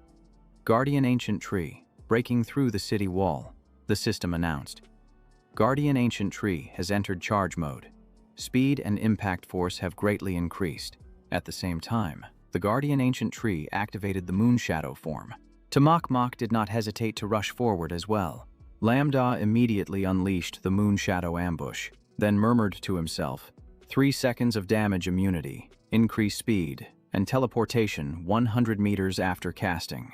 This was the perfect skill that helped him survive while pursuing the target. The system reminded him again. Illusory Moonwater Mother has been summoned, while removing all negative effects from himself and the selected target. It also reported Illusory Moonwater. Mother absorbs moonlight, restoring 521 health every half second for 15 seconds. The Guardian Ancient Tree was astonished to see 512 health restored. This was. Just then, the Lizardmen leader, Liza Redman, appeared. She stood beside them and shouted loudly, "Guardian Ancient Tree, fight with all your might, show them your strength." Upon hearing this, it immediately unleashed the Despair Heavy Strike, responding succinctly. Understood. Lambda assessed the situation and remarked, Fong Sin Tree Lei has high intelligence and strength. There's no need for Demak to give further commands. Only she has the strength to control the Guardian Ancient Tree. Although she had great contributions, her weaknesses were also clear. She primarily fought in close combat, making her vulnerable to ranged professions with quick reflexes later on. Lambda switched back to the Annihilation Ring, silently calculating. It seemed he had tested nearly all the capabilities of the Thunder Spirit Moon Shadow. The system reported further. Counter-transmission, Celestial Star Reflection, Hellish Descent. After a long battle, the system announced the boss of the secret realm, the Lizardman leader, has been defeated. At this moment, the Guardian Ancient Tree realized, sensing a familiar surge of power from that person. It was. Hearing this, Lambda was astonished and exclaimed, then suddenly saw the Guardian Ancient Tree kneeling down. It looked straight at him and said, "Sir, before we return to the Soul Realm, please, help me with one thing." Lambda was confused and asked, "What is it?" Then he froze. So it really has consciousness, summoned from another world, a being that truly exists. Now he understood the reason why the Guardian Tree could not be resurrected. This summoning could only be used once. He gradually realized that, like the Elder Master, it had a certain level of memory and intelligence, but was merely an illusion. Even if destroyed, it could be resurrected infinitely. Lambda thought for a moment and asked, "So what do you want?" In his mind, he analyzed further. A being from another world with this level of intelligence was just like the demons or angels he had encountered. He cautiously glanced at the Guardian Tree, wondering if it truly posed no danger to humans. It answered briefly, "The Forgotten Lair. I hope you can lead my master there." The Guardian Tree earnestly continued, "I know you have a special mark, qualifying you to enter. My master does too.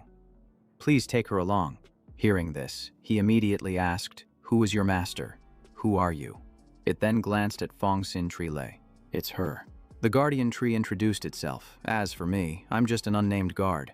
Lambda commanded, "Stand up first." The system reported the completion of the mission for the Shapeshifter tribe, awarding a chest of silver. A team with many members did not receive the hidden chest. Open the chest. Yes, no.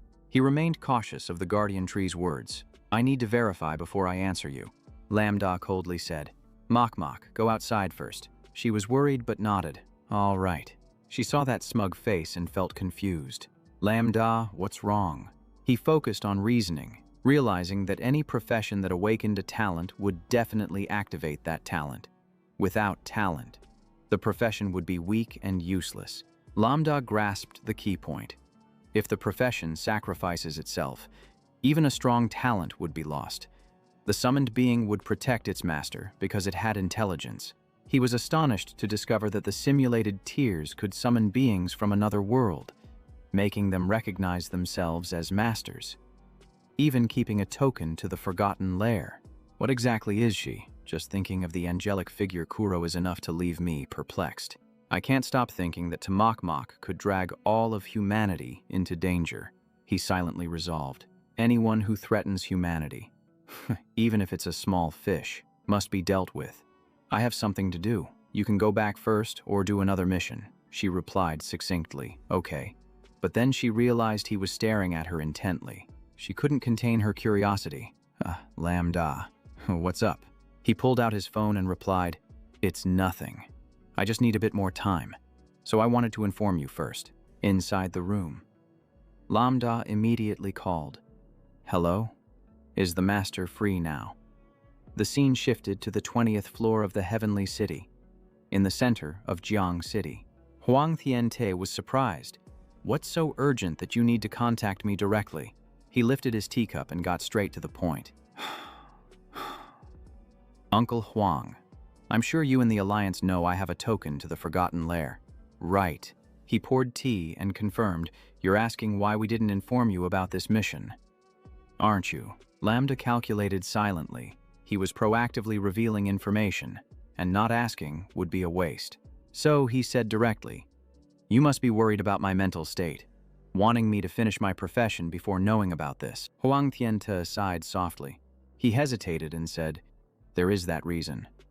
But if you want to know, I'll tell you the truth. You can't even imagine the difficulty of this mission, Lambda interjected. It far exceeds any secret realm I've ever entered. Even the small monsters are already at the diamond level.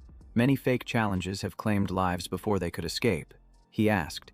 Yet there are still reckless geniuses who dive in. Do you know why? He guessed. Because of the gear. Skills that surpass diamond level. Huang Tiante nodded. Killing bosses can drop legendary gear, soloing maps, and even receiving items and skills of mythical level. After hearing this, Lambda quietly thought, So that's it. They fear he might become complacent. Lambda felt fortunate.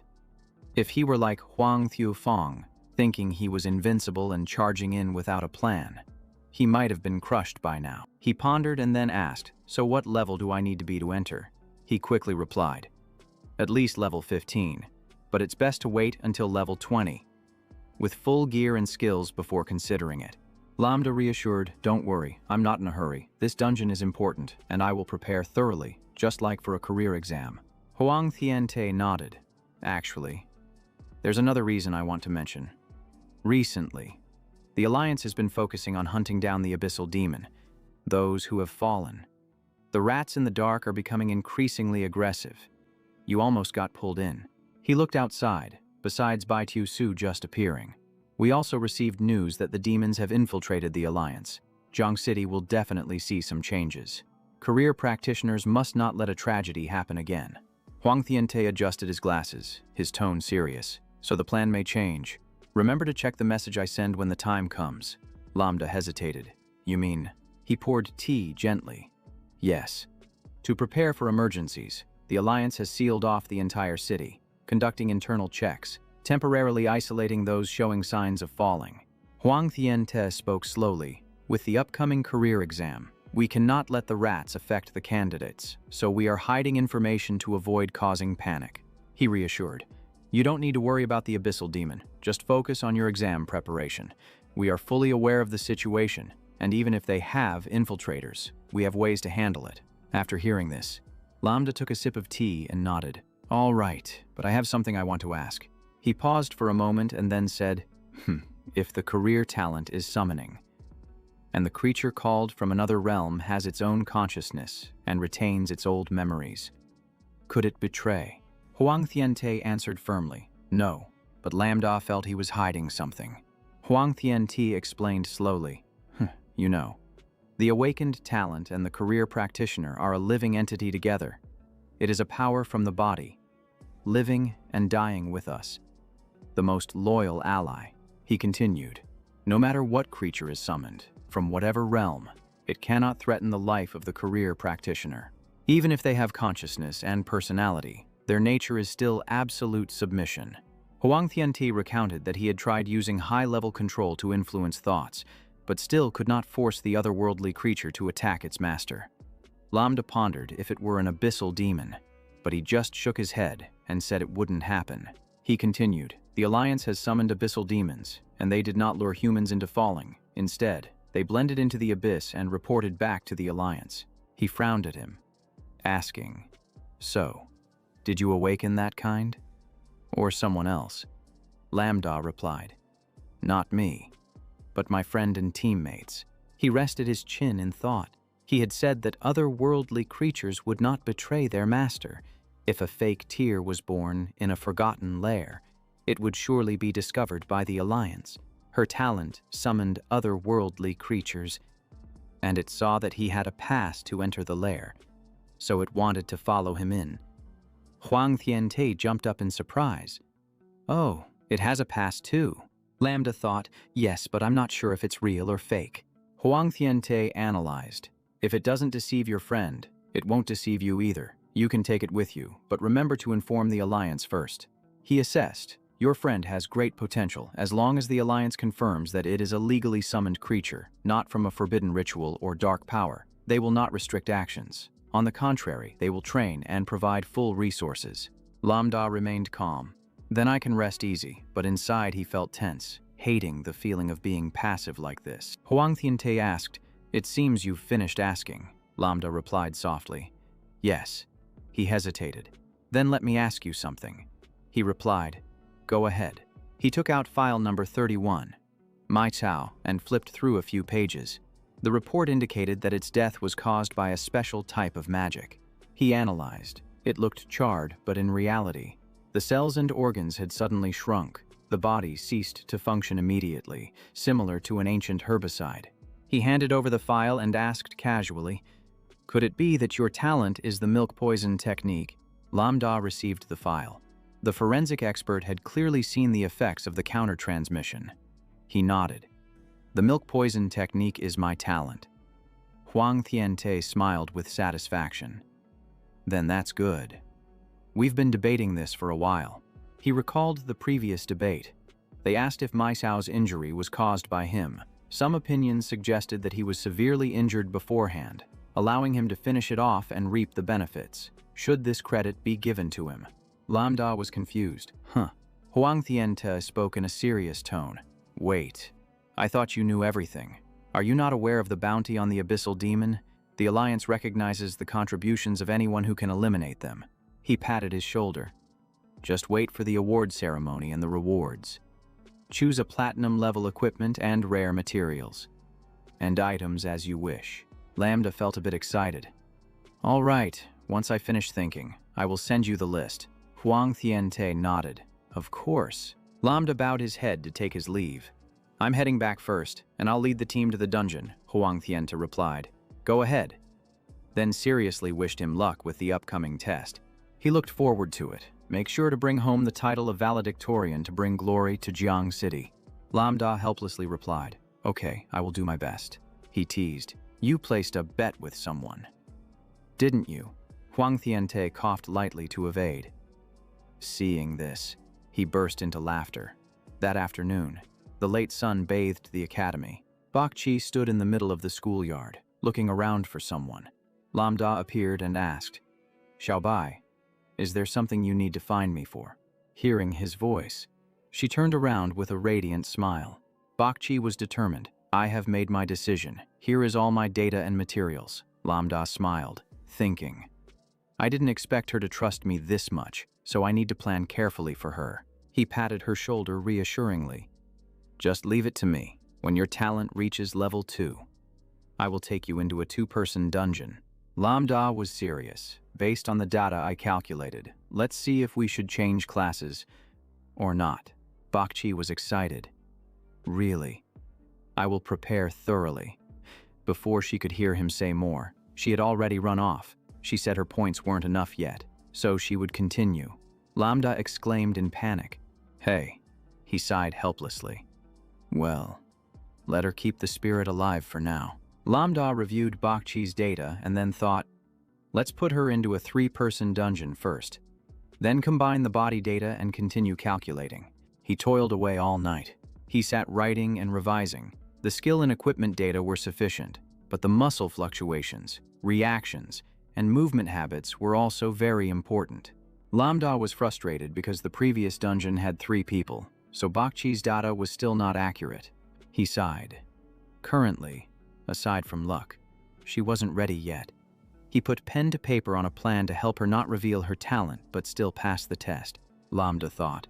Because of the personal dungeon for the class change exam, they do not rely solely on luck. In the Undercity, in a shabby apartment under dim light, that person extinguished his cigarette. The white smoke dissipated. The abyssal demon spoke wearily. Michael has been taken down. The large man with a long scar, a high-ranking abyssal demon, said, let's go kill the one who killed Lord Michael. A figure stepped out from the shadows, chuckling lightly. Kill him. He analyzed that the Alliance's spies were dense. Just revealing any profound strength would lead to being surrounded in a few minutes with no way out. He is the card of the fallen evil, moving closer to the woman, especially those big guys. Even if they grew wings, it would be hard for them to escape. Black Fist slammed the table angrily. You. She shoved his hand away and pouted. Oh, come on. My cow is dead. I just want to know who will be the new commander and if the assassination plan will continue. You are the Fox Spirit, a member of the fallen evil. Yin Ghost shouted loudly that they still had to proceed. Black Fist's deep voice echoed. We don't need to act personally. Just a light touch will suffice. We shouldn't stop because of my cow's death. Suddenly, Yin Ghost smiled wickedly. Just need to add a little something to the final exam dungeon. What he summoned was a creature that could mesmerize hell, a special tool that increased the difficulty of the dungeon to catastrophic levels and spawned strange bosses. Its effect would last forever. Yin Ghost smugly stated that any target that appeared would be dealt with by it on their behalf. Black Fist touched the tool, lamenting why the master used such a precious item. It could have been exchanged for diamond equipment or skill books to strengthen the whole group. Just then, an object zipped by, making him freeze. Yin Ghost was stunned, realizing something, while Black Fist nervously looked at the one holding the card. The card growled, "How foolish. Do you think the Alliance will let you go assassinate their protected target?"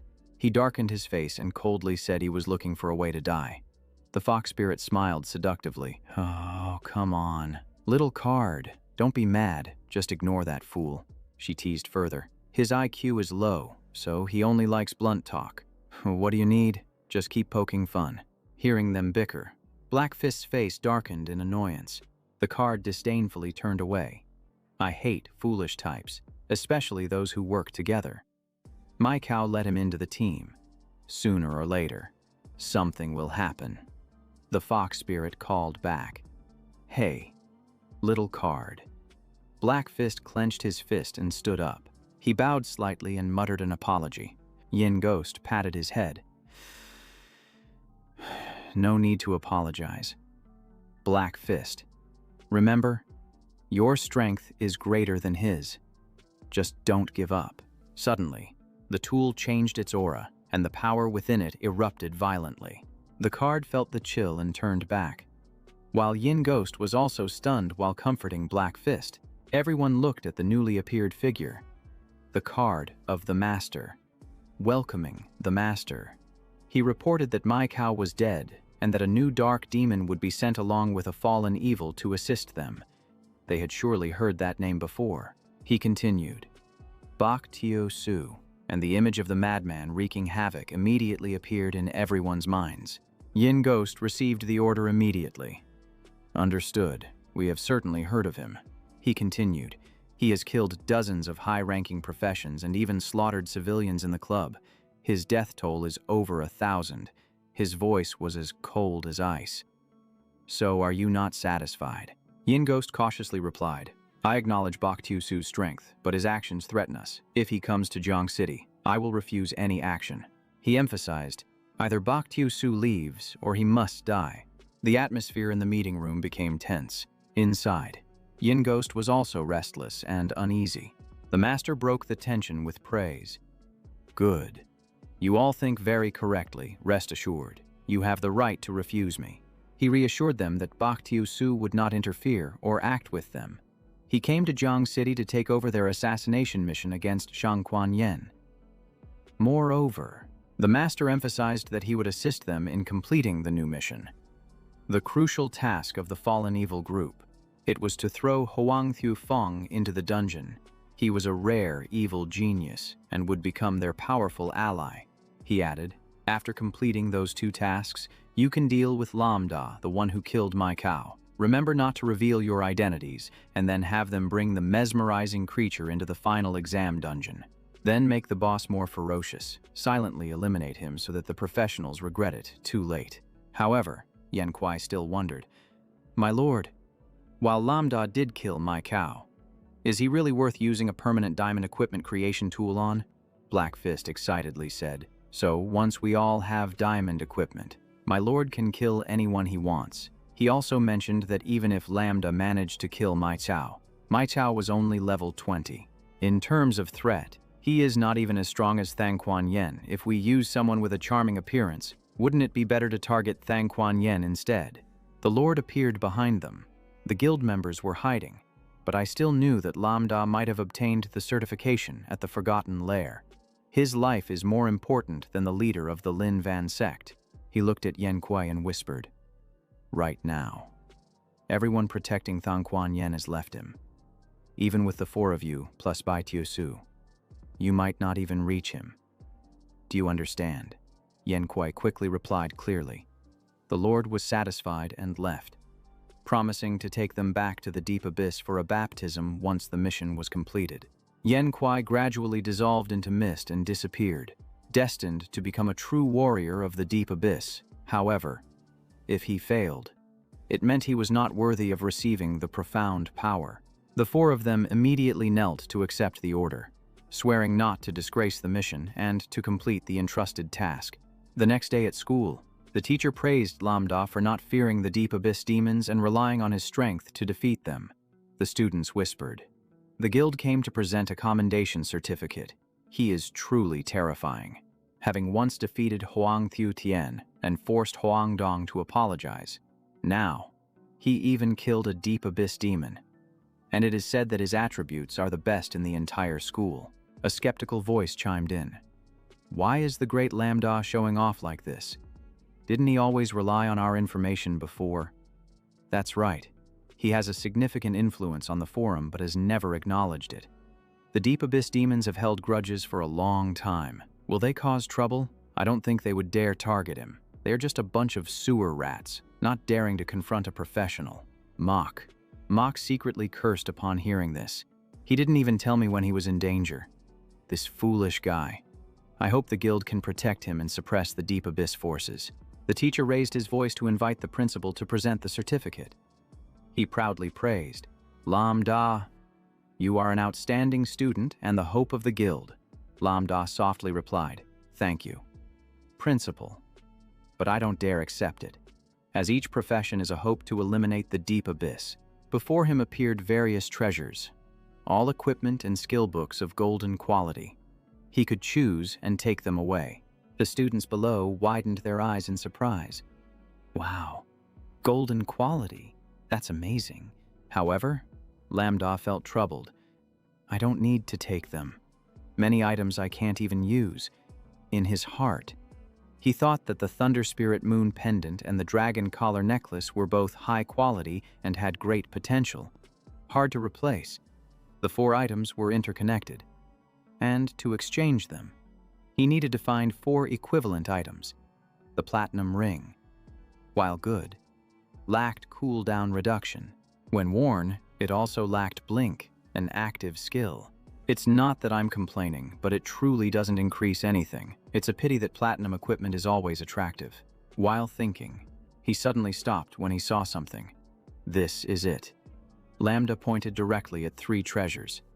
I have chosen these 3 items: the Spirit Belt, Agile Shoes, and Holy Light.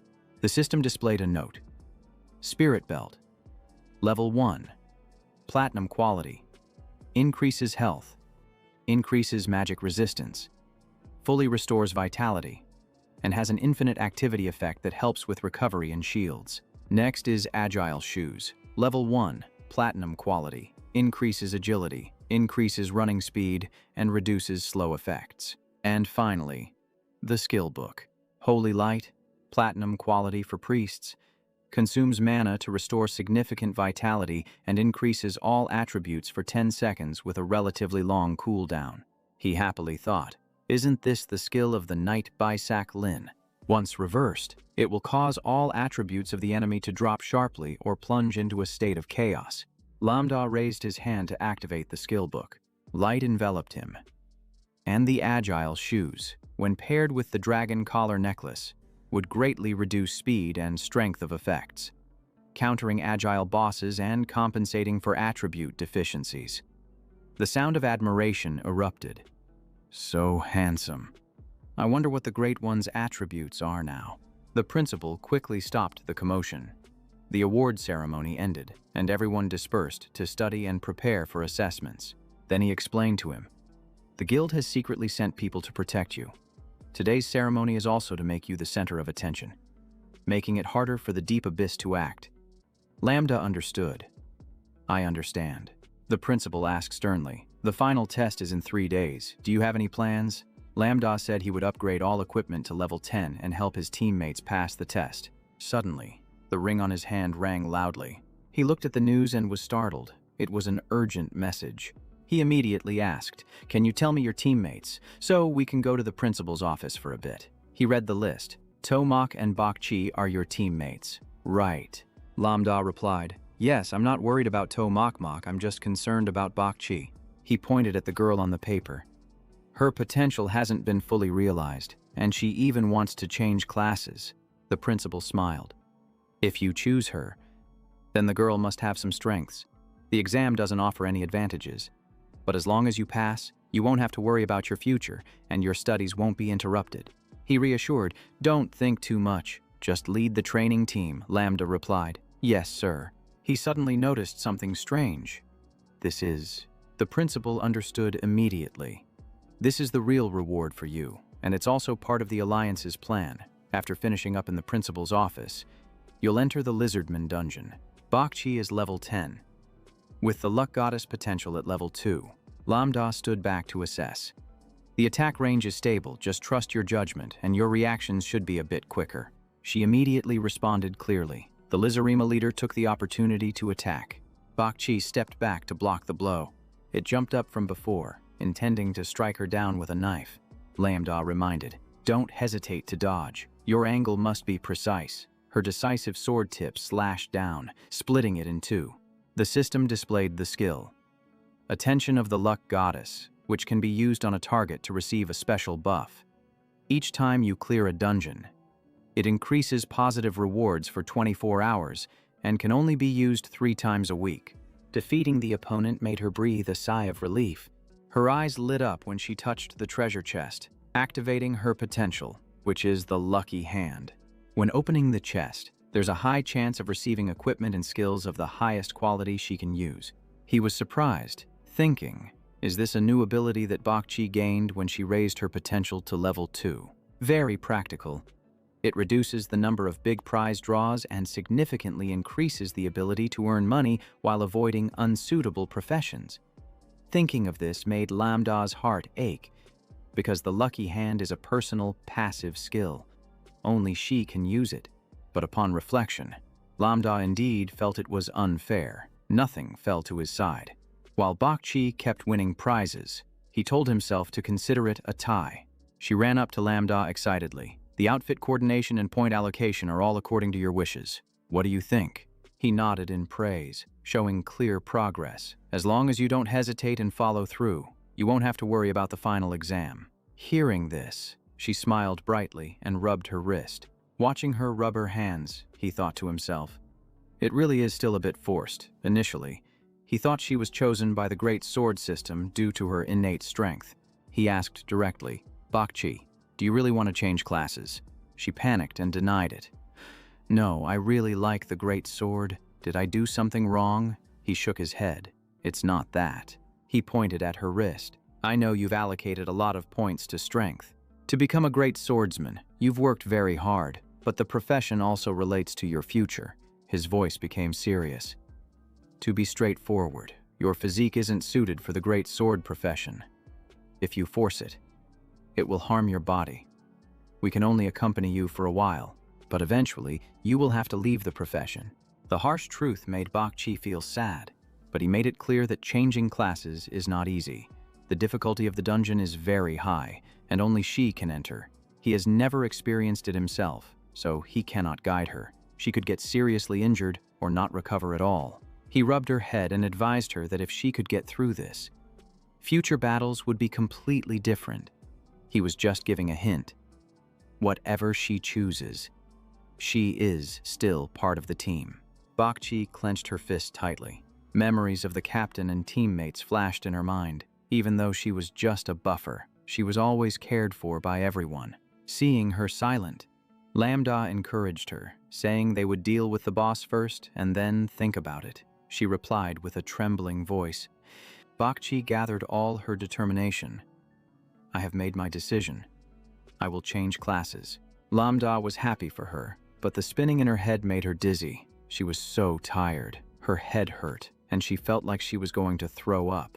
He stepped out and immediately called out to Mock. She snapped back. I've been waiting for you two this whole time. Mock grumbled. Tomorrow is the final exam, and I can't find my teammates. Lambda smiled and handed her something, saying, Don't rush, I have good news.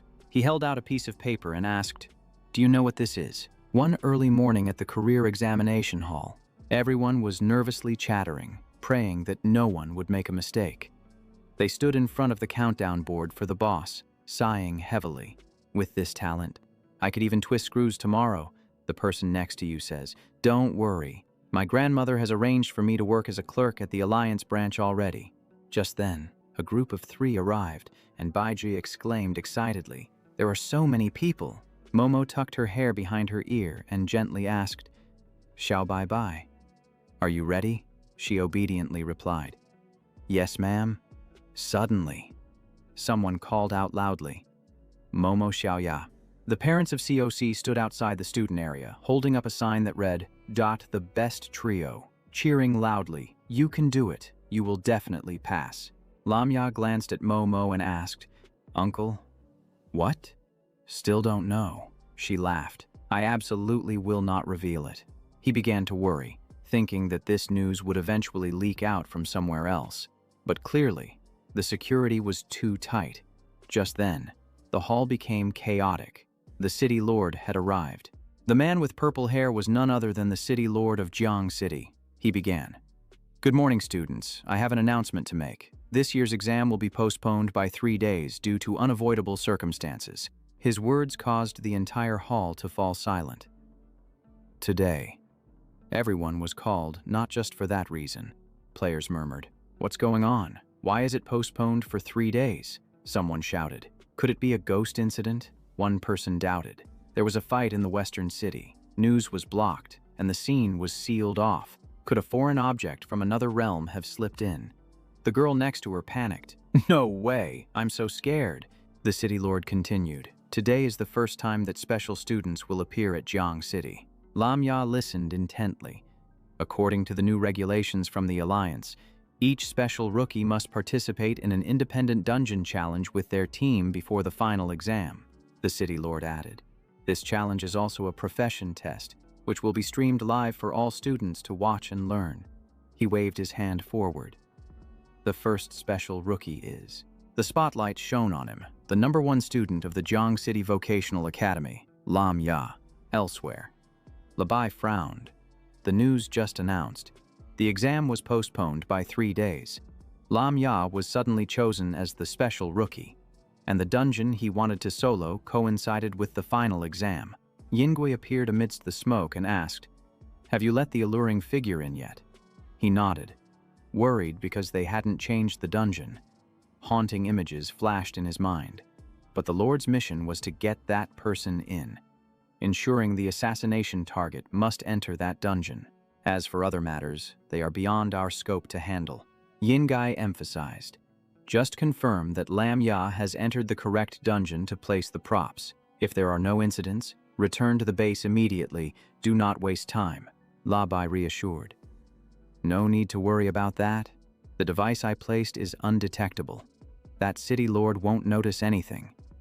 Even so, Yingui remained concerned. What if the professional checks the deep aura? Or if the dungeon's difficulty increases, causing them to seal off the scene? At that time, you would be stuck in Jiang City, waiting to die alone. Suddenly, he pushed the gold card into the wall. La Bai gradually faded into the space. The first thing was to retreat, but still observe closely. The target is about to enter the dungeon. How about your side? Has Hequan dealt with Huang Xiaofeng yet? He frowned and confirmed. It's done. He is in our hands. While Yingui was reporting, Hequan was holding Huang Xiaofeng. As for that guy, we still haven't been able to contact him. He replied irritably, "Forget about him. Just assassinating Shang Guanyan is enough. Live or die, it's up to him." On the stage, the trio of Lam Ya stepped up. As the announcement concluded, people had already guessed it was him. All special freshmen had made significant contributions to the alliance or possessed god-level talents. Huang Xiaofeng was not impressive enough, not to mention the second generation like him. Shang Guanyan was also eliminated now. The city lord whispered, "Just stand still here. The principal has already told you." "Right." He waved his hand, activating magic from the ring. A beam of light shot straight into the sky, creating a gathering of energy. Lam Ya, Momo, and Baijur all moved towards the scene of the attack. Immediately after, the system board popped up, reminding, "You are about to enter a dungeon with unclear information. The level is from human up. Nightmare difficulty. The final test. The name and data of the dungeon are concealed by special props. Only upon entry will the situation inside be clear." But the light turned red, signaling that you and your teammates have entered the dungeon. Receiving a bone fragment as feedback, using it will immediately take you out of the secret realm. Lambda frowned, sensing something was off. A warning appeared. When attacked, the bone shard's effect would wear off. The deeper they went, the more intense the warnings became. Due to the alluring presence, the difficulty of the dungeon increased to catastrophic levels. The bone shard's effect was compromised and had vanished. They could not leave the dungeon. Bakchi gritted her teeth, enduring the searing heat surrounding her. Mok Mok immediately raised a shield to protect all three of them. Lambda. Could it really be like this? He nodded in confirmation. The dungeon had mutated. Upon reaching the boundary, the system immediately warned that the internal data had changed. The NM Forest dungeon had mutated, now at a catastrophic difficulty level, influenced by the alluring presence. The internal structure changed drastically. The original layout and new creatures had appeared, with most remaining intact. They had to strive to survive. Once the dungeon stabilized, Lambda reminded the group, just like in the previous simulation, gather together and form a defensive stance. The final boss in the Anum Forest consists of 3 intelligent humanoid monsters, all at golden rank. The pressure surrounded him. The hardest part was enduring the relentless firepower and being encircled by all 3 bosses at once. The main checks were on speed in clearing the dungeon and endurance during the fight. Lambda scanned each vulnerable point. Even a small mistake could cost skills and lead to unnecessary blood loss. Mok tightened her grip on her weapon, whispering worriedly, "If it weren't for the demons interrupting, this map wouldn't be so tough." Lambda tilted his head and smiled, agreeing. Bakchi seemed to be sitting on fire, her expression frazzled, outside the frame. His smile was evident, the aura of a great master sending chills down everyone's spine. 2 years ago. I also participated in the Southeast Asian forest, and I was beaten badly. The demons were even more disgusting. They were clearly human but wanted to wipe out a testing group like mine. I wonder if Lambda or the enhanced boss is stronger. Oh my, please don't lose anyone else. The card nestled in the corner chuckled softly. The arrogant genius's time was coming to an end. Those misfits. Your fun life is over. See you again. In the secret realm, Lambda calculated meticulously. No one could guess how that alluring figure would alter the terrain and bosses. So far, aside from the high heat, the minor monsters and terrain had not changed at all. He bluntly called out by name. Those snake half-breeds over there, it seems they've been waiting a bit too long. The system displayed information. Snake half-breed, level 15, golden quality, skills, blind poison arrow, stealth, net throw, ambush, speed, a half-human, half-snake species living in the Annam forest, fighting with daggers and spears, specializing in ambushes from trees. A blind poison arrow shot out swiftly. The light mixed with toxic smoke rose thickly, causing excruciating pain. Lambda pulled his cloak over his nose and shouted loudly, "Emerald Sea Tide Life." A stream of cool water surged forth, sweeping away the toxic gas in just a moment. The smoke cleared completely. The snake half-breed stared wide-eyed, not expecting their move to be countered so easily. Lambda immediately commanded, "Mach Mach. 2 o'clock. Gather 5 that are spreading out. Bak Chi. Keep an eye on Mach Mach when she charges her power. Unleash the strongest skill to wipe them all out." The two responded in unison. Understood. She unleashed the butterfly wind technique, and at that moment, he reminded her, "Little Mach Mach, to the left at 9 o'clock. There are 3 of them. Use Firestorm and then Ice Binding technique." The flames blazed fiercely, incinerating the area of the snake half-breeds. The system warning appeared. Firestorm dealt critical damage, activating the fire spread effect. The fire element amplified throughout the area, burning continuously. The snake half-breeds lost health continuously. Minus 1,551, minus 1,553. Mach Mach cast the ice binding technique, freezing them and then swiftly eliminating them. She maintained the butterfly technique, calling out to Little Bak, and Bak Chi confirmed immediately. "I'll support you." Her face was full of determination, her resolve shining brightly. The flames twisted and coiled like a dragon soaring through the sky. The snake half-breeds fell into despair, losing 2,167 health. Lambda stood below, watching the massacre unfold. At that moment, someone in the shadows attempted to ambush, but he detected it beforehand. He growled, "Destruction formula."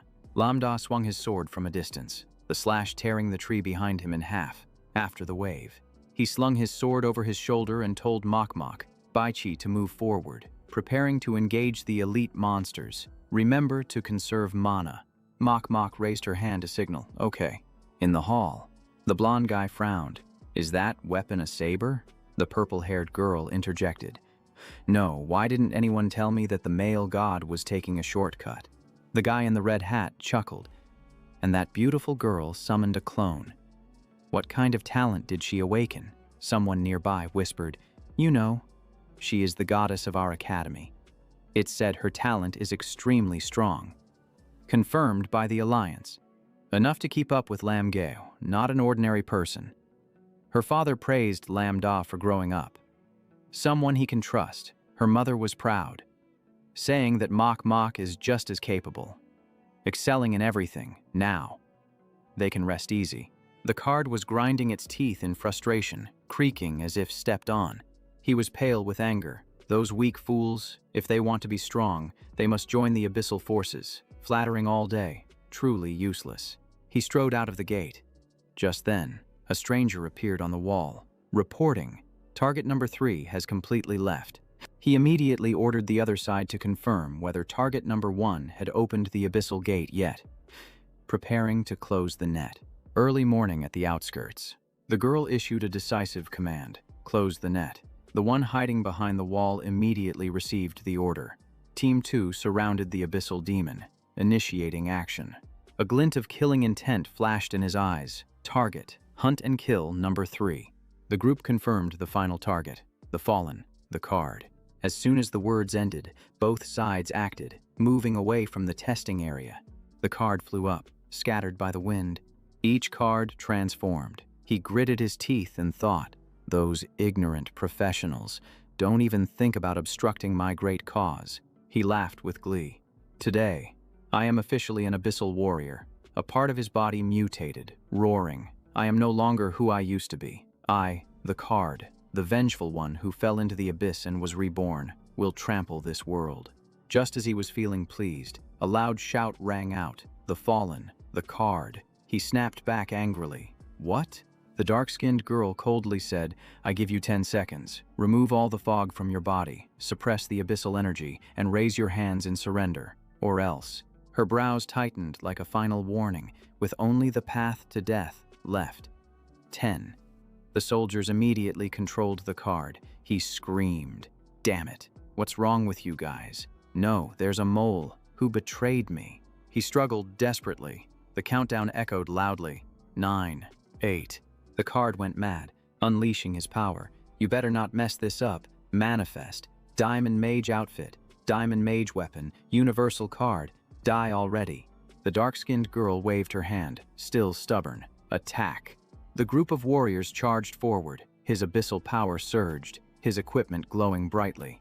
He wore a twisted smile. Universal card. Royal card. Just as he was getting fired up, a surprise blow struck.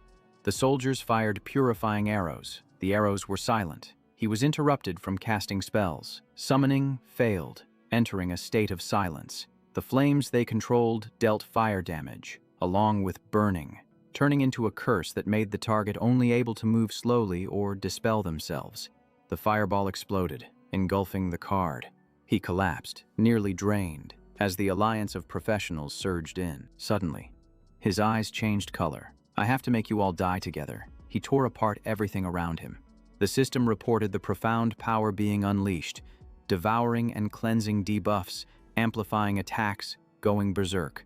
All attributes greatly increased, skills became stronger, and his body was immune to pain. The dark-skinned girl and her teammates raised their shields. "Everyone be careful. He is about to unleash his full, profound strength." From this moment, he became a reborn boss, rapidly regenerating health every second, chanting a dark descent to create a wide, dark barrier, reducing the enemy's visibility. The black mist from his bright eyes spread out. "Come here, you worthless fools. If you can't kill me, then I will wipe you out along with everyone in the hall, leaving not a single one alive." After that statement, he charged forward like a madman wanting to sweep everything away. Suddenly, a light butterfly darted out from the darkness. It pierced straight through his chest like a bullet, dealing 1000% critical damage, reducing life regeneration by 50%.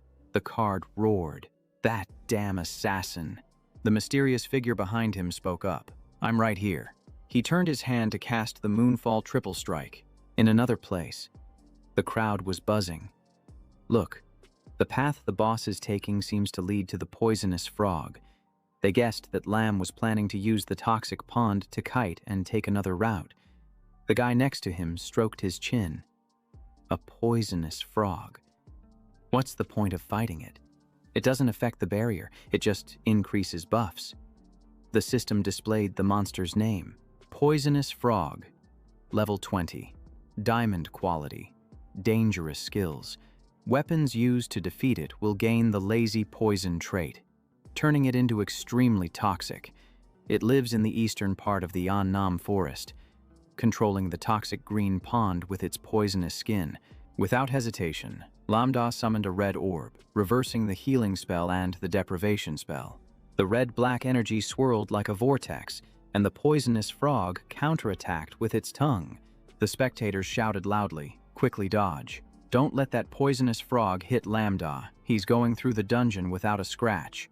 He was pierced through by it, not to mention the wind and flower assistance of the god. The commentary was abruptly drowned out when they saw the poisonous frog lunging forward. Lambda's life points dropped sharply. -2,587. but he remained calm, reversing the divine healing. Calamity descending. The wound closed quickly, and they gaped in shock. He got hit but had no injuries. Could it be that he can heal himself? The poisonous frog blindly charged forward. Lambda dodged the poisonous attacks, maintaining distance to avoid being pulled or poisoned, and began to kite again. The viewers lamented. Where are the mages and the great swordsmen? Why are they just standing still, planning to avoid the fight? Two girls were still quietly supporting him from behind.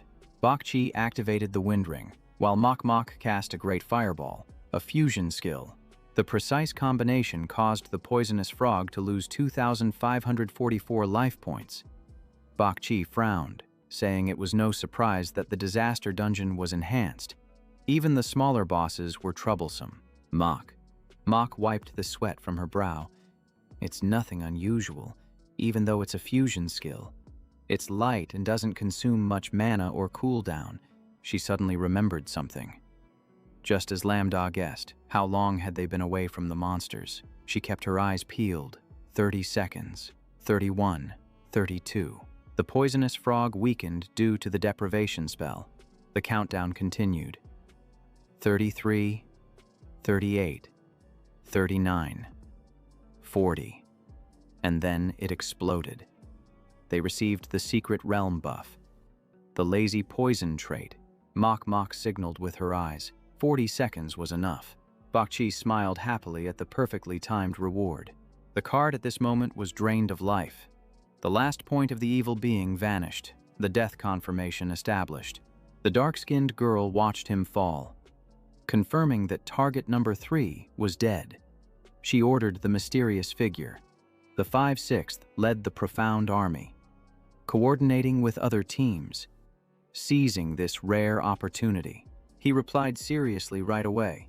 Then he tightened his voice and asked loudly, "Brothers, everyone saw that, right?" The whole group held their breath as the mysterious figure continued, stating that the upcoming battle would be more brutal than any enemy they had ever faced. He asserted that this time it would be like a direct confrontation with the tide of demons, and no one might survive to return. He looked at each person to gauge their loyalty.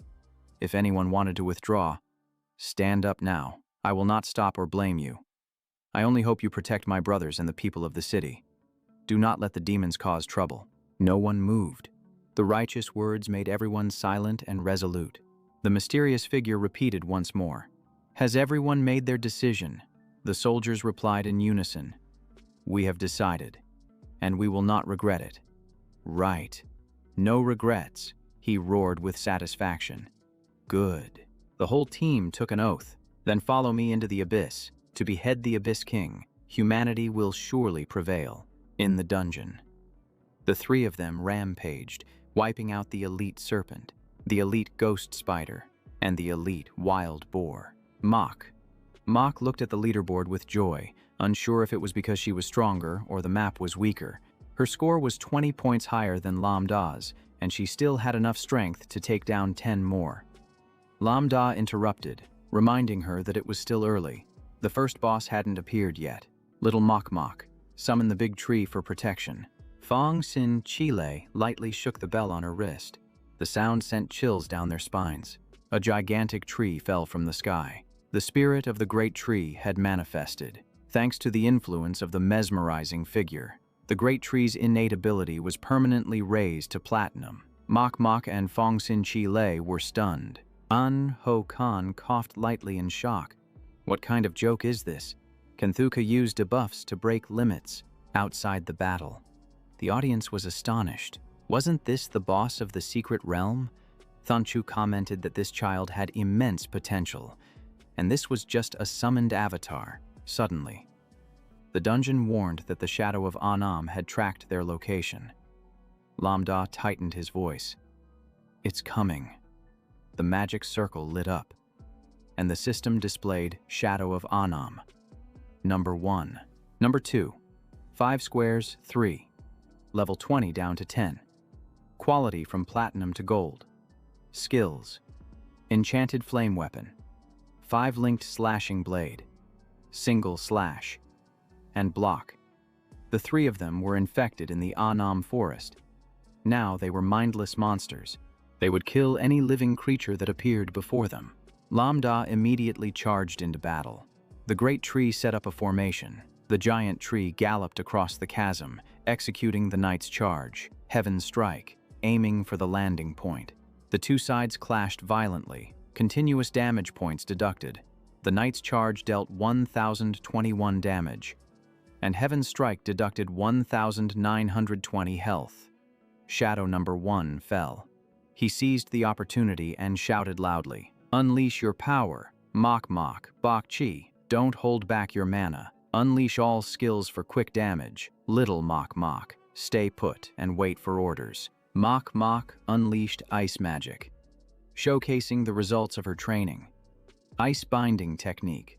The shadow was controlled, its health continuously dropping, deducting 426, 287, 413, but it didn't take long for them to break free. Bak Chi immediately rushed in to assist. Lei Min. The raging flames struck directly, deducting 1,912 life points. Mach Mach did not stop. Following up with Pink Butterfly, Wind Butterfly, and Poison Bubble, she coordinated with Tat Fong Nan, creating a sharp net to ensnare the boss. Dust and smoke filled the air. Bak Chi worriedly asked if she should go into close combat since all long-range skills had been used up. The system panel suddenly appeared. Shadow of Anam number 1 had been defeated. Its eyes gleamed with rage as it gritted its teeth and charged forward. The target it chose to confront was Lambda. The council evaluating Lambda commented that according to intelligence, the Abyss was planning to assassinate me to obtain the artifact on the way. Kuan Yin chuckled lightly.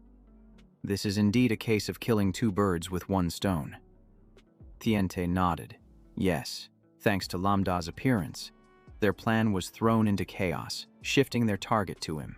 Targeting Lambda isn't wrong. They are playing the Fox Spirit Mountain trick, sending Bak Tiu Su to act alone. That guy's eyes glinted behind his single eye, thinking that the Lord of the Abyss was far-sighted. But little did he know that Bak Tiu Su was just a clumsy fool. Kuan Yin added, being ambushed by me yet still charging in. It's unclear if they're foolish or just confident. A few demons were planning to retreat to their lair, unaware that Bai Xiaoshi had vanished. A plan to deceive them with false information had already been prepared. He decided to inform Lam Ya, so that he could actively enter the secret realm in the role of a special reincarnation, causing the demons to let their guard down and open the Abyss Gate early. A council member worriedly asked, "What about his son?" TNT firmly replied, "I have already spoken to him. Consider it a test.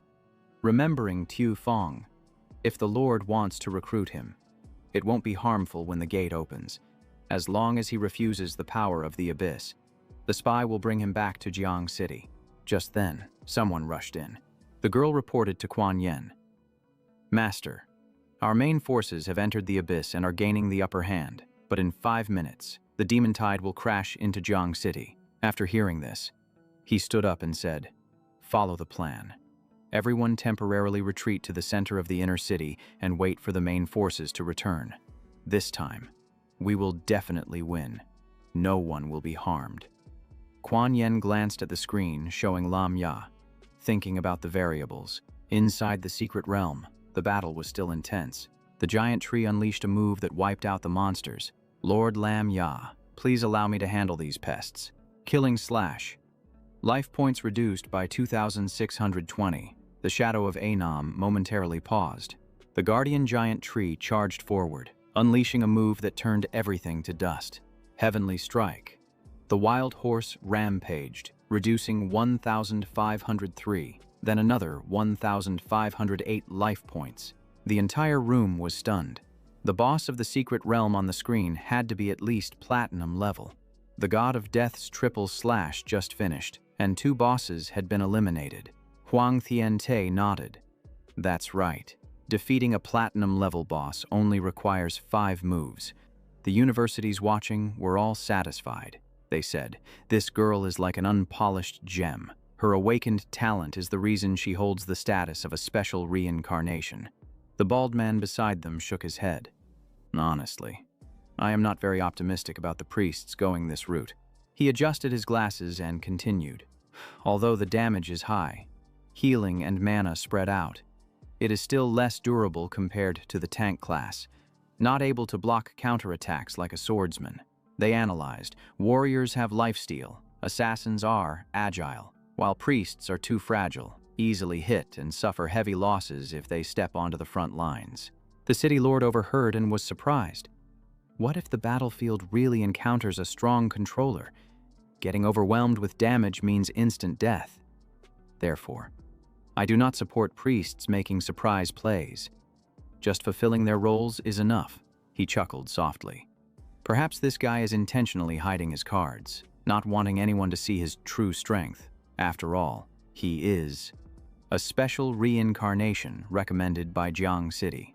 The observer waved his hand, meaning the teacher did not mean that. In reality, he is doing very well, from the moment of attack, dodging, and responding to enemy strikes. Everything is extremely precise. His tactics, awareness, and performance are nearly perfect.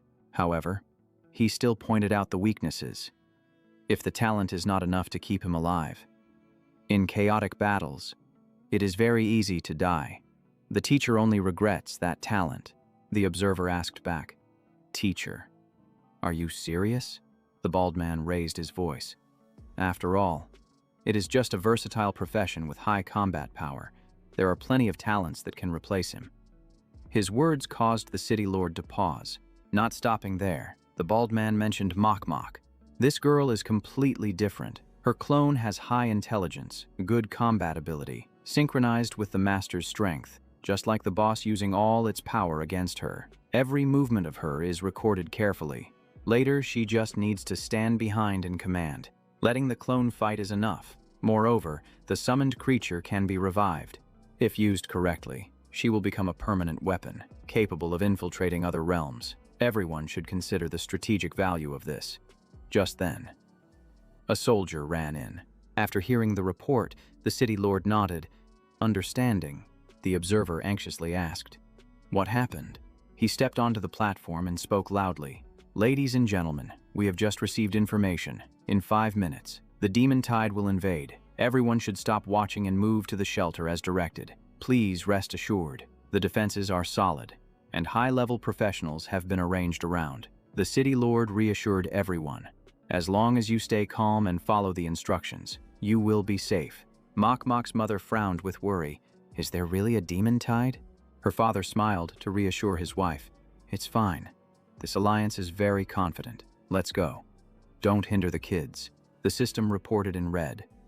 A Namchian has been eliminated. A new map has opened. The charmer of the forest wishes good luck and encourages interaction with new friends. Lamia took out a golden scroll. Mok Mok asked curiously, "What is this?" He replied slowly, "Something the Alliance prepared just for us." The scroll glowed brightly. Ancient texts appeared. Lamia explained, "The new map is far more dangerous. Everyone take this for self-defense." Information about the shield scroll appeared. Once used, it will create an impenetrable shield for 10 minutes. However, those inside cannot leave or attack. He handed it to her and advised that if it wasn't used, she should keep it for later. Mok Mok nodded. "I understand now. So what's next?" Lambda waved his hand. "No, everyone stay back. Let Xiao Mok Mok stay here. I will go with the ancient tree." The gate to the next level just appeared. Lambda's eyes turned cold. "The map ahead is too dangerous," he warned. "The area before them is out of the testing range. You all have done very well." His hand rested on the tree trunk. "Moreover, I also brought the ancient tree guardian along." Bakchi and Mok Mok exchanged glances. Fong Xin-Chi Lei remained silent. Both pushed the items in front of him. "Then let's take them along." He was stunned by the surprise. Lambda sighed. He had no choice but to take Fong Xin-Chi Lei with him. There's no reasoning with these people. He tossed the item Bakchi handed into the mouth of the ancient tree and said, "Let's go." The system activated. Using acceleration, the guardian tree sped up. Using water rush, the guardian tree accelerated even more. Using thunderstorm shift, maximum damage, the guardian tree carried Lambda and Fong Xin-Chi Lei straight into the deep black hole. The system began to provide information. Black armored puppet soldier, level 10, golden quality, no skills. Description: soldiers in black armor wielding black swords. Although they have no skills, they strike quickly and deal very high damage. Black armored puppet archer, level 10, golden quality, no skills. Description: soldiers using long black bows, no skills but extremely high accuracy. He commanded, charge forward. The puppets were easily taken down by the ancient tree. The knight charged, eliminating them. The space was left in ruins. 3 linked cuts, eliminated. But there was still one puppet standing tall amidst the smoke. Black-armored puppet swordsman. General. Level 20. Diamond quality. Skills: summon puppet sword soldiers, archers, and spear soldiers. He is the leader of the black-armored puppet legion, instinctively destroying enemies. Capable of summoning an infinite number of soldiers, the guardian tree asked. Sir Lambda, should I take action? I believe I can finish it in 1 minute. He frowned. Wait. Something feels off. His eyes revealed killing intent. There are hidden enemies lurking in the shadows. We must force them out first. A red light surrounded him, reflecting. Body energy therapy. Ready for calamity. A massive source of power struck down upon the puppets, but the puppet remained unfazed. Black-armored puppet assassin. General. Level 20. Diamond talent. Skills: stealth, smoke bomb, shuriken. He is an assassin serving the black-armored general, leading a team of puppets that can become invisible, using shuriken from a distance and katana in close combat. Lambda's gaze turned serious. Another scene with a couple again. He jumped off the back of the guardian tree. Xiaomok temporarily retreated. These 2 bosses are a match for you. Tree brother, stay close to the swordsman. I'll handle the ninja. After taking down the first wave of soldiers, pull it closer to the ninja. Okay, it replied. Understood. Its voice was filled with disdain. This little thing dares to stop me. The black-armored puppet summoned a purple orb, calling monsters. Lightning flashed across the dark sky, illuminating the entire battlefield. Lambda activated the command. Jimlin Nguyet An, destroying knowledge, initiate. When night falls, words appeared in the sky, increasing damage by 50%. A terrifying force struck down again, reflecting all stars, descending to hell. End. Enemy life points reduced by 4,068. Total annihilation. The puppet assassin gritted its teeth, pulling something from its robe. A thick fog suddenly spread. Stealth, smoke bomb.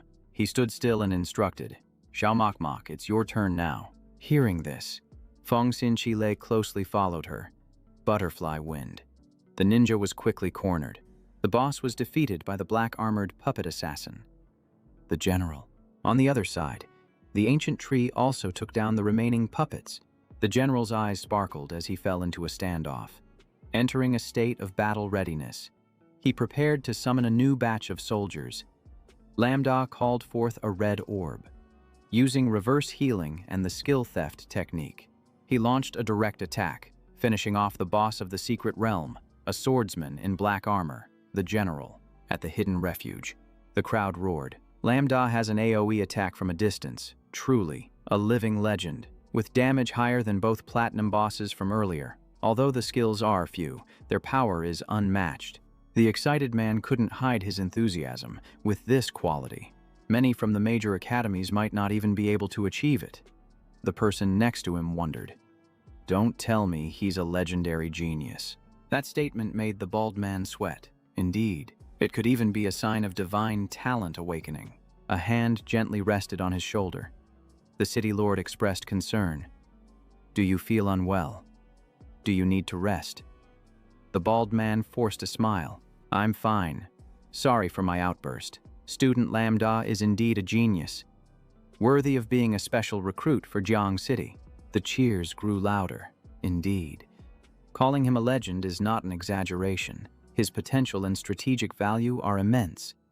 Colleagues, let's prepare to compete for his recruitment. A stream of dark energy swept over Bakchi's head. From Lambda's direction, hurry over there. His expression was emotionless, sensing a great source of power. The ancient tree turned to ask, "Lord Lambda, that one is very strong." A faint figure rode a broomstick through the gray smoke. Thousands of puppets appeared, revealing the Queen of Annihilation. The Annihilation Sorceress laughed coldly. The system reported that due to the rising temperature from the alluring figure, the unnamed enemy in the secret realm had grown stronger. The ancient tree said, "Annihilation Sorceress. The system lacks sufficient information, only showing clone, level, aptitude, skills, unclear." Lambda was surprised. "Have you encountered this boss before?" He focused on observing the Annihilation Sorceress. It was a clone, with no data available, seemingly summoned by something. Her face still wore a smile. His thoughts raced. He had encountered a boss like this before. He silently assessed. This battle would be extremely challenging. The Annihilation Sorceress spoke.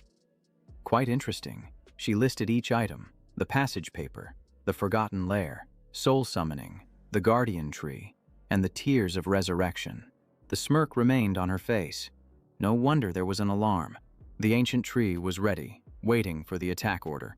The Tears of Resurrection were also preparing to unleash their skills. Lambda signaled, "Brother Tree, little Mok, do not be careless. Does anyone know her?" She shook her head, taking a small step back.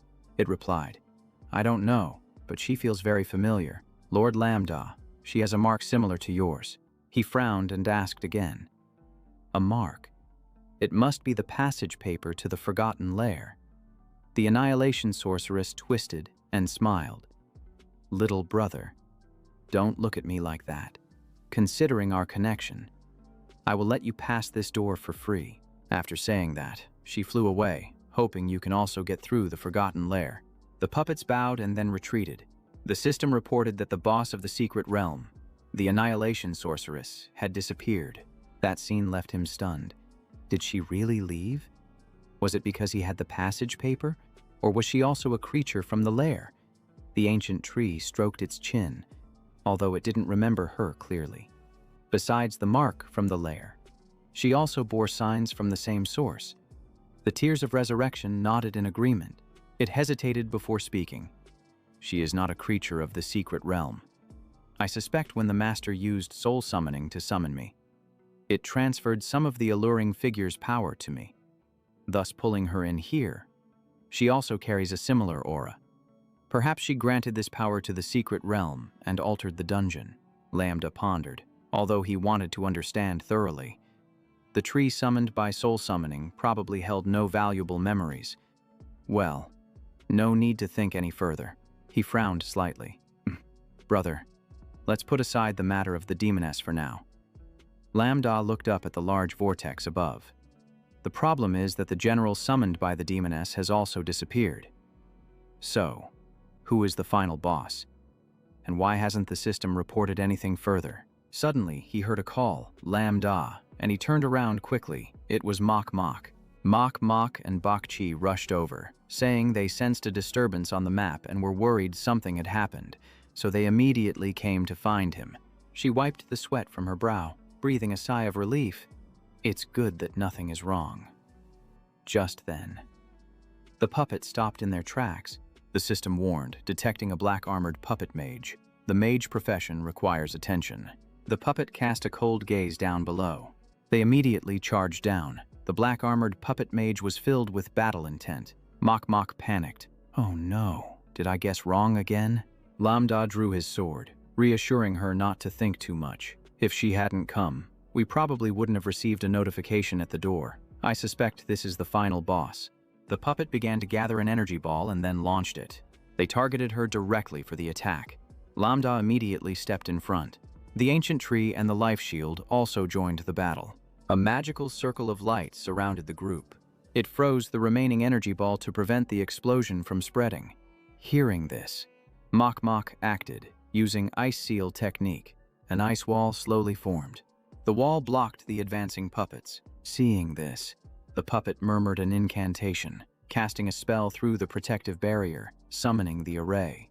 The sky darkened again. The black-armored puppet mage began to summon something mysterious. Thousands of puppets flew in the air, covering the sky, then dove down to break the magical circle. The black-armored puppet mage's army officially entered the fray. Bak Chi tightened her grip on her sword, horrified. There were so many it was disgusting. The ancient tree turned to ask, "Lord Lam Da, how should we deal with this?" He smiled enigmatically. "No need to rush. Facing this number. I also need to call for worthy reinforcements." Lam Da raised his hand, and the item in his hand flew into the air, summoning. The dark curse knight appeared. The gigantic shadow overwhelmed the entire enemy formation. The Dark Knight looked extremely fierce, summoned at Platinum level 20, fighting for 1 hour. Mok Mok looked at him with admiration. "Lam Da, your master is a level 15 golden boss." "Right. How did you upgrade it?" He replied nonchalantly. "I never paid attention to it." In his mind, he also wondered, could its power be tied to mine? The screen on the other side exploded. "Oh my, it's Master Cam. Haven't you heard of him? The Great Lambda is the one who changed the historical difficulty, the one who caused the summoning qualifications to drop. I've been shocked for a year because of this." A chubby young man widened his eyes. "Winning or losing doesn't matter. I just want to have his child." The cheers were deafening, smashing the puppets. The one with the enchanting figure was just like that. The cold-faced guy gritted his teeth. "Your connection has been cut off too." "Huh." The blue-haired guy ground his teeth. "That's right. What now?" "We're all stuck here." The guy next to him replied. "Whatever. Let's act first and figure it out later." A sinister laugh came from one. "Too fitting. The demon commander is in trouble. They can no longer control us. No need to be a target anymore. Just summon the teleportation gate. Over here." Lam Da instructed Knight Nguyen Rua, the old teacher, that there was no need to use the moonlight burst. If they wanted to swarm, he just needed to pull the monsters away. Its eyes immediately turned red. The knight leaped, casting Dark Curse. All stats surged, charging straight ahead. He brandished his sword and charged directly into the swarm of illusions. The illusions rushed in to attack fiercely. Lambda observed closely and said, "Good. The formation has been disrupted by the old teacher. As long as they weren't all dead, the 4 bosses wouldn't dare to make a move." Lambda led the group to retreat. It seemed they wanted to use the small monsters to wear us down. They were still channeling mana into the magic formation, not attacking at all. Indeed. Even the General of Illusions wasn't very smart. Knight Nguyen Rua suddenly turned back. The swarm of illusions charged in unison to ambush. Lambda shouted loudly, "Now! Right!" A wave of terrifying power swept away the illusions. Hell's Descent. The whole group fell like dry leaves, offering no resistance. The ancient tree also contributed a blow. Heaven's Strike, refreshing the skill. Continuing with Heaven's Strike, Lambda unleashed his move, nearly wiping out the illusion soldiers. Reverse Tide, Life and Death. Mok Mok and Bak Chi coordinated to rush in. Poison Cell, Firestorm, Life's Tear supported. Ice Freeze technique was unleashed. The illusions were shattered by Knight Nguyen Rua, Moonlight Ambush, critical hits in succession. The dust gradually settled, after a series of fierce blows. The black-armored illusion mage was eliminated, the formation was broken, and the boss took reverse damage. The tendrils behind him reached out, dispersing attacks to prevent them from recovering or summoning more monsters. The chain demon tightened around the illusion's body. Reverse transfer technique and restriction technique were simultaneously cast. His eyes flashed with killing intent. It was over. Reverse healing. Plunder technique. The illusions gradually disintegrated. The illusion mage was burned from within. Critical hit. Reverse healing. Divine technique. Calamity descends. Continuing to reverse. Hell's Descent. You have defeated the black-armored puppet mage. General. He quietly glanced at Mok Mok. She and Bak Chi were still working together to take down the remaining illusions. The ancient tree guardian was not standing idle. The illusion mage trembled, trying to get back up. Knight Nguyen Rua immediately swung his sword down, despairing heavy strike. The swirling chains gradually disappeared. The system announced the completion of the mutated instance of the southern forest, starting to calculate rewards. The golden fish glowed. Swimming around, a treasure chest appeared, thanks to the special ability of the Goddess of Luck. All treasures would be upgraded to Diamond level. A notification appeared before Lambda, asking if he wanted to double the treasure. He calmly replied, "Open it." As soon as he finished speaking, the treasure chest immediately opened, receiving the diamond level skill, Priest's Blessing of the Collective Affection. The mage weapon, Thunder God's Tome. Equipment including the 6-yang ring. A rare item. Along with the item was a note detailing the skill, Priest's Blessing of the Collective Affection. It healed all targets in range, increased all attributes, and randomly added 3 buff effects, only removable by skills of the same level. Lambda smiled slightly. A diamond-level skill like this was indeed worth it. Another panel appeared. Punishment of the Spirit Stone. Reduces the life of all targets in range. Lowers attributes. Randomly removes 3 buffs. His whole body radiated killing intent. His aura rising. The people on the other side curiously crowded around the screen, wondering what had dropped. "Let me see." The sound of hurried footsteps echoed in the hallway. The city lord coldly looked at the chaotic crowd below. He remained silent before asking, "What is the situation of the battle at the abyssal border now?" Monsieur replied with a smile, "We are about to win. We have fought all the way to the depths of the abyss. Today is the best opportunity to eliminate the master of the abyss." He gritted his teeth. "Today. They will all have to die." The city lord turned around, his expression calm. "Good. But this feeling is too easy. So we must still be cautious. The demons of the abyss will stop at nothing." Monsieur quickly added, "If we can wipe them out in just one battle." Before he could finish, he was interrupted by the crowd cheering, "Lambda." Lambda looked around, secretly thinking, "Am I already in a safe place?" He stood with Mok Mok and Bak Chi among the excited crowd, just as per the alliance plan, but it was unclear how far they had progressed. The city lord looked at him and nodded slightly, a smile briefly appearing. He glanced back, feeling uneasy, as if he had overlooked something. Mok Mok smiled and waved at a distance, following her gaze. Lambda saw her parents. If they could completely eradicate the forces of the abyss, uprooting them would be excellent. He chuckled softly, but suddenly the crowd panicked and screamed as a strange creature appeared. Lambda's expression changed instantly. It was a demon-tide creature. The city lord frowned, puzzled. How did it get in here? A person being choked screamed loudly, "Help!" Monsieur rushed over. Everyone stepped back. "Don't panic. Let me save him. There's a possibility that the safe house has been infiltrated. We must respond immediately." Sweat poured down his forehead as he quickly ordered reinforcements. Lambda dashed forward to pull the person away from the creature's claws. He turned around and used the skill. Tactical seize to eliminate the creature. The man collapsed to the floor. Another hand reached out, and Lambda suddenly noticed something strange. It wasn't right. The guards outside the city were supposed to be very strong. He glanced at Monsieur, who was holding the other person. Monsieur easily returned to report, and moreover, he was sent by the high-ranking alliance members. Lambda frowned and turned in another direction. This group of demon-tide creatures was definitely summoned by an infiltrator. A group of people panicked and fled as they were chased by monsters. The city lord raised his hand to command. "Quickly, all the professionals here, draw your weapons, protect the students." The winged dragon behind him also immediately transformed. The professionals coordinated to resist the waves of monsters. A woman screamed in panic upon discovering a monster behind her. Monsieur shouted loudly, "Warning, city lord, behind you." He raised his hand to calm the crowd. "Don't panic. The fire of the winged dragon only burns the abyssal monsters." The winged dragon breathed fire, incinerating the monster that was about to charge, while several other creatures broke through the walls and rushed in. He began to feel confused. Who is using the summoning artifact? Where is the infiltrator hiding? Mok Mok quickly spoke up. "I'll handle this area with Bak Chi." Little Mok Mok.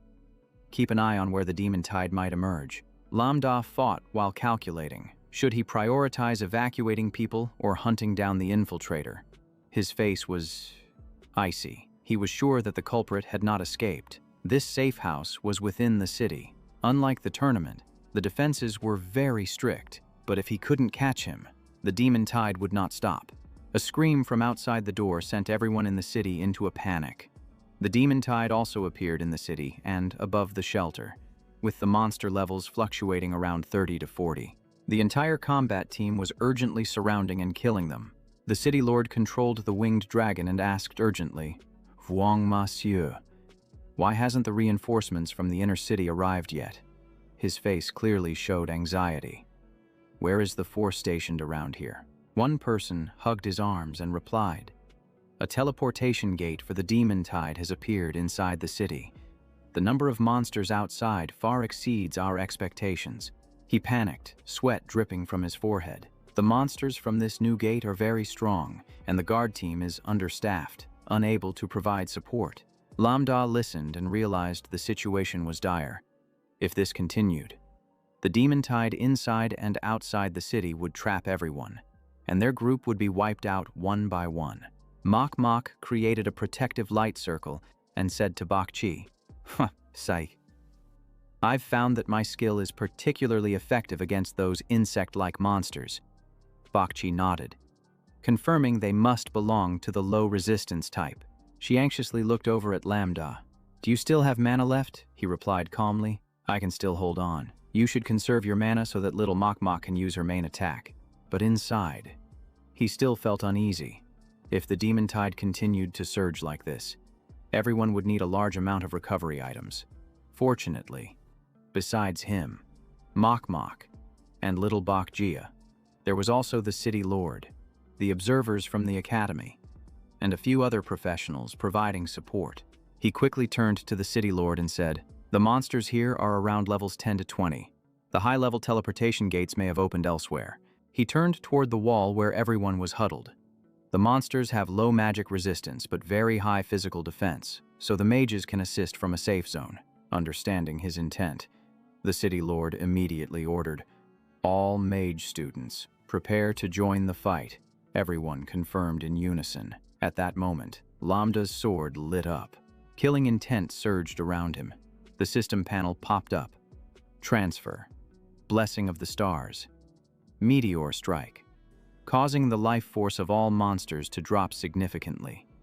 And all attributes decreased. Seeing this, the crowd cheered in admiration. "Lambda is amazing." One person beside him exclaimed, "The diamond-level skill from the dungeon is indeed different. I didn't expect it to debuff and deal damage at the same time." A female student ran over and shouted, "We will also follow Lambda and contribute our strength." She cast a spell on the blonde-haired girl. "Let us heal your health and mana." Lambda still felt worried. If the skills and items for mana recovery are insufficient, and reinforcements haven't arrived, their group would exhaust themselves. If they can't find the source causing the demon tide, when everyone reaches their limit, the consequence will be annihilation. He stepped forward and asked the city lord directly, "How many days can the supplies in the area last?" He answered immediately, "This is only a temporary refuge. We don't have excess supplies, and the resupply must wait for the guard team." He frowned. "That's too bad. The elite forces have all been pulled for the deep raid operation. Both the inner and outer city are short on personnel. Wait, something feels off." He froze. "We've been misled. This is a Fox Mountain tactic." Someone was about to place a hand on his shoulder. "Calm down." Lambda reflexively pushed away. "Get back. Don't disturb me right now." Kuan Yin removed her mask, her face gradually becoming clear. "Lambda, it's me. I understand what you're thinking." Lambda stopped. "Shangguan Yin, why are you here?" Kuan Yin cleared the surrounding monsters quickly and said rapidly, "I didn't have time to report the plan to you. The one luring Baitiu Su is not me. It's a decoy arranged by the Alliance. I've been watching over you. You're very strong. Cooperating will definitely break through the encirclement. Eliminate all monsters and find the source of the demon tide. The professionals are setting up a defensive circle." Seeing them struggling, Lambda asked again, "Are you sure? How long will it take? If it drags on, casualties are unavoidable." Kuan Yin didn't answer, just unleashed her skill. "Let me show you my talent." Her hand rested on Lambda's shoulder, and the system announced, "Granting power of unknown origin. Receiving soul adaptation from Shangguan Yin. Skill damage. Plus 100%. Increased range. Expanded damage area. reduced cooldown by 30%, increased mana recovery, health recovery, shared damage. Kuan Yin smiled. This is my talent, Soul Link. It transfers my soul to you, lasting for 1 hour. And it's not just that. Lambda asked urgently, what's the cost? Will it harm me? He looked at her hand glowing with golden light. This talent must be legendary. Kuan Yin quickly said, don't worry.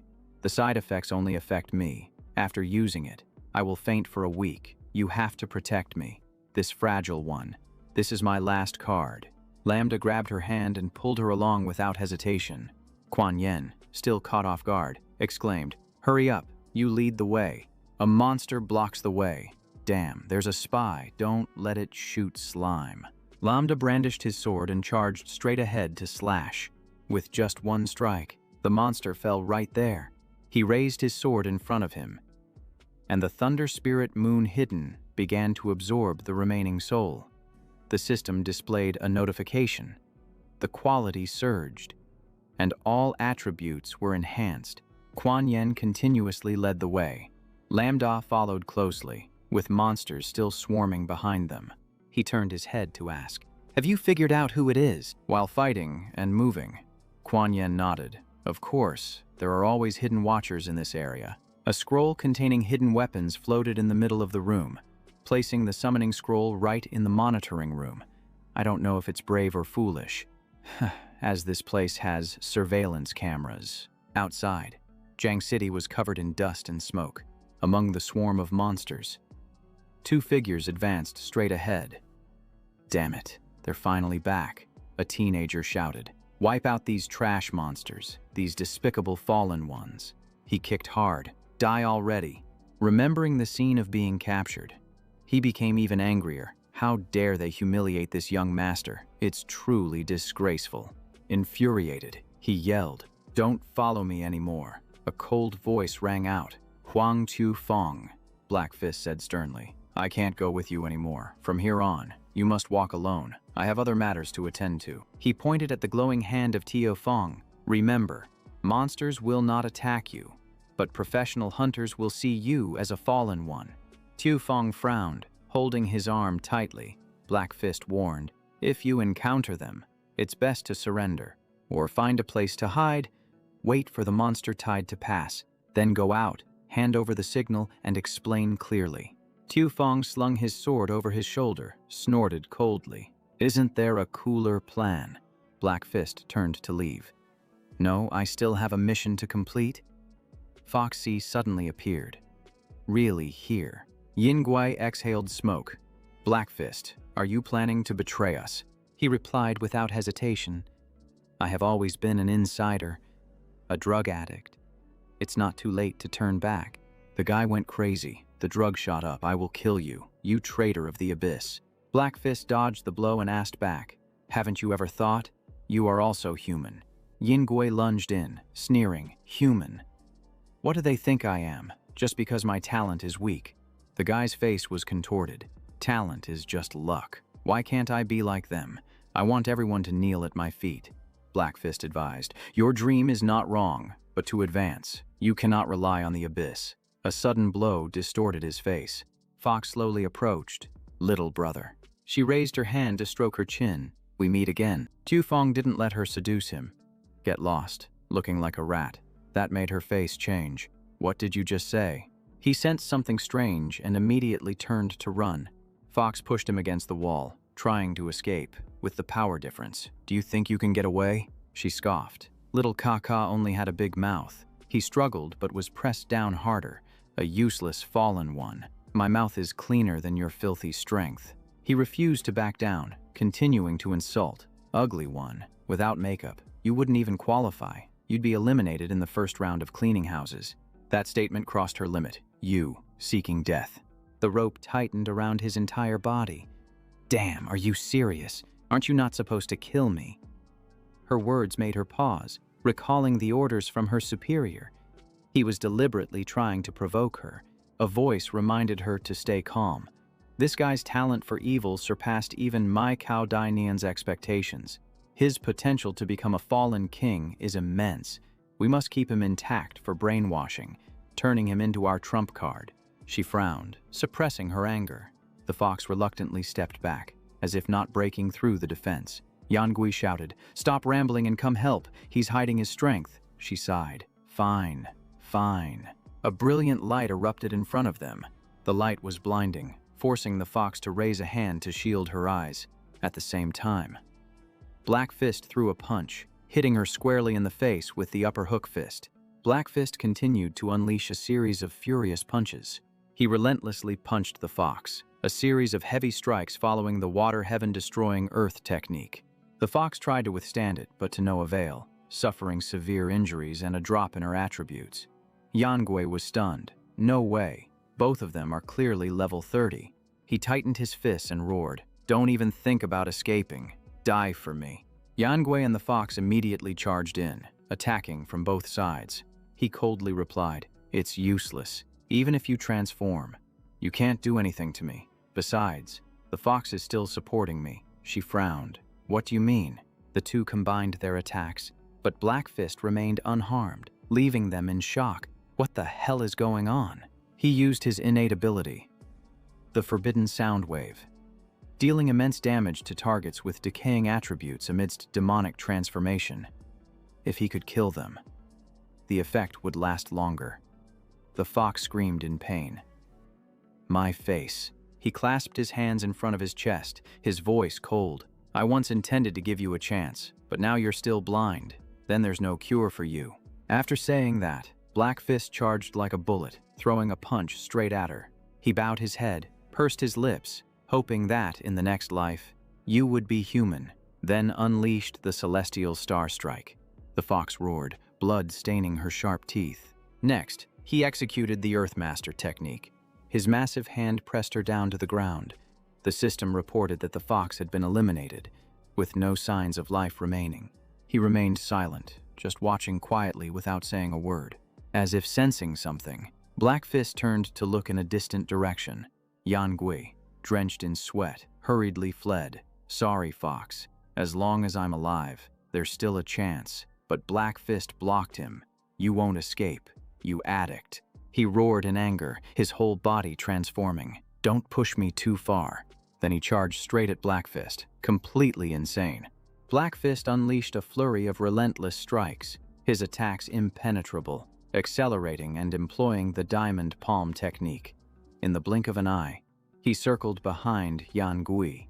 Next, a powerful strike landed on the guy. Kwang Min was Han Quan. He withdrew his hand into a defensive stance, finishing with a fierce uppercut. The system reported that the drug-addicted degenerate had been eliminated. The battle was over, and the target was no longer alive. He turned to look at Huang Thufeng, who was unconscious. This guy really had some issues, didn't he? He hoisted the boy over his shoulder, thinking to himself, "Whatever. Let's just get him to safety first." The principal contacted him. "Black Quan, where are you?" he reported. "Outside the north gate of Jiang City, bringing Huang Thufeng back. He was knocked out by Yen Kuai." He continued, "The pursuers were Holy and the drug addict, who had teamed up with me, and they have been eliminated." The principal nodded. "Good." The principal continued, "The plan has changed. No need to bring him back to Jiang City anymore. Take him straight to me." Black Quan was puzzled. "Are you planning to let him join? But he has never trained in the system. Being a spy would be like signing his death warrant." He calmly replied, "His innate talent for degeneration far exceeds the assessment of the deep demon. Mai Chao. He might be even more than just a degenerate." Black Quan was stunned. A fallen Tri Vuong. The principal was certain he will be valued and enter the highest authority of Tam Uyen. Moreover, he had previously rejected the temptations of the deep demon with strong willpower. That is the key point, ensuring he will never fall. He predicted that he could approach and eliminate even Tam Uyen Tri Hoang, ending the war of humanity. Tam Uyen, the principal added. "It has been a long time since Tam Uyen has seen such talent. I have confirmed with the Alliance and his father. Everyone agrees. You don't need to worry about other matters. I will grant him the power of Tam Uyen and protect him from corruption." He hesitated. But what if he doesn't agree and wants to keep his human identity? In fact, he always mentioned someone named Lam Da. Black Quan recalled the scene where Hoang Thieu Fong was fighting while calling out Lam Da's name. If he obtained the Gat power, it would no longer be a fair fight. He spoke softly. "Let me handle that. He has strong faith. It's not easy for him to fall. That potential far exceeds normal assessments."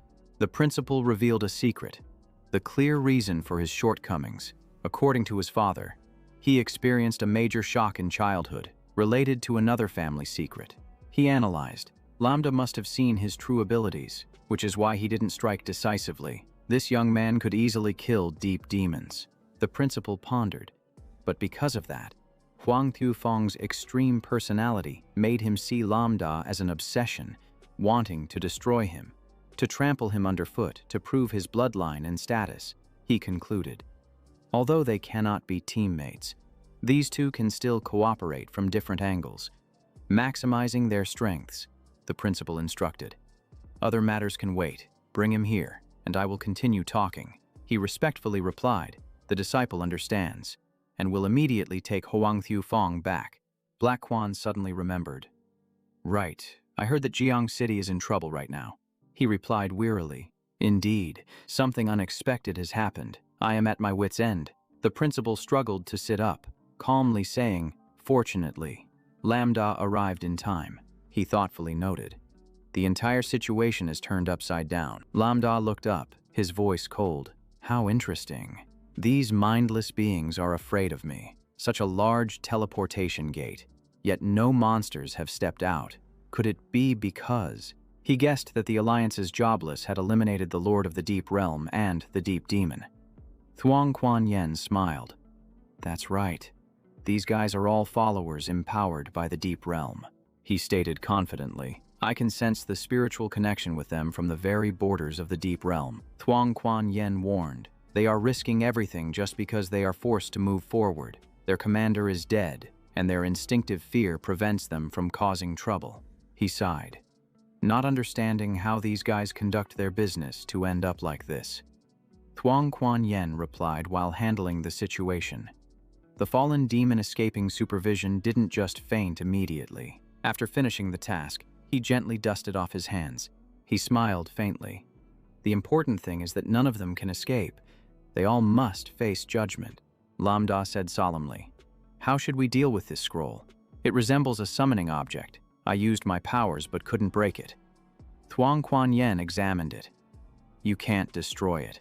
That's troublesome, he added. That's right. It remains intact. Suddenly, a few henchmen fell right in front of them, and both remained silent, watching. The followers trembled, their eyes filled with fear as they looked towards the two. Lambda tilted his head, his gaze filled with disdain. Is this really a creature of the demon tide? He raised his sword and said decisively, perfect. Let's deal with it. Then activated the ocean tide summoning. Undead Sea. He stood beside and reminded, Lambda, are those evil beings going to be sunk by you? We still need to keep witnesses, he replied calmly. No, I'm only targeting the demon tide creature. Lambda spoke sternly, counterspell, blessing of the constellations, punishment of the meteor shower. Red meteor rain poured down. The sound echoed. Shangguanyan was secretly astonished. This guy is truly extraordinary.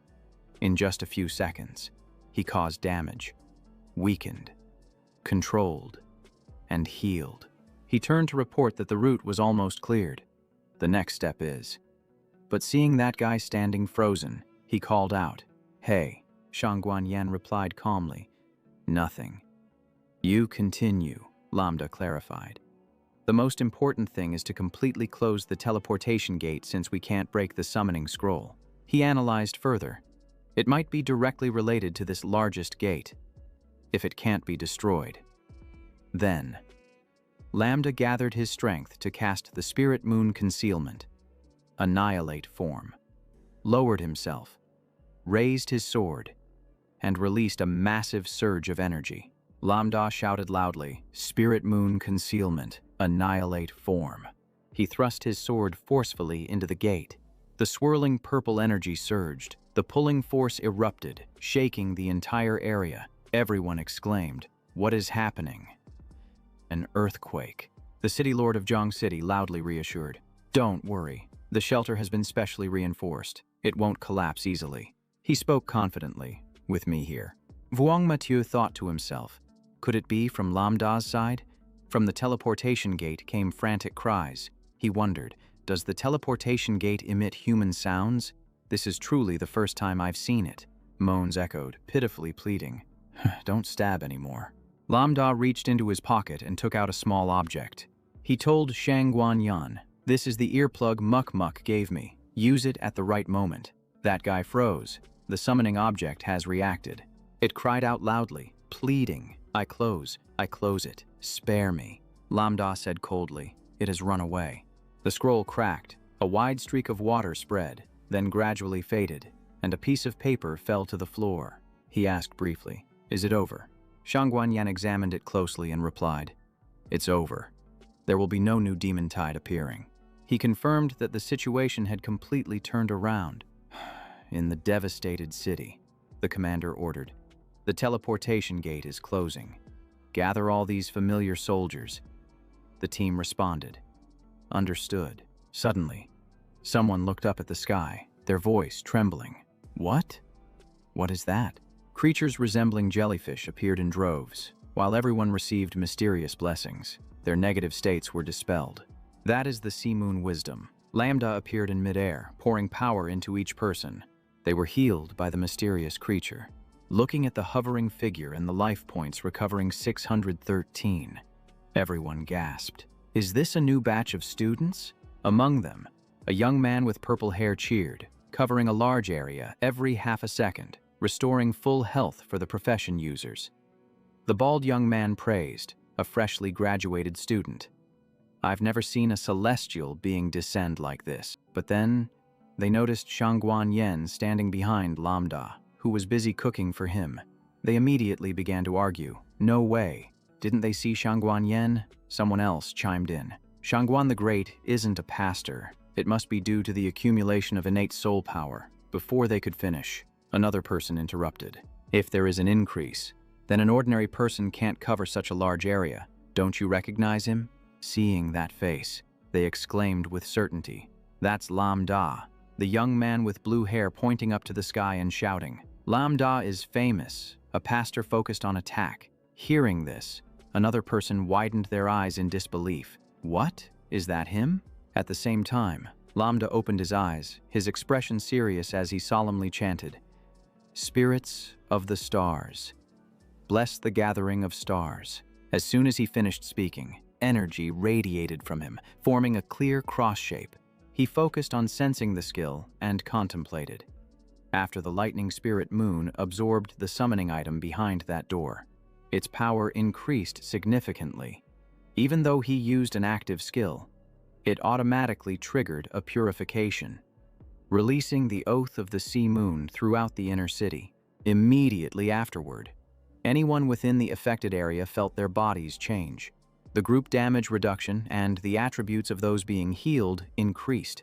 The city lord was stunned upon realizing Lambda's ability. Before he could speak, Wang Ma Chao interrupted. The healing range covers the entire inner city. This is truly a divine gift, a rescue in a time of crisis. At the same time, the group of To Mok Mok also recognized his skill. Her classmates, who were supporting her, exclaimed in amazement, while To Mok Mok looked up at his figure in the sky. She blushed and softly called his name in her heart. Lambda. Just after a few moments, the wounds of most people had healed.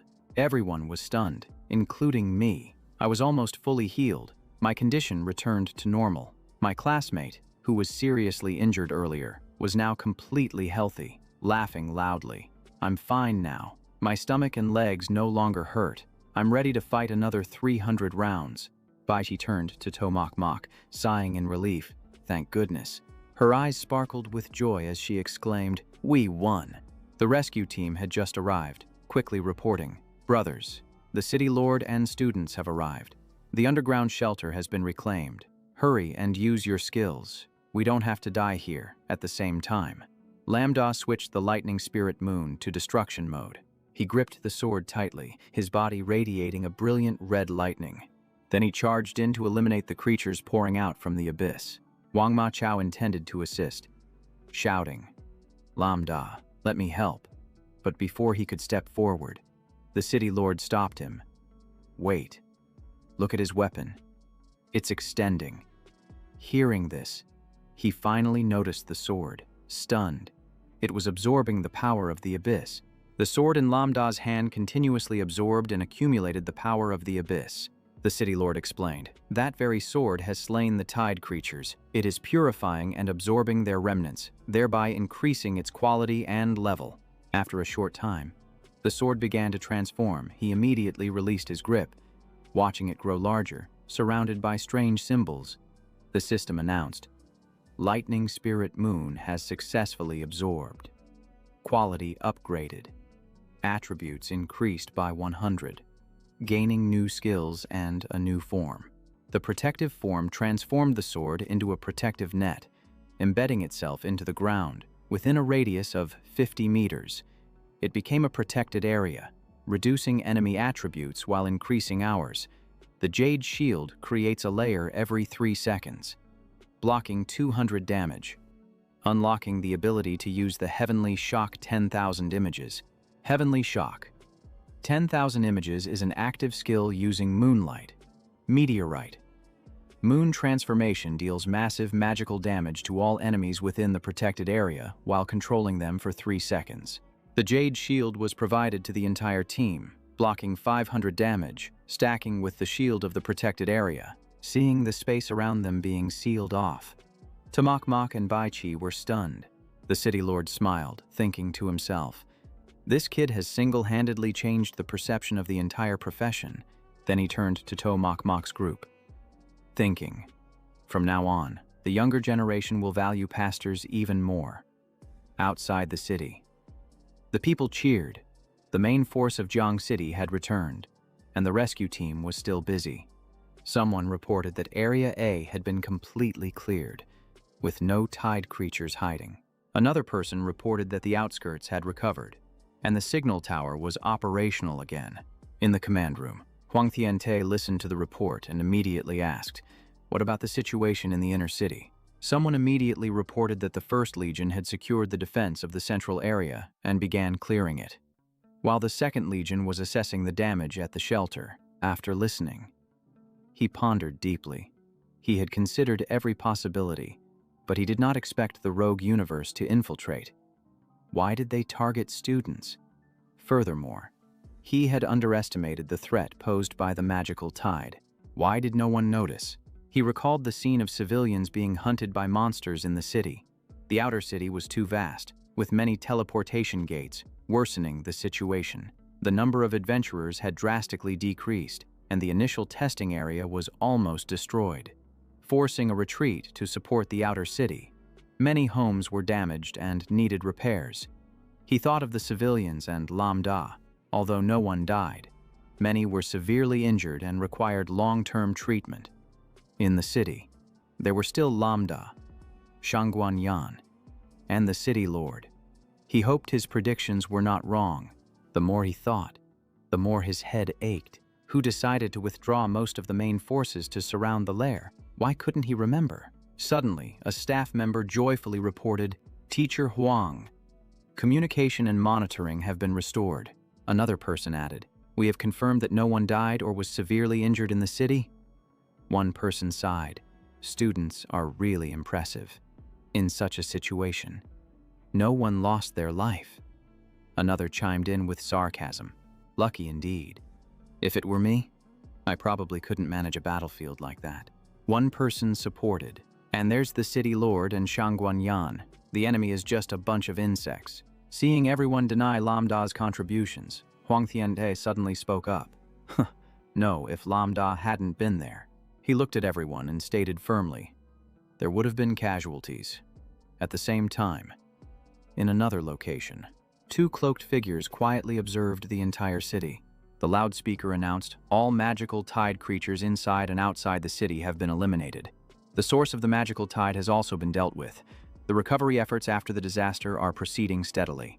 In the hospital, people were bustling in and out. Teachers, students, parents, and adventurers were separated for examination and treatment. After the prolonged battle, everyone was exhausted. If it weren't for me and the priest continuously healing, they might have collapsed long ago. Fortunately, the examination results showed that no one had any after effects and received free advanced treatment. In the control room, the screen displayed the health statistics of humanity. On the other side, Shang Guanyan, severely injured, was being carried away. The one most affected was him. At that moment, he had exerted all his strength, his face haggard. The soul connection caused him to fall into a coma. His people immediately took him back to Ling Yun's sect. In the interrogation room, an accomplice slammed the table seriously. The spy had been handed over to the Alliance for processing. The scene of bloodshed emerged as soldiers stormed in, firing their weapons. We also relied on them to gather clues and launched a large-scale investigation to track down the mastermind behind the magical tide and punish them accordingly. According to the testimony, due to a lack of forces in the inner city and shelters, nearly 10,000 people lost their lives. Many city officials were dismissed for negligence. Corrupt officials were summoned to court, one after another. Back in the hospital room, Lambda sat silently on the bed, still feeling that many mysteries remained unsolved. Earlier, the principal told Lambda that the Alliance had known about the spy's plan and was prepared to counterattack. Therefore, the inner city and market would be guarded more strictly. After saying that, he leisurely peeled a banana and continued eating. At that time, he was struggling to support Shang Guanyan, who was completely exhausted. I once asked him why the Alliance allowed the main forces to concentrate all their power on attacking Shen Yuan. He murmured, "That's right. I remember there was a proposal document. There was a hint of jealousy and blame in the words, but it's not wrong. I wasn't at the front lines then. I was in the control room, and when something happened, I rushed over immediately. I stood still, listening, telling myself, is the side effect of the talent a decrease in IQ? Suddenly, Shang Guanyan's eyes lit up. He shouted, "I remember now. At that time, we were confident we could eliminate Shen Yuan with just one strike. An elite team left the gate. That's why we concentrated all our forces to support the inner city." Lambda interjected. "Wrong."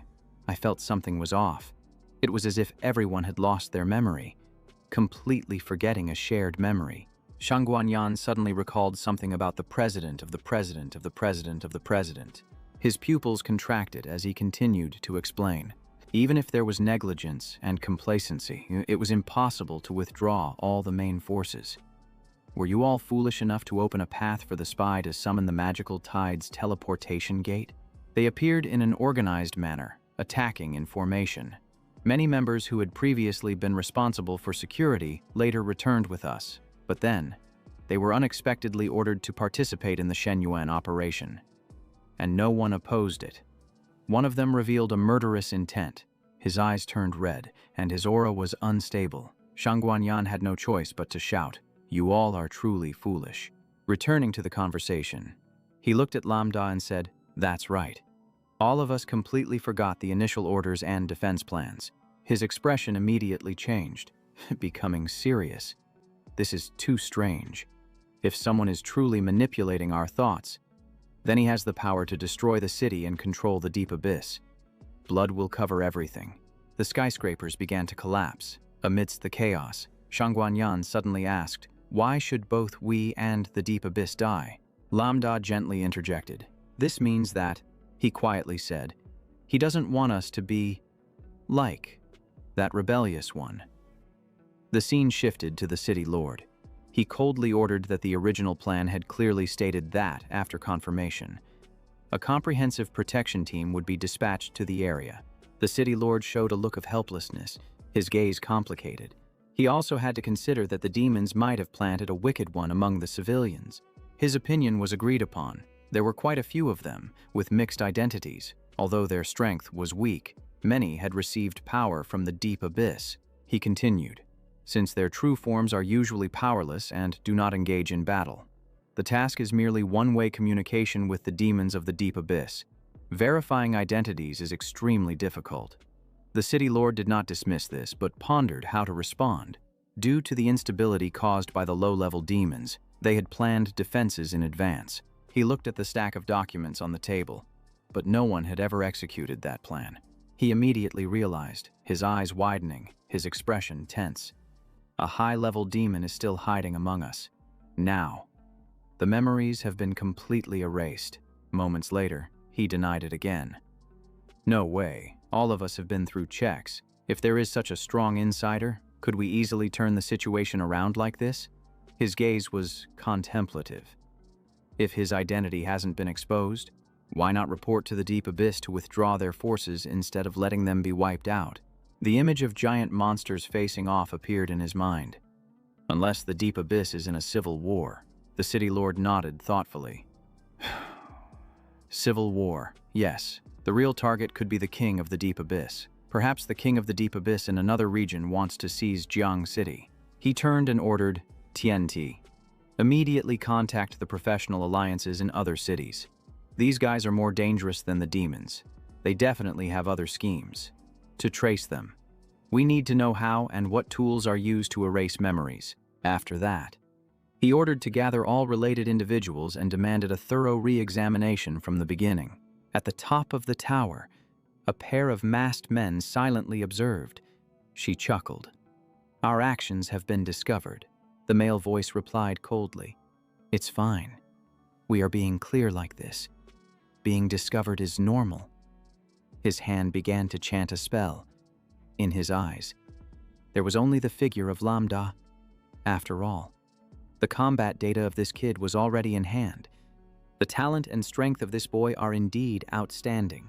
He did not spare any compliments. It was no surprise that he defeated the Black Knight guarding the gate without a scratch, and even got recognized by it. The girl, hearing this, curiously asked, "Do you like this human?" She pointed at the pendant with Lambda's image, her voice filled with threat. "Aren't you afraid the demons of the deep abyss will kill this human genius?" He casually replied, "What is there to fear? My plan to lure the tiger away from its mountain does not endanger him. It is only to test his strength." At that moment, a bright red streak of light flashed. The signal had arrived. Right after the light, Lambda and Mach appeared. He did not hesitate, swinging his sword straight at the monster. The entire dungeon was recorded. Lambda looked up, his face serious. The strange girl smiled in admiration. "Just as you said, no one is like him. Extraordinary strength." His companions beside him scoffed. "Who was it that told me to withdraw earlier?" Suddenly, she widened her eyes and exclaimed, "No way. What is happening?" The three-eyed man immediately turned around, his gaze sharp. The reflection showed the room of biological tears and the guardian tree. This is real biological tears. And there is even a protective giant tree. It's not just about using tools to summon it. This is indeed a dark art. The strange girl looked up closely. Even the demoness who had created the seducer was attracted. The three-eyed man opened his eyes wide, mumbling, "No way. Could it be that we were wrong?" She looked at the image of Mach, mumbling, "Biological tears are this girl's talent, but how can even the guardian tree obey orders?" Her fighting scene left everyone confused. Am I seeing things? Who is she? Really?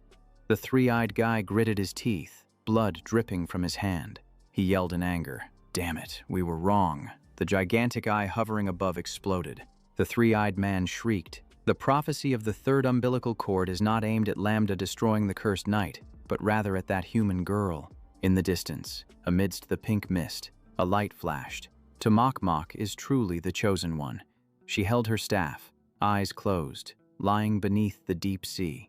At the same time, over by Mach, she suddenly sneezed. Lambda's phone rang. He looked at the amount on the screen, his expression bewildered. "Is that the reward from the Alliance?" Mach exclaimed. "I received it too." Bakchi, sitting beside her, had bright eyes. I have it too." In the hospital room, a young man with a bandaged head held up a sign and smiled. Perhaps this is the reward for those who contributed when the monster tide surged in. This time, the Alliance was quite generous, not only supporting the professionals, but also providing long-term assistance to civilians. Other injured warriors laughed and chatted. "We're fine, but those students preparing for the final exams must be suffering a lot. Recovering while studying for exams is tough." Lambda looked at the screen and sighed. final exam would be held in a month, testing both physical and mental endurance.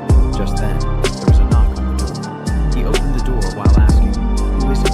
A representative from the city lord entered with a smile. "I come on behalf of the city lord. As he is busy, here is the honorary medal for you, and you can update your equipment." Lambda immediately grabbed the equipment information board. Mok and Bakchi all focused on the screen, but perhaps at this moment, he wasn't really interested. Lambda scrolled through a few lines and said, "Not really. I plan to change my shoes and belt. The self-healing effect is no longer necessary, and the magic resistance only counters basic magic attacks." A series of changes appeared on it. As a pastor, he already had high magic resistance, reaching 9,350, with an additional 1,000 from the major healing powder, leaving 300. Actually, I chose the major healing powder just to meet the exam points requirement. He considered and continued. I think I will switch to the Lightfoot shoes to enhance overall strength. Speed is never a disadvantage. The image of Uncle Laosu and the guardian tree suddenly flashed in his mind. They both used overwhelming speed to crush their enemies, becoming formidable bosses in hidden realms. Lambda smiled and explained, "Without speed, efficiency drops by half, making it easy to be defeated by a few exhausting attacks." Uncle Laosu looked confused. Me. After a moment, Lambda squinted. "I've made my choice." He clicked on the shoes. "I'll take the flame shoes, along with this healing wave skill book." Immediately, the fiery shoes appeared along with the information. Flame shoes, level 10, limit 20, diamond quality, no equipment requirement, effect, increases 60 points to all attributes, 50% movement speed, 50% fire resistance, activates the flame path skill, increasing speed by an additional 50%, creating a fire path that deals damage and increases fire resistance by 30%, lasting 10 seconds. Mok asked curiously, "The shoes are really strong, but why did you choose the healing wave? It's quite common compared to other platinum level skills." "Right." Lambda clicked on the icon. "Look, the healing wave automatically activates around me. Platinum level skill. Level 5. Active. Creates a healing wave randomly around the designated area 10 times, each time restoring 500 health. Cooldown 10 seconds. But right after that, Lambda took out his weapon. The healing wave reversed. Pursuit wave, level 5, active. Emits purple energy, 10 times in the designated group, each time reducing 800 health. Cooldown 10 seconds. He explained, "Using my talent, even if it's not widespread, the single target damage is much stronger than healing or light, as long as there are 2 or more opponents." The representative smiled and turned away. "Everyone, just rest. I need to find Shang Quan Yen. That guy wants to extort money for the Ling Yun sect." Suddenly, Lambda called out, "Wait, hold on a moment." He asked in a serious tone, "Huang Tufang, you guys are sure there are no issues?" "Right." The other person immediately turned around, replying seriously, "He may not be as good as you, but he has his own talent and mission. If anything happens, I, Huang Tiante, will take responsibility." Mok glanced over, puzzled. "Is Huang Tufang really missing? Do you know where he went?" He replied coldly. "It's a secret," she angrily shouted. "Lambda, you..." He patted her head. "All right, everyone just rest. I have something to do." She looked at him and asked, "Can't we go together?" Bakchi interjected, "That's right, Captain, if you need us." Lambda immediately refused. "No need. This is something I can only handle alone." The system unexpectedly displayed a skull notification. The skill reverse. Heaven and Earth has opened upgrade conditions, requiring level 20 and killing 10,000 creatures in the hidden realm alone. At the same time, someone asked, "Where is classmate Lambda?" Another bald man asked similarly. In the square, a silver-haired woman announced, "We still haven't found Lambda." After a while, she knocked on his room door. Mok opened the door and explained, "Teacher, Lambda is in the dungeon. Can you wait outside?" But the female teacher suddenly glared. Even though you are outstanding newcomers, I still have to be straightforward." She adjusted her glasses and said, "The future belongs to you. Choose the top 3 elite universities, excellent instructors, or go to places that don't require scores and don't consider reputation. I am sincerely advising you," Tamak whispered. "Teacher." The teacher confidently continued, "Don't you know? Captain Lambda said he would attend Tianchi University, ranked 10th. A scene of Baiji appeared in both places, because only Tianchi University would break the rules and accept the whole group together. She became even more annoyed remembering Lambda's words. "Sorry, teacher, don't persuade me anymore. My teammates must go together. This is the only requirement," the teacher said sharply. "Even if you are at the top, I won't accept anyone with connections but no achievements." At that moment, Lambda shook hands with the principal of Tianchi University. The school had agreed to all conditions, and the whole group would enroll there. She exclaimed in shock. "What? Tianchi University?" Lambda leaned over and replied, "That's right. I don't care about the rankings. As long as the school is suitable, you should go back." She stood behind a tree, her hands clenched. "Lambda, don't think that having God-level talent makes you invincible." Returning to the present, she softened her tone to persuade. "Today is the last day for special enrollment. Think carefully. After today, there will be no more opportunities. Don't let regret set in." Tamak could only smile awkwardly and waved. "Yes, take care." Then she gently closed the door. Leaning against the door, she sighed. "Lambda, I understand you have your reasons, but don't make enemies unnecessarily." Saying that, she opened her device. The message had not been replied to for 2 days. At the same time, in a dungeon, Lambda was charging forward. He jumped high, breaking through the encirclement of the monsters. The system reported. Defeated the monster using the reverse skill. 1,510,000. Without hesitation, he dashed into the green portal ahead, changing dungeons. Just after entering the new dungeon, his hand reached back. The combat skill exploded, and the monsters underfoot were swept away in an instant. He immediately looked at the notification board. Defeated 3,000 out of 10,000 using the reverse skill, he thought to himself. Thankfully, it didn't require killing 10,000 bosses. Smirking, he thought, "At this rate, I will complete the objective before the break ends, even though leveling up is a bit slow." A few faces and the female principal flashed through his mind, but Shang Guanyan and Huang Tianze had already spoken with the principal of Tianchi University. The school had many resources, actively supported them, and was a perfect fit for them. A ranking appeared. The top 10 academies were the breeding grounds for top professionals. To get in, not only talent was needed, but also backing. The network of schools formed naturally, so getting into the top 31 was nearly impossible without strong connections. Lambda smirked. "Exactly. I won't play with mediocre connections," he thought. If it weren't for Yan and Tianzi, a man adjusted his glasses amidst a rain of money. His thoughts continued. If it weren't for them, Tianchi University would likely have rejected the fixed group's invitation. Lambda walked while calculating. Although not as prestigious as the top 3, they would still advise him to find another school that could accept Baiji. Thinking of this, he frowned slightly. This time he indeed gained an unexpected connection. Just then, a dark hand landed on his shoulder. Tamak crossed her arms and frowned. "Finally, I see you've escaped the dungeon," Baiju cheerfully asked. "Captain, how far have you progressed now?" He recalled the system data and replied, "It's fine. Each dungeon has 200 to 500 monsters. I can kill enough before the break ends and still have time left. No, we will definitely go to Tianchi University together. We will still be a fixed team, sweeping through dungeons." Baiju cheered. "Okay, I agree. See ya."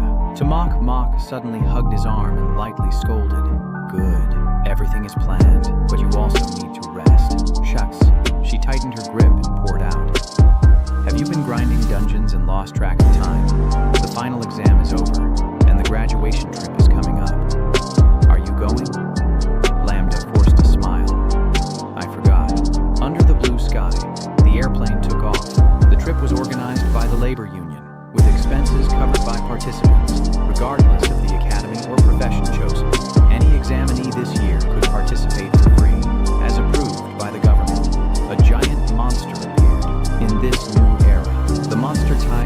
anomalies emerged, prompting humanity to establish safe cities where residents were not allowed to leave freely outside the city walls. Monsters lurked. The area beyond the city was fraught with danger. Even though the monster tide had receded, there were still creatures slipping through the net.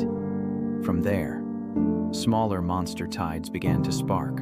A fully equipped army landed along the city walls. The Alliance maintained continuous patrols, with each city having a wild surveillance outpost operating 24 hours a day, 7 days a week. In the wind-swept garden, 2 men armed with weapons were hunting monsters. The area outside the city now also offered tourism, combined with training for better bonding. Lambda closed his eyes and nodded. "All right, I'm going. Practical combat is still very necessary." Tamakmak excitedly exclaimed. "Why did you agree so quickly?" Baichi happily shouted. "Awesome! I told you, the captain would definitely agree." On graduation travel day, the station was packed. A group of people chatted as they walked. "Lao Liu, did you surpass grade A?" "Of course. Lao Liu is grade epic, picking up items like a god. How could he not be grade A? Take me with you. I'm only grade B, if not grade A. I'll probably inherit the family business. Does that count?"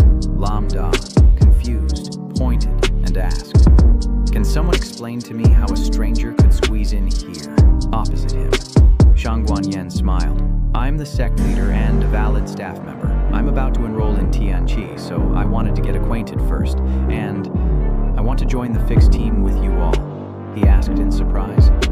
"What?" Tamakmak's eyes widened. "You, unbeknownst to them." A mysterious figure was secretly watching them